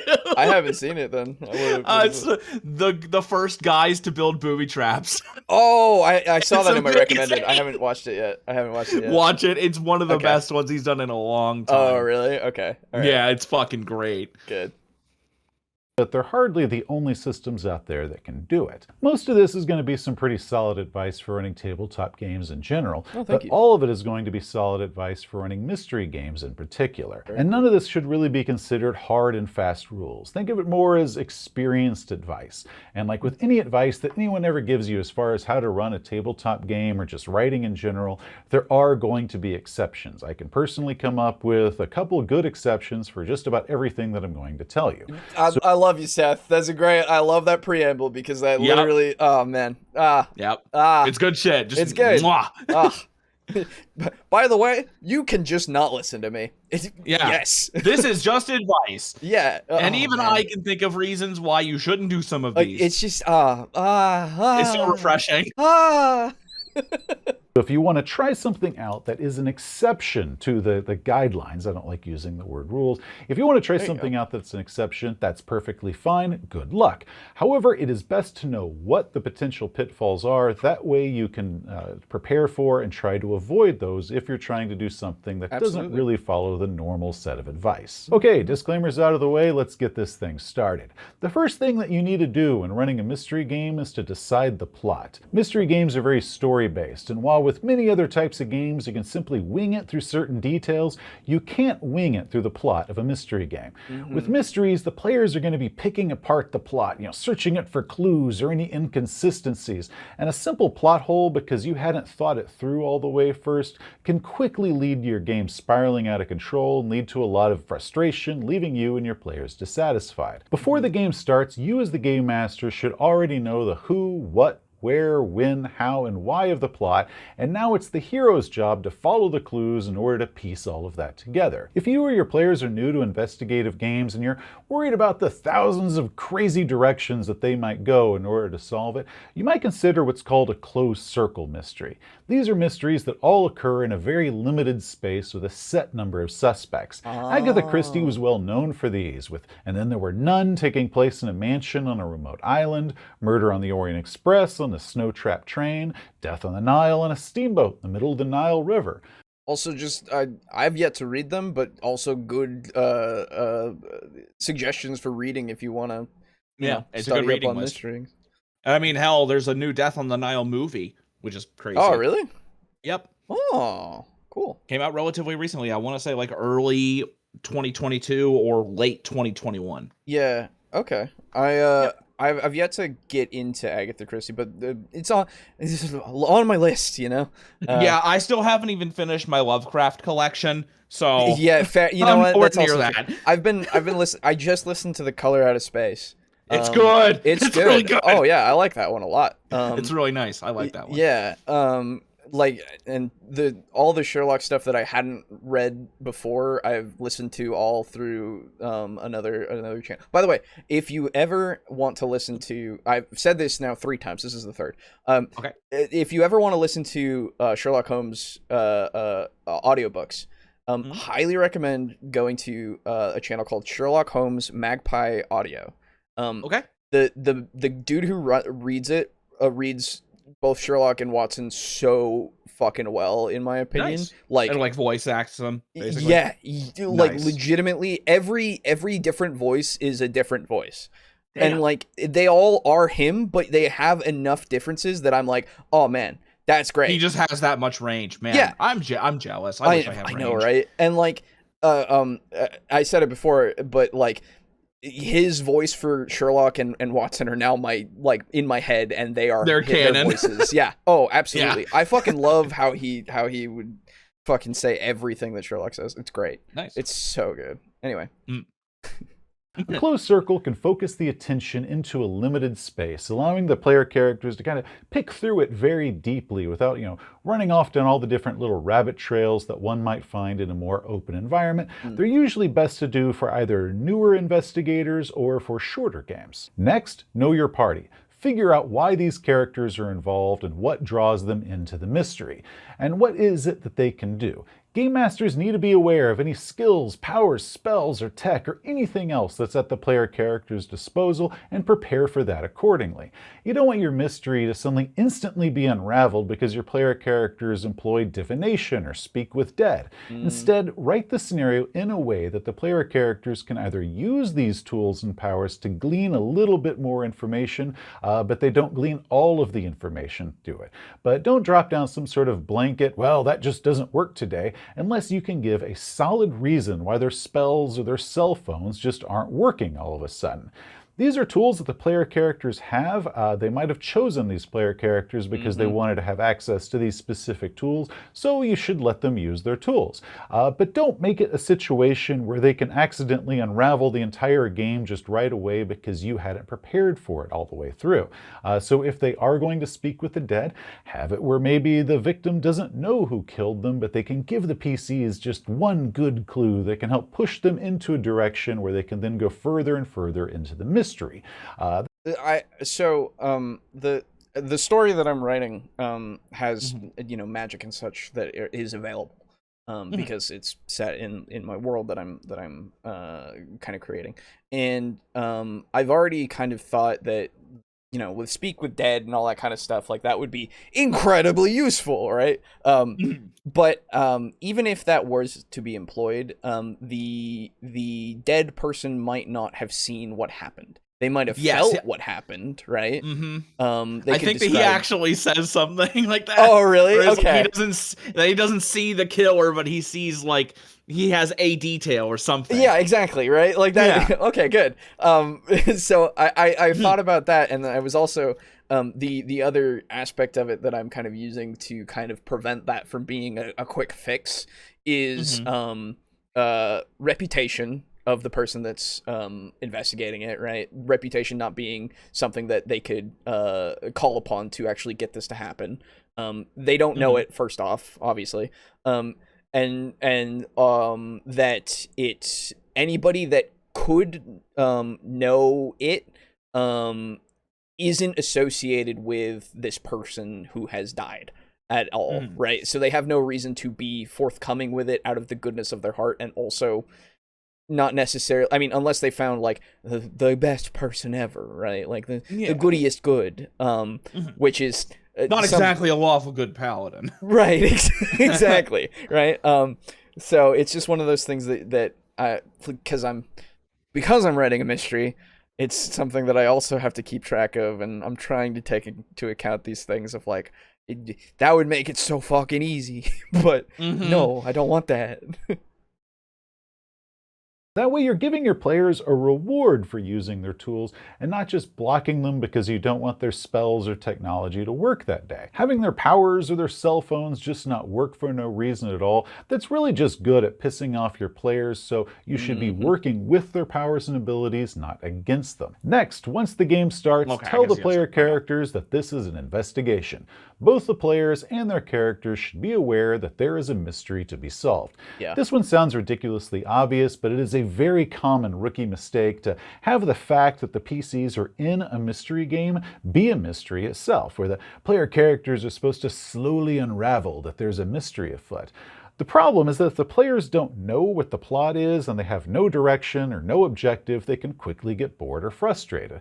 So let the game be about solving the mystery and not just the players fumbling around until they figure out that they're in a mystery in the first place. Now, yeah, so obviously since he was talking about exceptions before, I can see this being something that you can kind of pull on people as well in your game, but yeah, obviously like the way to probably announce it to them is to have guards say this is a fucking crime scene, or anything like that, to actually make it so that this is, and if it's part of the story, then you make it so that it's very obvious that this is the point where they go, hey, you gotta look at shit, okay? You can't just break your way through. Yeah. Like, you can literally use those words. This is an investigation here. You can't just come tromping through this crime scene. Yeah, 100%. That's honestly, but and it's one of those things where you have to also signal to them, like, you can say that it's an investigation, but then you have to signal to them that they need to investigate, right? Yes. which could be a little harder to do, potentially. But it's where you have the cops have like missing 2 buck teeth and fucking, spit and chew out on the fucking crime scene floor. It's like, dude, what are you doing? Yeah. You can do that, or it's just like, this is where you were led to like get information from a certain NPC, right? And that NPC is now dead. Yes. Right? Like, who did it and why? Maybe that's something that you need to look into. I don't know. Or at least you need to investigate their residence in order to find the information potentially, right? Could be any of this kind of stuff. I've made that mistake a lot. I think that's it. Or I've seen. Is it? You just say I've that mistake a lot. So I have that mistake. We'll figure it out when they correct it. Yeah. Or they could decide to just open a store and never notice the mystery. Very true. Yes. Then again, I've also said, hey, maybe you need to ask people questions, and they do nothing. Oh, that sucks. One useful tool when not just revealing that there is a mystery is to also add a ticking clock aspect to it, something that gives the mystery urgency. Something like the killer will escape when the city gates open in 12 hours. And if there is a ticking clock aspect to it, the player character should also be aware of that. That way time becomes critical. Yeah. Next, let's talk about clues. Clues are the treats, the food that feeds your PCs and keeps them going. Without the clues, the game starves. If the player characters do something, they should be rewarded with a clue. These clues are the keys that unlock more possibilities, such as a receipt for a tailor shop might unlock the tailor shop as the next location that they can go investigate. When mapping out your mystery, be sure that the clues lead the player characters to the locations that you want them to go, or convey the important information that you want them to have. Check your plot for what's called and then, such as they go to the warehouse and then they go to the lighthouse. No, you should make it they go to the warehouse where they find the clue that tells them that there is something important at the lighthouse, so now they should go check out the lighthouse, where one clue leads them to the next one and doesn't require some sort of incredible logic leap or mental hurdle in order for them to figure out what the next step should be. Well, yes, we like to emulate characters such as Sherlock Holmes or Poirot. The player characters are not them. Holmes and Poirot can make brilliant logic leaps from scant information because they're storybook characters who are written that way in order to figure it out. Exactly. Make these clues clear and simple. Trust me, your players are already going to make them more complicated as is, but how do you find clues? Well, we do it like anything else in a tabletop game, through roleplay and skill checks. Now, some systems out there, like Gumshoe, they don't have any rolling to find clues. There's no failed rolls in order to find them. That way you're... There you go. Okay, so it wasn't combat, it was that. Okay, well, that works. What the fuck? I mean, weird. that's fine. It's just... Yeah, no, that's fine. Yeah. As long... I mean, if it works, and I assume it works. Yeah, it works. I've made that mistake a lot. Ah, there you go. Okay. Well, I'm sorry, Mom. That's fair. I mean, it's something that could very well easily happen. I can imagine. Or what a valuable artifact! What a valuable artifact has been stolen. Let's go steal it from the thief so we can sell it. Hey, that means they have to participate in your mystery still. They got to figure out where it is. So good for them. Your players can just focus on what the clues are telling them rather than the whole task of trying to find the clues in the first place. But for all the other games out there, you're going to have some skill rolls. Now, I recommend that you really diversify what skill rolls are required in order to find clues. Don't just make it all, spot or perception checks. Give it a lot of diversity. Social skills. Hey, I'm sorry. I gotta pause it real quick. I'm going through Fantasy Name Generator because I'm writing right now. And I'm coming up with a name. And one of the 1990s to 2000 names was Chad Battle. I don't believe that was a I name. don't believe that's a real person. But if your name is Chad Battle, fucking shout out. You are Giga Chad. Anyway. That's true. In order to talk to people, whether that be charm or intimidate, maybe seduction, lock-picking skills for some, maybe some strength for others. Some clues might be acquired through violence. PCs are usually pretty quick to turn to violence, so Game Masters should know in advance what clues are best acquired by which means. That way we can incorporate a lot of different player character skill sets, and all the players in the group can feel very involved in the investigation. That's basically what I said before. Oh my god. Yep. That's crazy. I love it. I'm stealing that name, says Mog. There you go. Yeah, dude. Chad Battle. Chad Battle. It's fucking crazy. Interviewing witnesses or suspects, some NPCs are going to lie, either to protect the villain or protect themselves. Maybe they're hiding something that they did, a theft or an adultery, an embarrassing situation. Maybe they're being forced to against their will because they're being charmed or they're being blackmailed. Whatever it is, the NPC is going to hold back some information, possibly even mislead the player characters. That's perfectly fine to do, but you should also include a means that the player characters can discover that this person lied to them, and maybe as a way to then go back and get the truth from them. Such as, if the NPC is being blackmailed, have the player characters then discover a letter or some incriminating photographs or something that tells them that they had a secret that they were holding back on, that they deceived. I didn't realize that was Todd there. Yeah, exactly. That's funny. And now the PCs can go back and confront the NPC and get the full story. Now, one common problem that happens is when the player characters miss a clue. It happens, and it can happen for a lot of reasons, but now the game is stalling because they're out of leads and they don't know where to go next. The Alexandrian blog is a fantastic piece of advice on this and what he calls the 3-clue rule. Essentially, his suggestion is that Game Masters should offer 3 clues for any direction that they want the player characters to go. Oh, I wonder if that's what Guy was going off of as well. Could be. Very well could be. Very well could be. Had players keep or sell items they were to recover before. At times they used as a plot point and have hostile encounters by other groups to recover it. Yeah, there you go. Works. Reason being is that the PCs might miss the first clue. Either they fail to roll, or they just fail to talk to the right person or open the right drawer, or maybe they did find the clue, but now they have misinterpreted it. So having 3 clues is a good safety net to ensure that the player characters get the important pieces of information that they need in order to keep the game on track. Yeah, see, this is where I would definitely employ it for things that are essential. Yes. Right? So Absolutely. that way it's another example of steering them where they need to go. Yes. Because if you have one clue, that still leaves a fair amount of wiggle room. But once you start closing the wiggle room, that's what you want. Yeah, and if they miss that one, well, then you have another couple that are going to lead them in that direction anyway. Yeah, you've got backups. Yes, exactly, which is always good to have. Backups are good. Because now the only other thing that I would say is that if you have the system and you're worried about missing rolls, have one that they can just find. Yeah, 100%. Or that you just hand them. Yeah, like I feel like it's if you do the first one that's like, oh, this is, if they roll this, they'll get it, or the second one that's also that way, and then the third one would be, okay, well, they've gotten to a point where they're not going to find the other two, they're going to find this one. Right, yes, like that, they have to find at least one of them. Exactly. So, like, I think having that be your absolute third backup seems entirely great to do, just so that you can make sure that the story does move along. Yeah. Again, you don't want them to go.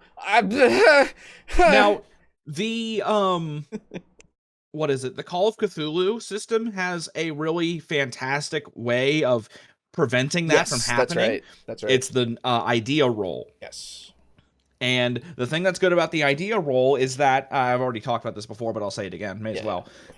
In Call of Cthulhu, the idea roll is if the investigation has stalled completely and you are completely stuck, you can call for an idea roll, and whether you fail or succeed, you will get the information that you need to keep going forward. But if you fail, it will be you will have a detrimental. It will be detrimental. Yes. So if you get the idea roll, say you're like,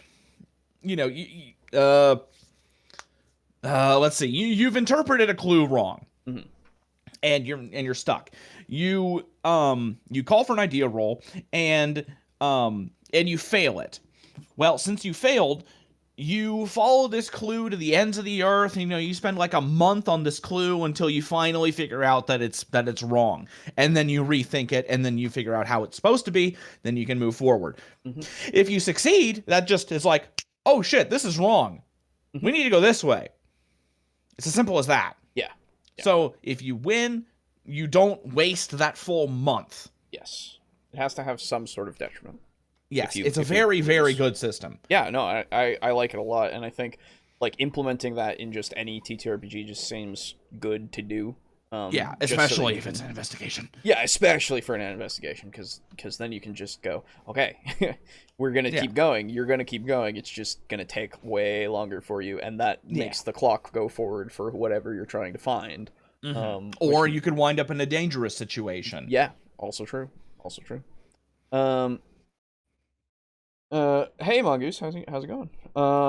You're coming in at getting to the tail end. I'm not against it, but it does change the nature of the game, which is fine, but it takes adjustment. Oh, for the encounters from other groups and stuff. Yeah, it does. It would. It's just, it's just how it is, at some points. It's generally safer to offer the player characters too many clues than it is to offer them not enough clues. So my suggestion is to also widely diversify the way these 3 clues can be found. Maybe one of them requires social roles in order to find it, while the other one requires awareness and perception or tracking or something like that. While the third one might just require that they say that they're going to read the wall calendar on the wall, and there's the clue right there in front of them the whole time. So if you want to say have them... That was exactly what I just said. Well done. Oh my god. Yep. I swear I have never watched this video. Yeah.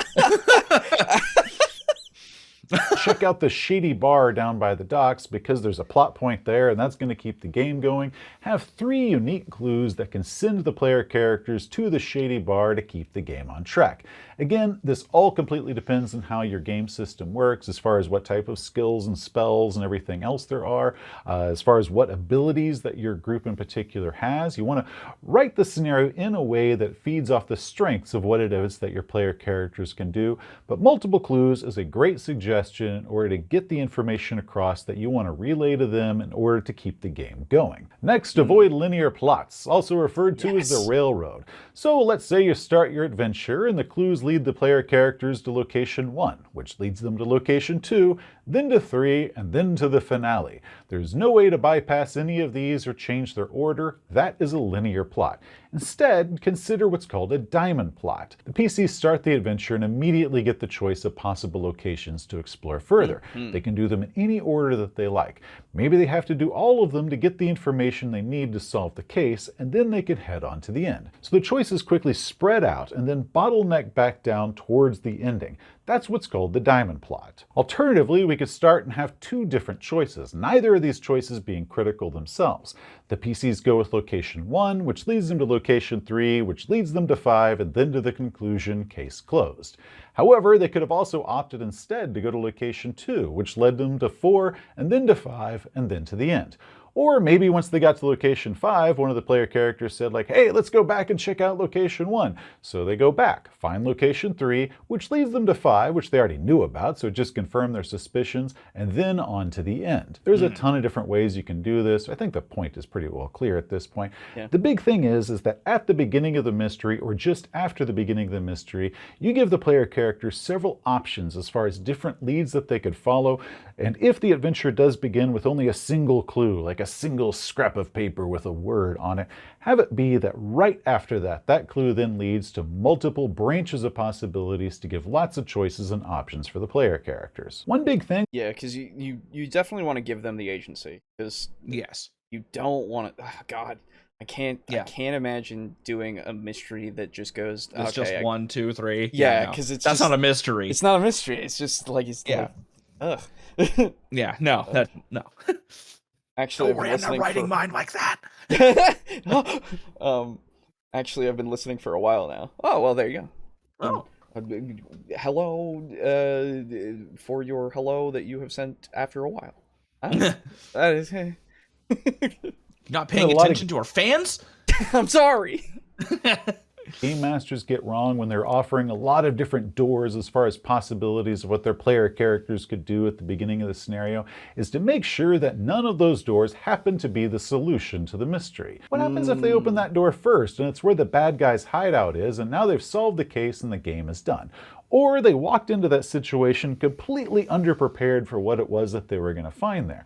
Either way, it's going to lead to a short game and dissatisfied players on both sides of the Game Master screen. Yeah, this is the one thing that I would go, yeah, I don't want to make it so that they can find that immediately. Because, like, you know my thought in like, in sandbox things where you can go wherever and all that kind of shit, and it'll, you know, you can miss stuff or you could find something early and such. But, like, the end of the goal for the mystery, if it's a mystery that I'm doing, I wouldn't want that to be the thing that they find immediately, like, at all. Like, that's where you have to have it be a thing where it's like, you have 5 locations, but only if you go to location like 2 or 3 or 4 can you even learn about location 6. Right, exactly. Like, so it actually requires investigation to get through. And it has to be something that isn't going to be immediately stumbled on, because like, I mean, it has to be something that is improbable for them to stumble on, I would say. Yes. Because, like, sure, it's possible, but I feel like even in that instance, you should make it so that it doesn't mean anything yet. You know? Yes. Like, even if they were to go to the ruin that actually has fucking whatever, right? The wizard's there who's actually doing the big summoning ritual to get the guy that they killed to come to life so that they can open up this treasure tomb that can only be opened by his hand, right? They don't know. Why? There's just an old tomb, right? It's just there. Yeah, either that, or if you have it be that way, like walking into the bad guy's hideout, Just have the bad guy not be there. Right, exactly. That, or like they just go, "Hey man, could you leave? Nothing here." yeah, that too. Could you go? This is not. I live here. This is private property. Sorry. This is my place. Why are you here? I'm gonna call the police on you. We are the police. Oh. Spent 30 seconds to make sure I spelled actually right, and then I misspelled listening and a while. Oh, I didn't even look at that. Now I forgot the S at the end of seconds. Well, there you go. One way that I've seen mystery plots outlined, and I really wish I remembered where I saw this because I'd like to give them credit for this, but they outlined it the same way you would do a dungeon in a normal dungeon crawl adventure. So your heroes enter and immediately are presented with 3 directions that they can explore. They have doors that they need to open, or there's just open passageways that they could walk through, and there's no right answer as far as how they can do this. They might go in, wander around, following clues, missing others, and eventually they're going to make it to the finale, closing the case. Now, rooms like this, ones with no exit, or like this one, behind a secret door, I see these as optional information. They don't do much in the way of leading to further clues, but they're nice for giving the player characters a bigger picture of other details like that that aren't essential to the plot. Think of them a lot like you would Easter eggs. One complaint that I've had about a lot of pre-published scenarios is that while the game master is given all of this great information as far as the backstory and NPC motivation as to why they're doing what they're doing, there is no way in the course of the adventure that the player characters could ever discover that information. So now it's just something that only the GM has and only the GM will have access to. So I like the idea of having maybe these little spokes that come off of the plot that really don't necessarily push the investigation further, but they might explain as to why certain things are going on, and it just kind of makes an overall better story. But if they miss that information, no big deal. They can still close the case and they can still have a great time, and you can always say, well, there was the answer there, but you just didn't find it. Okay. Pulling another Sherlock thing. That's why every time he caught somebody, he made them tell exactly why the fuck they did it. Yeah. Because also for Watson, who is our audience proxy. Very, very true. But like, he's just like, hey man, tell me what the fuck happened. Because otherwise, you're going to go to jail. The audience isn't going to know. Right, yeah. Sometimes it was like, oh, hey, don't worry about it because I am not technically part of the police. You're fine. Which is, I always found very cool because Sherlock's not like a cop, right? He's just he's just he's like a consulting detective. Exactly. He's a private detective, and he's like, well, I figured it out, but like, you didn't do anything wrong necessarily, and I shouldn't have to condemn you for this. So go on. As long as you don't do other shit, you'll be fine. But if you do something else, I'll find you. That's literally like, and so anyway. Okay, so you've prepared your game. It's plotted out. It is suited perfectly for the player characters that you have. It gives lots of options with redundant clues to make sure that they don't miss anything altogether. It keeps everything on track. Everything is ready to go. Good job. Now all you need to do is to prepare for failure. As any seasoned game master will tell you, no plan survives first contact with the player characters. And no matter how much you might have prepared beforehand, just expect the unexpected. Now maybe they still missed or misinterpreted all the clues that were offered to them. Maybe they came up with some sort of weird rabbit hole possibility because you missed a plot hole or something, and now they've just made one up themselves. Now they're charging off into Crazy Town with a head full of conspiracy theories. Whatever it is, your game has hit a snag and is now in danger of spiraling out of control. No worries. This is a job for improvisation.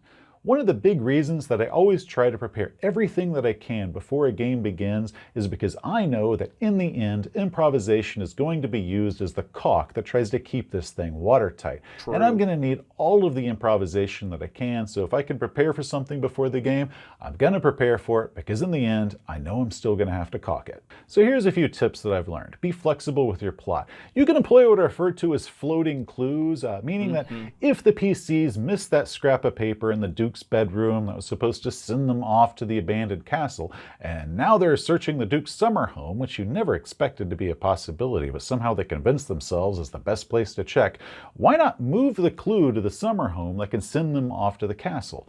Or if, let's say you can't move the clue for whatever reason, why not just come up with a completely new clue that sends them to the castle, which is where the rest of the adventure is, or something that then sends them back to the bedroom where they missed that clue before. Something that says there was more information and you missed it, go back and search again.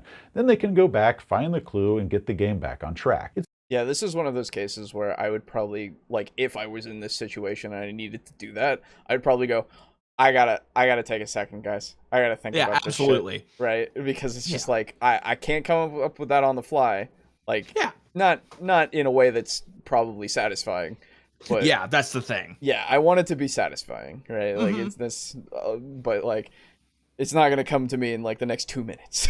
Yeah, like, gotta take a step back, gotta really think this through, maybe grab a drink, and, you know, just really think it through and come up with that shit. 100%. 100%. Why does forgot have a space in it? I did see that. Don't worry, Mongoose, I slaughter words constantly for them, so they have plenty of practice. Well, yeah, you know, this is how typing is sometimes, you know. Yeah. I spelt really with one L twice on this stream. Well, there you go. This you, how, you know. monster. No. Don't worry. Our brains read it fine because the brains it's do like that. those comments that are like, don't, like, you know, you missed the part that there wasn't a seventh thing. There wasn't a seventh item until now. Remember that? Those are weird. That's right. It's more important that you keep the game engaging and fun for all your players than allowing the game to just grind to a halt and now everyone's frustrated because you convinced yourself that you have to stick to the plot that you had beforehand. You need to stick to the plot that you need for the current situation. Sometimes that means changing the original plan.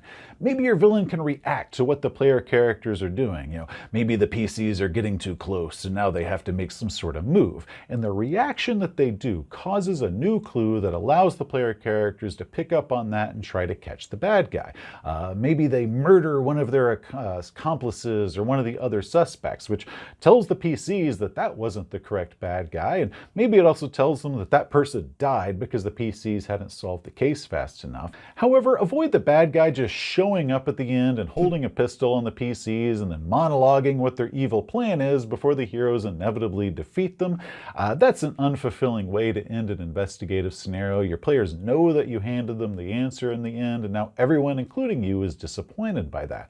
So have the villain react in a way that brings the PCs 1 to 2 steps away from the villain, but doesn't just hand them the villain with a big bow wrapped around them. When you're plotting out your scenario in advance, every single spot that requires some sort of action or some sort of puzzle piecing together by the player characters, ask yourself the question, what if they fail? And either correct what happens if they fail or start thinking of a contingency plan in case they do. Now, some games out there like Call of Cthulhu do have contingencies built into the mechanics, such as what's called the idea roll, which is a way of getting the game back on track if the player characters have lost the plot thread. I've always disliked that Call of Cthulhu refers to that as the idea roll because that's a term that's used in other games that means something completely different, so that leads to a lot of confusion. Love the concept of it, just really don't like the name that much. Oh, okay. Yeah, that's weird. Like, yeah, it's just, I mean, I guess I would say I don't like that in Conan strength is strength because it's also strength in D&D. Well, so I would say, like, an equivalent, I guess, would be like power in Call of Cthulhu is different and like power in other things. Like, it just means that you just gotta like refresh yourself on what things mean in a system, you know? Yeah, I mean, that's kind of a complete non-issue for me because like if we're playing D&D, the only thing I really constantly mistake shit for in D&D is perception versus spot. Yeah. You know? And I mean, when I say make a perception check, you know what I mean usually. Exactly. Right. Yeah. The only difference is when it's a listen check versus a spot check. Mm-hmm. And given the situation that I'm describing, you usually know what I mean to say. So like Yeah, I mean, again, we're nitpicking at this point. I'll fully admit that. Like, this is just a personal thing for him, but I also am like, how? No, it's not that big of a deal. Because I don't know. Whatever. This is reminding me the thing about that Carmen Sandiego game I mentioned is that it was freaking hard. Yeah, that's fair.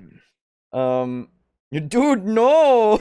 I love the villain coming out and monologuing. That trope is gold. It kind of is. It can be really funny sometimes, honestly, but most of the time I'm like, he's out there. Yeah.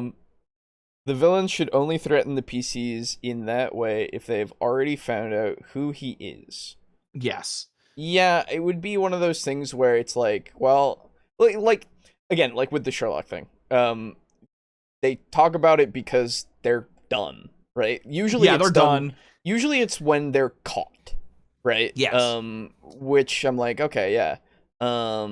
That's fair enough, but like if they're monologue, like the problem with the monologue for every TTRPG is like, well, the players could just do something in the middle of it, right? Mm-hmm. Like, why wouldn't they just do something in the middle of it, right? And like that's why I don't really do monologues for characters a lot unless it's something of like exposition that they just need to listen to, right? Because that's something that they need. And they will listen to it because they know that they need it. But if it's like the villain saying, I actually did this because of my wife who died millions of years ago, and I'm trying, shit. You know, it's like, oh my god, that's crazy, I don't care. Yeah, I don't actually really care. Right, because it's the villain and you're there to defeat them. So you can learn about the stuff later maybe, but like in the moment, like why are they doing this? They should be there killing you. Yeah. A YouTube comment is like a monologue. Yes. Yes. And I would have gotten away with it too if it wasn't for your spells, skills, and smarts. That's right. Well, minus the smarts. I think you're smart. Thank you. I think I'm smart. Well, you're wrong. Well, you're wrong, idiot. Just shows how dumb you are. Beaten by fools. Yes. But with roles like this, where a player character can make an intelligence roll or something else to kind of get a line thrown to them in order to get the game back on track, I do like them a lot in theory, but do not rely on them as part of your plan in order what to do in case the game goes wrong. 100%. Think of them kind of like an ejector seat. If you need an ejector seat, damn right you better use the ejector seat, but don't have that be in your normal list of first round options that happens in case the game starts going bad. My plane is not taking off as fast as I would like, in fact, so I'm going to brake and use the ejector seat. Just, I gotta go. I just like that visual. Oh, so we came up with a system for monologues for villains. We do it as a cutscene and let it be known as a cutscene. We still give the party a small window to react afterwards. That way the DM gets his cake and the players get a cookie to do something to prep or set themselves up well. Sure, that's fine.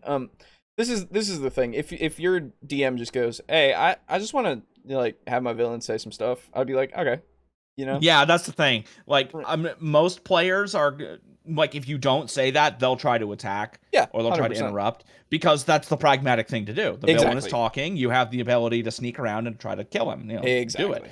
So that's why every time I have a villain that wants to talk, I do one of two things. I either say, "Hey, give me some cinematic license here. I'm gonna, have a villain monologue," or two, I put them in a situation where if they attacked, they're fucked.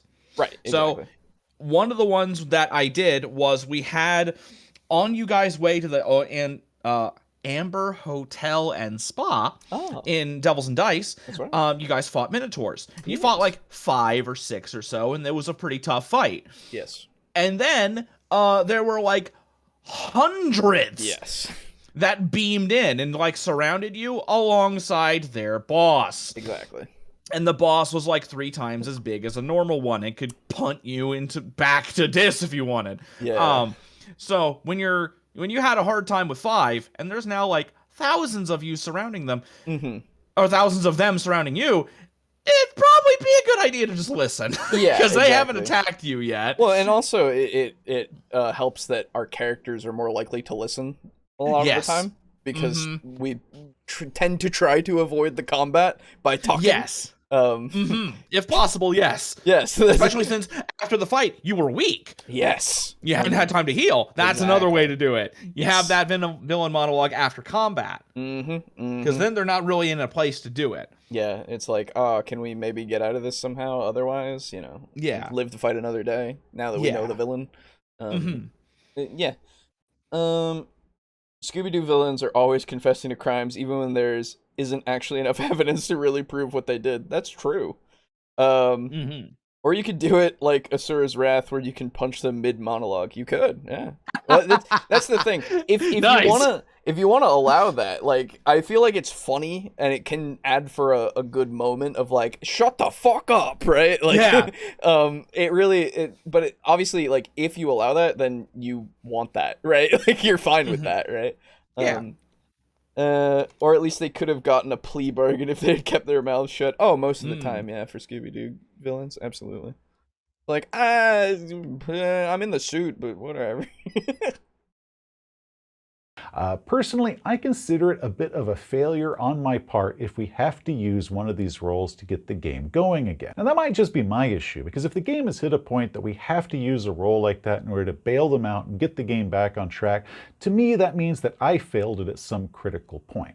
So if your game mechanics do have a role that allows them to get back on track, definitely keep that as an option, keep that in your toolbox, but don't rely on that as something that you should be able to use in case of emergencies. Instead, plan the game that way you don't have to use it. Finally, let's look at red herrings. These are intentionally misleading clues to divert attention away from the real culprit. While red herrings are certainly an effective tool that's used in your favorite detective shows or crime novels where they send the heroes off in the wrong direction for a while before they figure out that it's a false lead and then they come back and solve the case just in time, they don't work that well in tabletop games.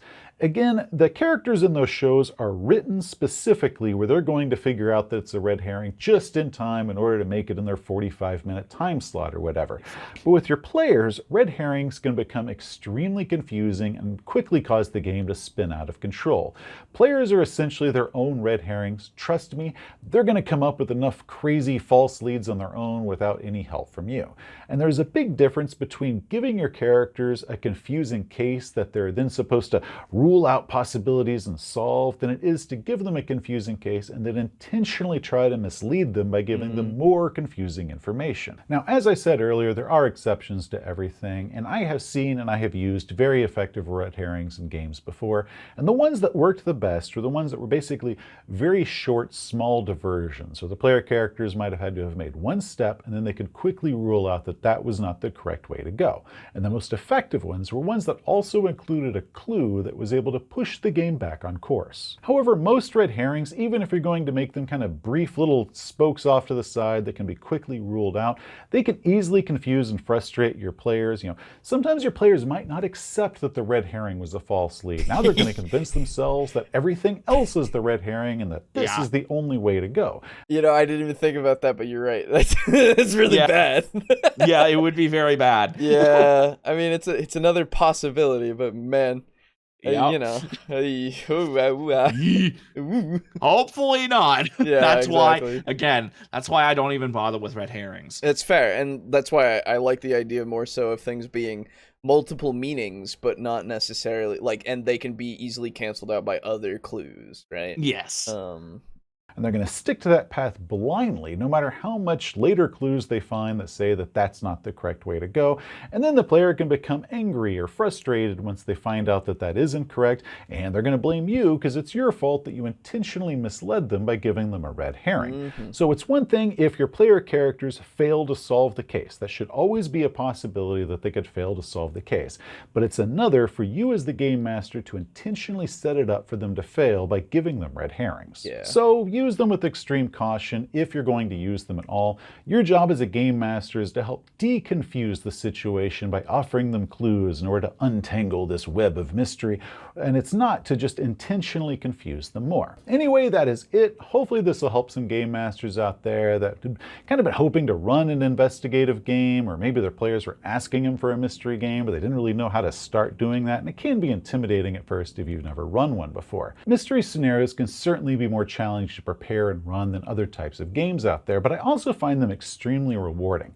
Just remember to prepare, be ready to improvise, and most of all, have fun. Hey, thanks for watching. If you enjoyed the video, please give it a thumbs up. Oh, and Harry, wait, don't you do want it. to see some more of our stuff, there's something, game a reviews finishing and how little thing that's funny. Just hit that subscribe button.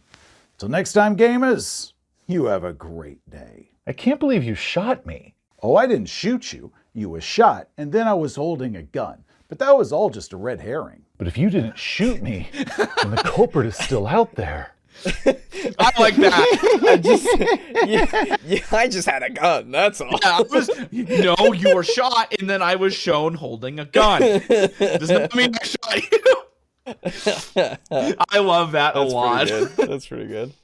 Yeah, no, I like that video a lot. That's much better. Yes. Just in general, it's just much better because, like, it's more concise. It really is. It gets the point across much faster. Yeah. And it's a lot more beginner friendly. Yes. Yeah. Oh, yeah. Honestly. Yeah. I think that this is good for any skill level. Like, Yes. like, and so that's important, I think, that's big points in its favor. 100%, I would say. Fucking Seth, always knocking it out of the park. Yep. Yeah. Well, Mr. Bond, if you don't let me monologue, this laser death trap with missile shocks will instantly kill you. You're only going to have a chance to throat me after I bore you with my dialogue, Mr. Bond. He's gonna throat it? Oh. Apparently he's gonna get throated. Oh. I like getting throated. Thwart. That's what it. I mean, what it says. I just read what it said. Oh no, I'm just assuming. I know. Thwart. Yeah, probably. In one episode of Sonic Boom, I think there was a red herring character that was a literal red herring. There you go. Nice. In fucking a weird poll, but you talked about Scooby-Doo for a second. So, in A Pup Named Scooby-Doo, if you know that show, I watched it a lot as a child. It was fine. It's not bad, actually. It's fine. I didn't like it more. I didn't like it as much as the regular. Oh, me either. Oh, absolutely not. There's literally a character called Red Herring in it, who Freddy always went, "It's Red Herring!" every time. Oh, God. And there was only the best episode was the one time where it actually was, and he was like, "Wait, it really was? It actually was the Red Herring." Yeah. Oh shit! Yeah, it was great. It makes me think of fucking Homestar Runner, where there were a whole bunch of different cheats. The cheat. There were a whole bunch of the cheats, and they all had different names. Like one of them was a girl, but my two favorites were definitely Gun Haver because he has a gun. Yes. And Reinforcements.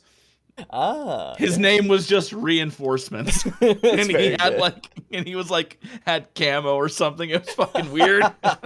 Nice. Thwart. Yes, my slaughtering of the English language continues. There you go. Well, I mean, hey, you said you wanted to say thwart, but you still said throat. So you did still say a word. You're getting there. I mean, you were there. It just, it just took my mind in a different direction for Mr. Monk, and it was pretty funny. Yeah. But anyway, usually Bond is the one getting throated. Exactly. So. Let's move on to comments. We have a few, quite a few, from 2 weeks ago and on. And from the boy who's watching all of our shit. That's right. Consecutively. That's right. John Parker, I think. Yes. We'll get there. Okay, so. Any relation to Peter? I don't think so. Peter Parker, Spider-Man? No. Yes, okay. I know. Okay, I thought that was going to get a little bit more. Good. I'm there. Okay. Oh, thwart, I thought Mog meant strangling. You know what? That also... that can also work. Yeah. Anyway, on session 47 of Devils and Dice, we got a comment from First Last saying, "Why no likes? You deserve more." Thank you. I know, right? And then on episode 107... our improv tips one from the last episode it said from Gilco Gaming, "Love the video, friend, keep it up, dropping ya a like." Thanks. Thank you. Hey, look, a like. We were just talking about that. Oh my god. And then for that one I'm like, oh yeah, that seems like a person. The one before I'm like, okay. Seems like a person, I hope. you know, it's those things where I'm like, I hope they're all people. You know, I don't want to assume that they're not people. But sometimes we get bot comments, and I'm like, oh, they look very similar. You know, and then they get taken away, and I'm like, oh, that was a bot. Oh. Yeah. Anyway, on last episode, also, Timothy Martin says, awesome show, really enjoyed it. I like to take my time with most games, so improvisation is right up my alley. Also, I've been working my way through your Devils and Dice series from the beginning, loving it. Thanks for all the great stuff, and have a nice day. Smiley face emoji, thumbs up emoji. Oh my god, a smiley face. Thank you. In regards to Devils and Dice, that's fucking crazy, man. That's right. Thank you so much. Yes. Yeah. And then John Parker begins. Oh boy. Here we go. He begins his crusade. Cracks knuckles. Starts at our last episode. Okay. My real question about improvised damage and scaling based on level is what happens if there is a level difference in the party or a character encounters the same improvised damage at 2 different times in their career. Oh, jeez. Yeah, it feels like the table is trying to do percentage of max health damage without explicitly saying that. Players... Yeah, honestly, yeah. The players will also question why improvised damage is different for the enemies and their characters. Players love using the environment as a weapon, especially when they have fallen victim to it themselves. Indeed. I can imagine 5.5e or 6e being a subscription service. Yeah. Yeah. Yeah. Sad. God But damn, yeah. I hate that I can. Yeah. Well, the other thing is that Brogan, or known at ones, fucking time. He made a Twitter post about how characters will probably become like NFTs. Oh my god, that's right. I forgot about that. And I hate it. I am honestly I believe that 100%. Yeah, I know, right? I was thinking about a throat punch because my mind is pure and innocent, although somewhat violent. Oh, there you go. I see. Well, good for you, Lux. Good for you. You sweet summer child, you. And then we have Lux on last episode. Don't over-prepare is a choice of words that I disagree with. Okay. If what you mean is don't script out your player's actions, then that's what you should say. I agree. Yes. Write a scenario, not a stage play. You decide how the state of the world will progress, and the players decide on their own how to respond to that. However, oh, go on. Oh no, you're good. I thought the comment was over. No, it's Lux. What do you mean? Yeah, no, it's Lux. However, you should over-prepare, given that, in reality, you can never prepare the exact right amount. You can only either over-prepare or under-prepare. To over-prepare means that you've created content and plans that the players never encounter. To under-prepare means that you're not ready for something your players decide to do, and now you have to pull something together in that moment instead of taking your time to think about it and make sure that it's as good as you can make it. Of course, you're always going to have to improvise to some degree in any campaign, because players have a way of finding that tiny little gap in the world that you overlooked. But you shouldn't spend too much time flying by the seat of your pants, because your story quality and logical consistency will start to diminish the more you do that. Yes. Improvisation is something you should do to fill in gaps in your planning, or that you should use when you see an opportunity to do something interesting in the moment, not something you should intentionally rely on as your plan. Is that it? No, there's more. Okay. I just want to say to that, yeah. I agree mostly, though I would say there are obviously exceptions. But that's just, everything has an exception in that kind of case. When I say over-prepare, I guess I mean it in a different way. Yeah. When I say over-prepare in terms of an RPG, and as the DM in over-preparing, it's more or less saying, let's see, how do I want to word it? Essentially, it is, don't make it so that you have one particular path that needs to be followed in order for the story to work. Yeah. And basically leave yourself wiggle room Yeah, exactly. Don't make it so that the players enter town and they have to talk to Charlie, who will then lead them to Leslie, who will then lead to Leslie, spelled with a Z. Oh. And then who will lead back to Bob, who will then lead to the villain. Right. You need to be able to work where they can go and talk to whoever they want, and then they may learn rumors about stuff, so that way they don't have to do exactly what you've laid out. Yeah. Because when you prepare a lot of stuff and when you construct a plot that rigid, I guess, you're kind of inclined to stick to it. Yeah. Because that's what you've prepared. Exactly. And you know, because you wrote it, you know exactly how everything should go. Yes. If they follow that exact sequence of events. Right. Also, not gonna happen. Yeah. Also, what I do is I will construct a scenario where it's like the players approach a building. Oh my god. They need to get in, and the front door is locked. How do they get in? I don't write a goddamn thing. Oh, yeah. Exactly. All I say is the players need to get to inside this building and the door is locked. Once they are inside, yes. And that's it. Yep. So, excuse me. So that way, they can do whatever they want. They can look around for like a cellar entrance. They can look around for a fire escape, or go in through a window, or climb the whole fucking building, go down through like the rooftop entrance, or if they're crazy, they could use explosives and blow the wall open. Yeah. So that's what I mean by not preparing. Yeah. It's simply leaving an open space. Yes. So, and that's what I mean when I say over prepare. Don't do that.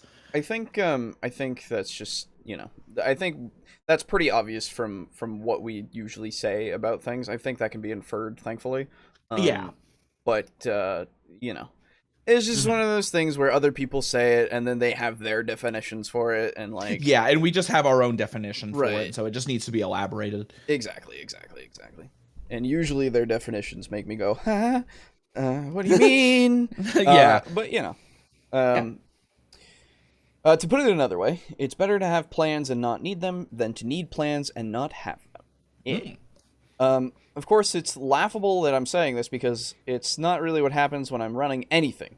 In reality, I just sort of get the general idea of what I want to do, and then I improvise the fuck out of the process of actually trying to get there. I'm not proud of myself. I could do better.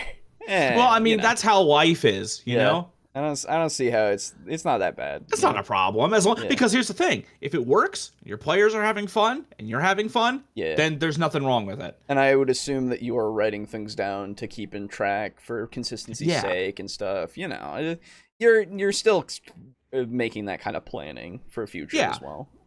Notes. Aside from writing out a full plot, notes are really pretty much all you'll need. Yeah. Though I have spent a lot of time designing the actual dungeons themselves and creating enemies to populate them. Usually humanoid enemies, because it's more grievous when a human level intellect is killed, and that's what I want. We are Woden's warbots, the slaves to Armok. We will pour out a libation to the god of blood. Oh my. That sounds like some heretical shit to me. But but yeah, like that's something that you do have to really, if you're designing a space, it's important to have a map. Yeah. Because it can be very difficult for people to visualize something that's not already in their head. You can understand exactly what your space looks like, but you cannot you can never perfectly communicate that to a player without a drawing. Exactly. Like, I can give you a general idea of where you are, but you will have a different idea of it, even though I've given you that idea. Yeah, that's why we always use maps. Yes. Always. Because imagine if I was trying to describe Dis. Yeah, no. Good fucking luck with that. No. But since I have that map, you know exactly where you are. Yes, yeah, 100%. You can choose a specific building and be like, who lives here? Yep. And then I got to thumb through my notes and be like, oh. That's right. Nobody until now, but now somebody does. Exactly. 5.5e or 6e being a subscription model will be a 4e fiasco all over again. The anger that will rise. Yeah, but 4e's isn't deserved. So yes, that's the thing. Lux does put Bond villains to shame. That's true. Write a scenario, not in a bad way. That's right. Oh yeah. Write a scenario, not a script. Lux reiterates. Yes. Mog says, I tend to write combat scenarios and have a general idea of the story. Afterwards, everything is by the edge of the seat with improv. Yeah. And then the party enters the premises and immediately leaves because they forgot why they were there. Yes. Yeah. 100%. Expanding that point from before, once they get into that building, that's when I whip out the map of that building. Because if that's somewhere they need to go and it's an important location, I'm going to have a map for it. Yeah. So, moving on, John Parker says on episode 17, this was Call of Cthulhu is the best intro to role-playing and insanity. That was that episode. The meme of RPG Pundit keeps getting worse and worse from your initial poor impression and misinterpretation of his video and what he was saying. RPG Pundit had nothing to do with Zweihander, which was designed by Daniel D. Fox. There you go. To be fair, we were corrected at some point, I believe, in a comment, as to what he actually meant, I think. It's been a while, but I'm fully ready to admit that we probably misinterpreted some of what he said. Absolutely. But at this point, I don't even remember what was said. At this point, I don't remember the video. Maybe we'll look at it again at some point. Maybe one day we'll talk about RPG Pundit again once we have Aiden back, of course. Right, exactly. Because we need him to suffer as well. But I think legitimately, it's like that was one of the first of the handful. That was a long time ago. So I think it's probably a good idea for us to revisit with now our. I guess more experience, quote unquote. More exposed, more Mad Men's insight after watching like Garibay and stuff like that. Like probably more willing to really buckle down and such, and not get completely blown away by something, you know? Yeah. Fucking olives. Fucking olives. Continues, Deadlands First Edition has an interesting take on fear and insanity from utilizing magic and encountering the weird. One of my players in my Deadlands game was playing an illiterate mad scientist, and in their pursuit of a more perfect and accurate rifle scope, they grew more insane. They eventually became both paranoid and had a major phobia of horses in the Wild West. Huh? That sucks for them. Yeah. Whenever there were horses around, they heard whispers of the scheming that the horses were putting together to stop the player from completing their goals or trying to kill her. Fuck! You fucked with squirrels, Morty! An important note about horses in the setting: stealing or killing someone else's horse is a hanging offense. Yeah, damn. That makes sense. But yeah. Rewatch everything in 2x speed. We'll see. Then again, John Parker on episode 16. Warlocks and a few combat reworkings for 5e. The How to Be a Great GM video on Warlocks feels like it's about Warlocks from 3.5, not 5e. The Warlocks in 3.5 has nothing, or the Warlock, excuse me, in 3.5 has nothing really mechanically linked to a patron that grants them power. This is true. In fact, there is only some rather minor fluff in the description of the class prior to the entries about class features that has anything at all to do with patrons. Warlocks were first introduced as a class in the 3.5 book Complete Arcane. That is true. As far as customizing Eldritch Blast, that was basically the only thing Warlocks did in Warlocks in 3.5 did. Yes, that is also true. As having played a Warlock in 3.5, there was not much else except for the invocations that would let me be like more handsome and stuff. You know, like There are three kinds of invocations: Blast Shape, Blast Essence, and spell-like invocations. The spell spell-like invocations, because I see that that's a typo of Luke invocations. Spell-like invocations usually either gave a regular spell from the sorcerer/wizard list as an at-will ability, or some benefit that lasts for 24 hours. The Blast Shape and Blast Essence invocations modified your Eldritch Blast. You could apply one shape and one essence to each Eldritch Blast you used. Excuse me. Shape invocations changed some targeting parameter, adding range, chaining to additional targets, making the blast into a weapon with reach, a cone, etc. Essence invocations add extra effects. For instance, sickening the target, making the damage fire or cold with different extra rider effects for either, fearing the target, etc. Despite the level of customization for Eldritch Blast and invocations, Warlocks feel and play very similarly in 3.5. It's the Warlock's turn to say the line, "I use Eldritch Blast." That is very true. Yeah, in 3.5 that was it. Tanking 20's video was pretty much, I want the options from 3.5, but the complexity of 6 pages in the combat chapter of the PHB 3.5, 154 to 159 special attacks subsection, thank you, is way too much. We can't possibly look this up when it comes up. I can't have more than 3 sentences for any action, otherwise no one will do it. Yeah, that was Cody. Yep. And then again, John Parker. On episode 14, I see you went backwards. Oh. Or at least the comments went backwards for some reason. Wizards are like Batman. Oh, sorry. Episode 14 was some grievances with D&D 5e. Oh. Wizards are like Batman given preparation time and foreknowledge. They can solve the problem with ease. Similarly to Batman again, they will have a decent level of baseline effectiveness against a situation they are unprepared for, but are much less likely to have the Bat Shark spray. I remember that.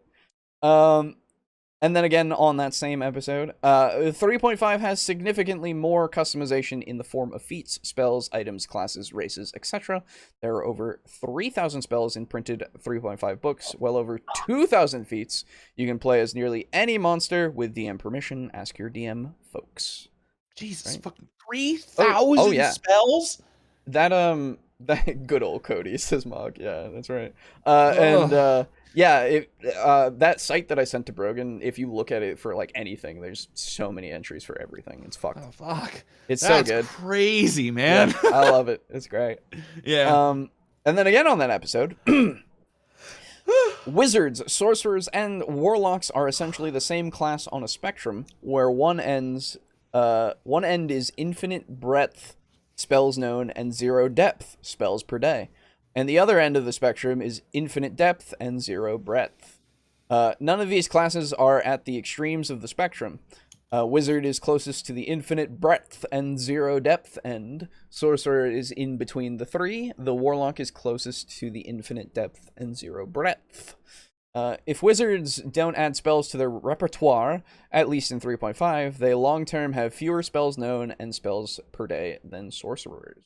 That is true. I miss being angry at Cody sometimes, says Lux. Man. Fair, I guess. Well, then check his Twitter feed.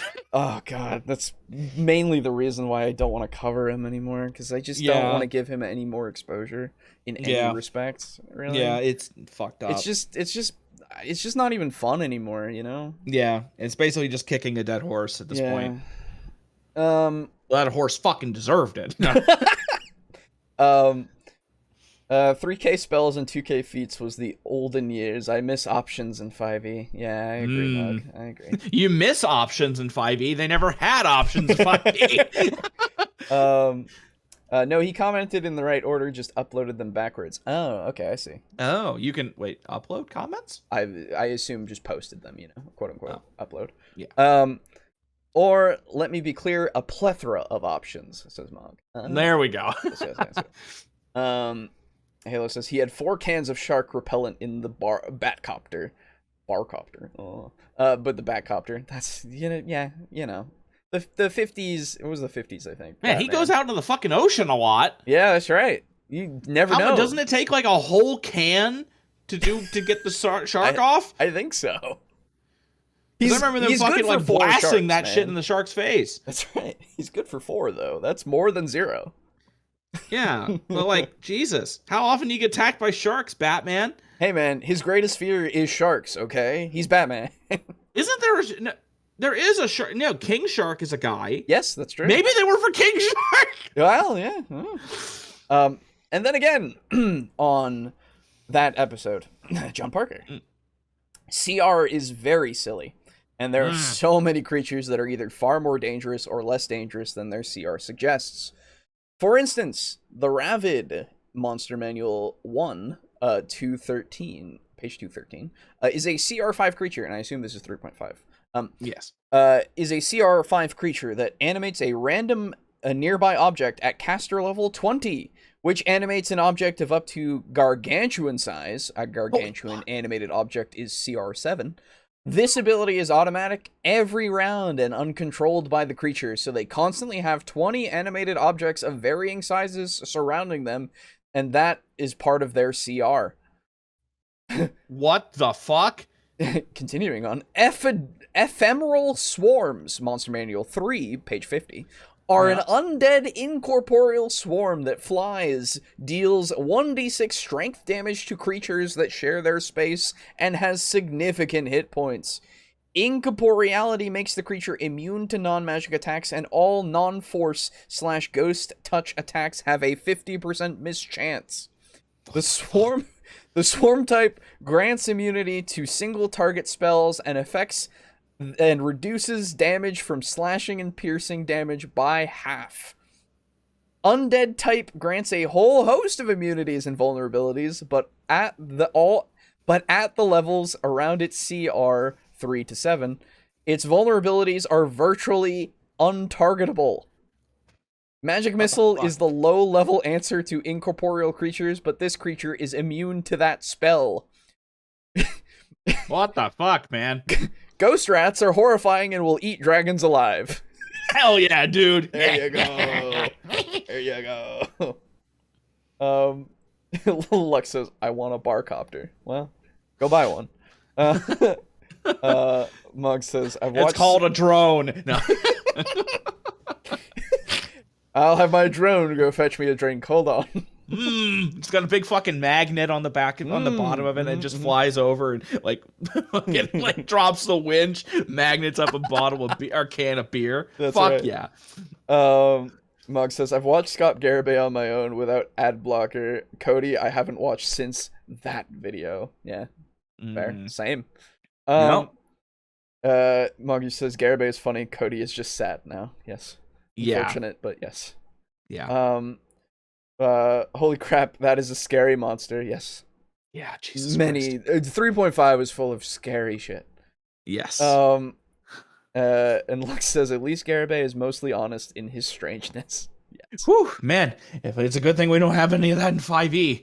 Then it might be somewhat difficult. Those monsters? Yeah. Then it might be like moderately challenging. Nice. Good one. Except if that was in 5e, it wouldn't be nearly as strong as it is. So no, 100% not. Absolutely. Yeah. And then again, John Parker on that same video. Oh my god. The Elder Scrolls world was a campaign setting for a D&D game before becoming a setting for a video game. Oh, I didn't know that. I didn't know that. Shit, that's cool. Huh. And then on episode 15, again. Oh no. You haven't done it on episode. I've lost track. Anyway, on ways to improve your role playing, episode 15. The name Aisling brings to mind the character from the Magic the Gathering sets of Lorwyn and Eveningtide, Aisling the Pilgrim, and Aisling the Extinguisher. This is the same character before and after a world-changing event that caused everything and everyone to become their dark mirror. Oh, didn't know that. And then again on that episode, John Parker. As far as role-playing styles, I am more of a quiet player, and I prefer to listen to the stories and role-playing that the other players do. I would call this style a lurker, and that's perfectly reasonable. Absolutely.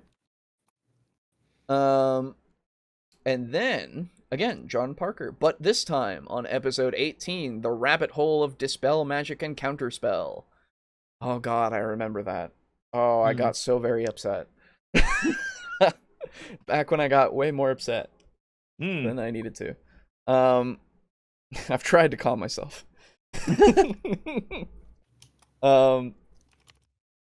One other thing. Also, the fifth element predicted the drone delivery service. Yeah, well, The Simpsons predicted everything, so, you know. Yeah, also Futurama. Also Futurama, you know. Anyway. So, John says, oh, I agree with everything Lux Armok said about Dispel Magic and Counterspell. Hey, there you go. Adding to what she said, in 3.5, Dispel Magic had 3 modes. 1, attempt to dispel all spells and spell-like effects from one target, creature, or object. 2, 1 successful dispelling of from each creature, object, or spell effect, a wall of fire, for instance, in a 20-foot radius area. 3, counter a spell that as it is being cast. This is how you can stop a fireball. Describing these 3 modes, and the check versus caster level is what causes the spell to take up half a page. Dispel Magic is nowhere near the longest spell description. Fair. Mordenkainen's Disjunction, unsure if this spell exists in 5e, it doesn't, is the ultimate fuck you and all of your magic. It automatically ends all spells, has a chance to end an anti-magic field. If it ends the field, it proceeds to attempt to disjoin things previously protected by the field, can transform magic items, they get a will save, into normal items, including artifacts. If an artifact is disjoined, the caster might permanently lose the ability to cast spells. Holy fuck. Yeah. Beholders and their anti-magic cone were brought up, and from my research, Beholders got hit by the nerf bat hard in 4e and 5e. Oh yeah. In 3.5, Beholders could use all 10 of their eye rays against targets outside of their anti-magic cone as a free action. What the fuck? They could use them while moving, rotating in place, for instance, in order to target a creature with all 10. The Beholder Mage class existed, allowing a Beholder that pursued wizarding arts to put out, destroy, its central eye, and gradually transform the eye stalks into spell stalks that each cast a level of spells as a free action once per round. At 10th level of Beholder Mage, the Beholder can cast 1 spell of each level, 0 through 9th, as a free action once per round. The rays in 5e are both random, require an action, fewer are fired each round, and the rays are generally weaker than the 3.5 ones. Oh, Alejo, I know what I want to play next. I want to play a Beholder Wizard. The 5e Beholder has more HP, but its overall threat is significantly lower. It doesn't have 2 rays that turn friends to foes / allies of the Beholder. That's right. I do remember reading the Beholder in 3.5, and it was fucked up. Yes. That's why it's like one of the end-all, be-all D&D monsters up there with dragons. Well, it was. No, it was. But it was. Also off topic, one of the hardest settings to write is what older civilizations thought the future would be. True. Yeah. I lurk until I have something to say, which isn't much, so a lot. That's fair, Mongoose. That's what I do too. Yeah.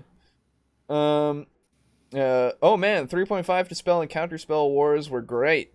In a game, we all watched a large Counterspell battle unfold from when our wizards used Disintegration spell on the one of the big bad evil guy.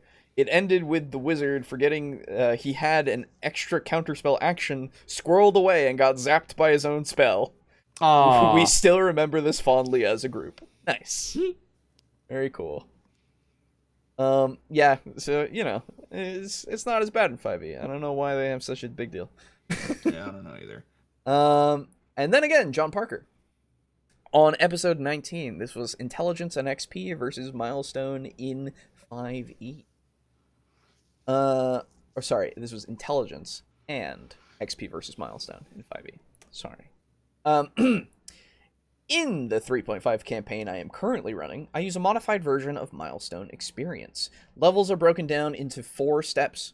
When a character gains a step, they choose one of 4 parts of a level to gain. 1 hit die and base attack bonus, 2 class features, 3 saving throw bonuses, 4 skill points. Once all 4 steps have been gained, a full new level is reached. Feats and ability scores increases are only gained on full level increases. That's interesting.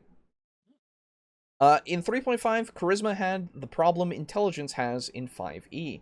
There is little mechanically linking it to your character besides a few social skills, which a small modifier becomes rapidly outshined by skill points. The only mechanical reason to have a high Charisma is for classes that use it for some ability that they have. A paladin lay on hands, cleric turning / rebuking undead, bard and sorcerer spellcasting, etc. In 3.5, there is no concept of radiant and necrotic damage. Instead, there is positive and negative energy. That's right.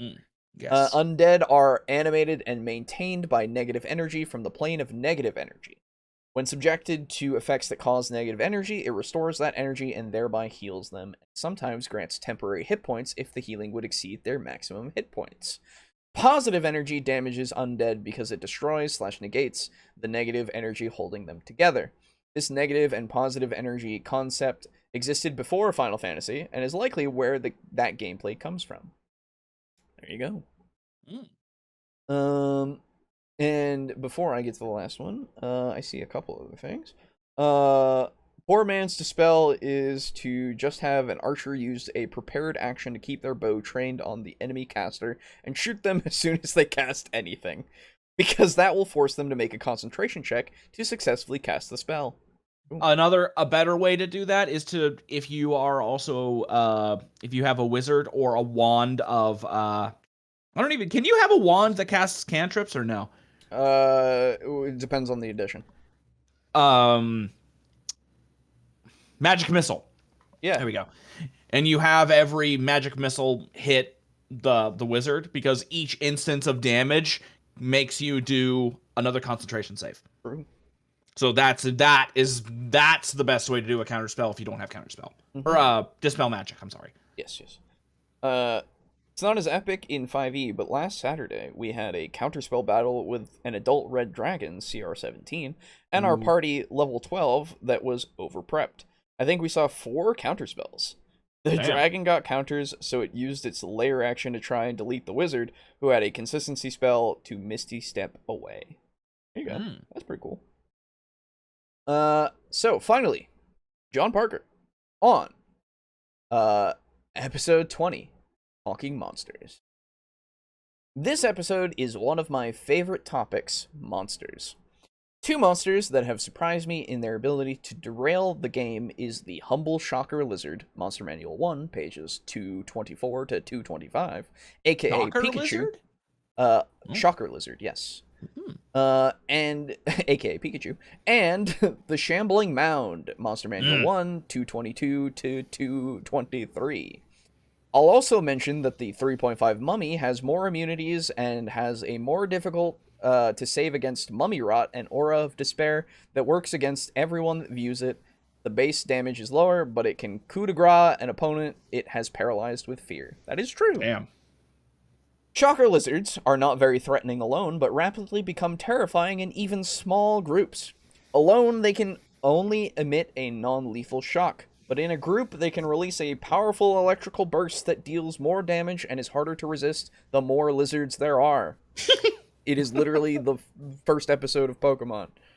Yeah, pretty much. Go, Pikachu! Except in reverse, because the problem was the Spearows, not the Pikachu. Oh, that's true. That's Pikachu getting fucked up. That's right. The Shambling Mound is a mobile pile of rotting vegetation that has fire resistance and gain 1d4 points of Constitution for 1 hour when affected by electricity damage. Hate those guys. I don't understand why they're immune to fire. It's bullshit. Or resist fire. There's just so much. Yeah, I guess they're weak to cold. Maybe. Hopefully, because they're fuckers. In combination, the two get significantly worse as the shocker lizards make the shambling mound tougher with every jolt. Oh my god, could you imagine just a shambling mound, like, basically just letting the lizards live on them in, like, a symbiotic That would be relationship? kind of cool. Where they, like, the shambling mounds just beat the shit out of whatever comes in, getting buffed by the lizards, and then the lizards get to, like, eat the bodies. Yeah. That'd be great, actually. I would hate that. As far as campaign ideas that I want to use someday, I have the following. A cabal of wizards, potentially the abjuration circle of the Red Wizards of Thay, or more. The conjurers wouldn't be involved as the plan would restrict their magic the greatest.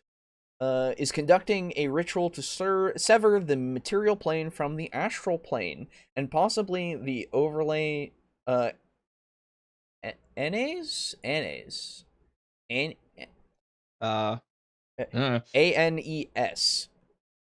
Annals? It might be annals. It might be maybe. Of the plane of shadow and the ethereal plane.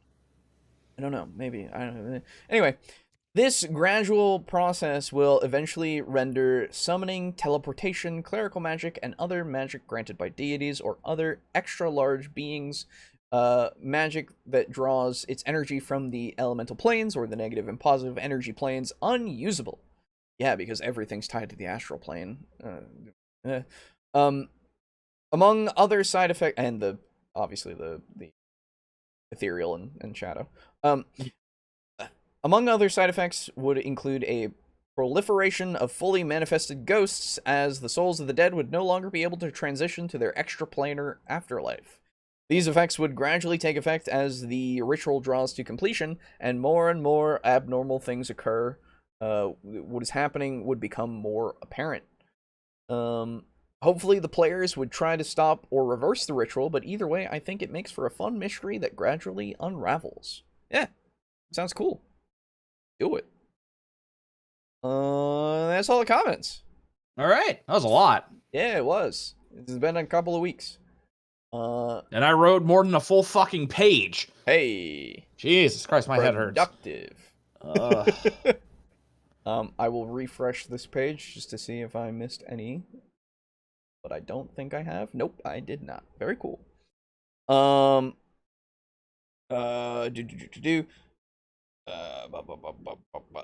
Wand of Magic Missile will have 50 charges, so that works. Although it will be more expensive. True.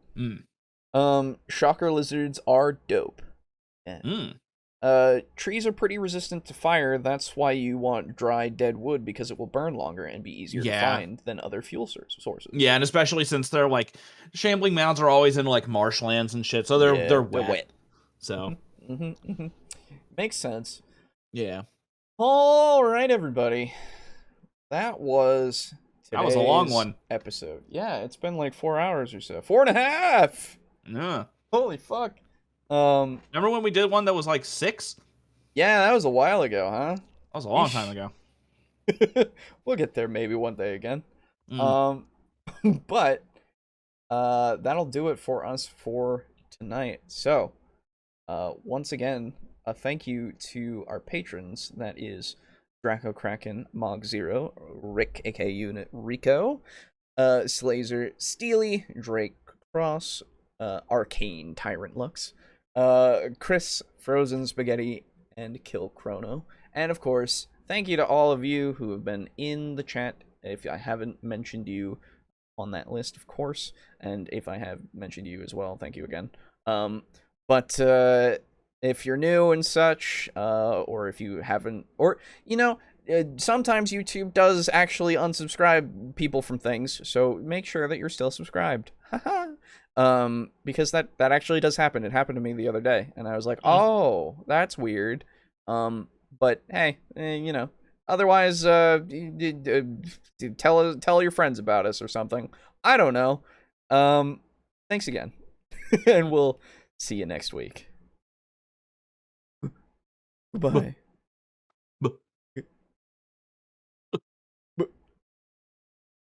Bye now. See ya.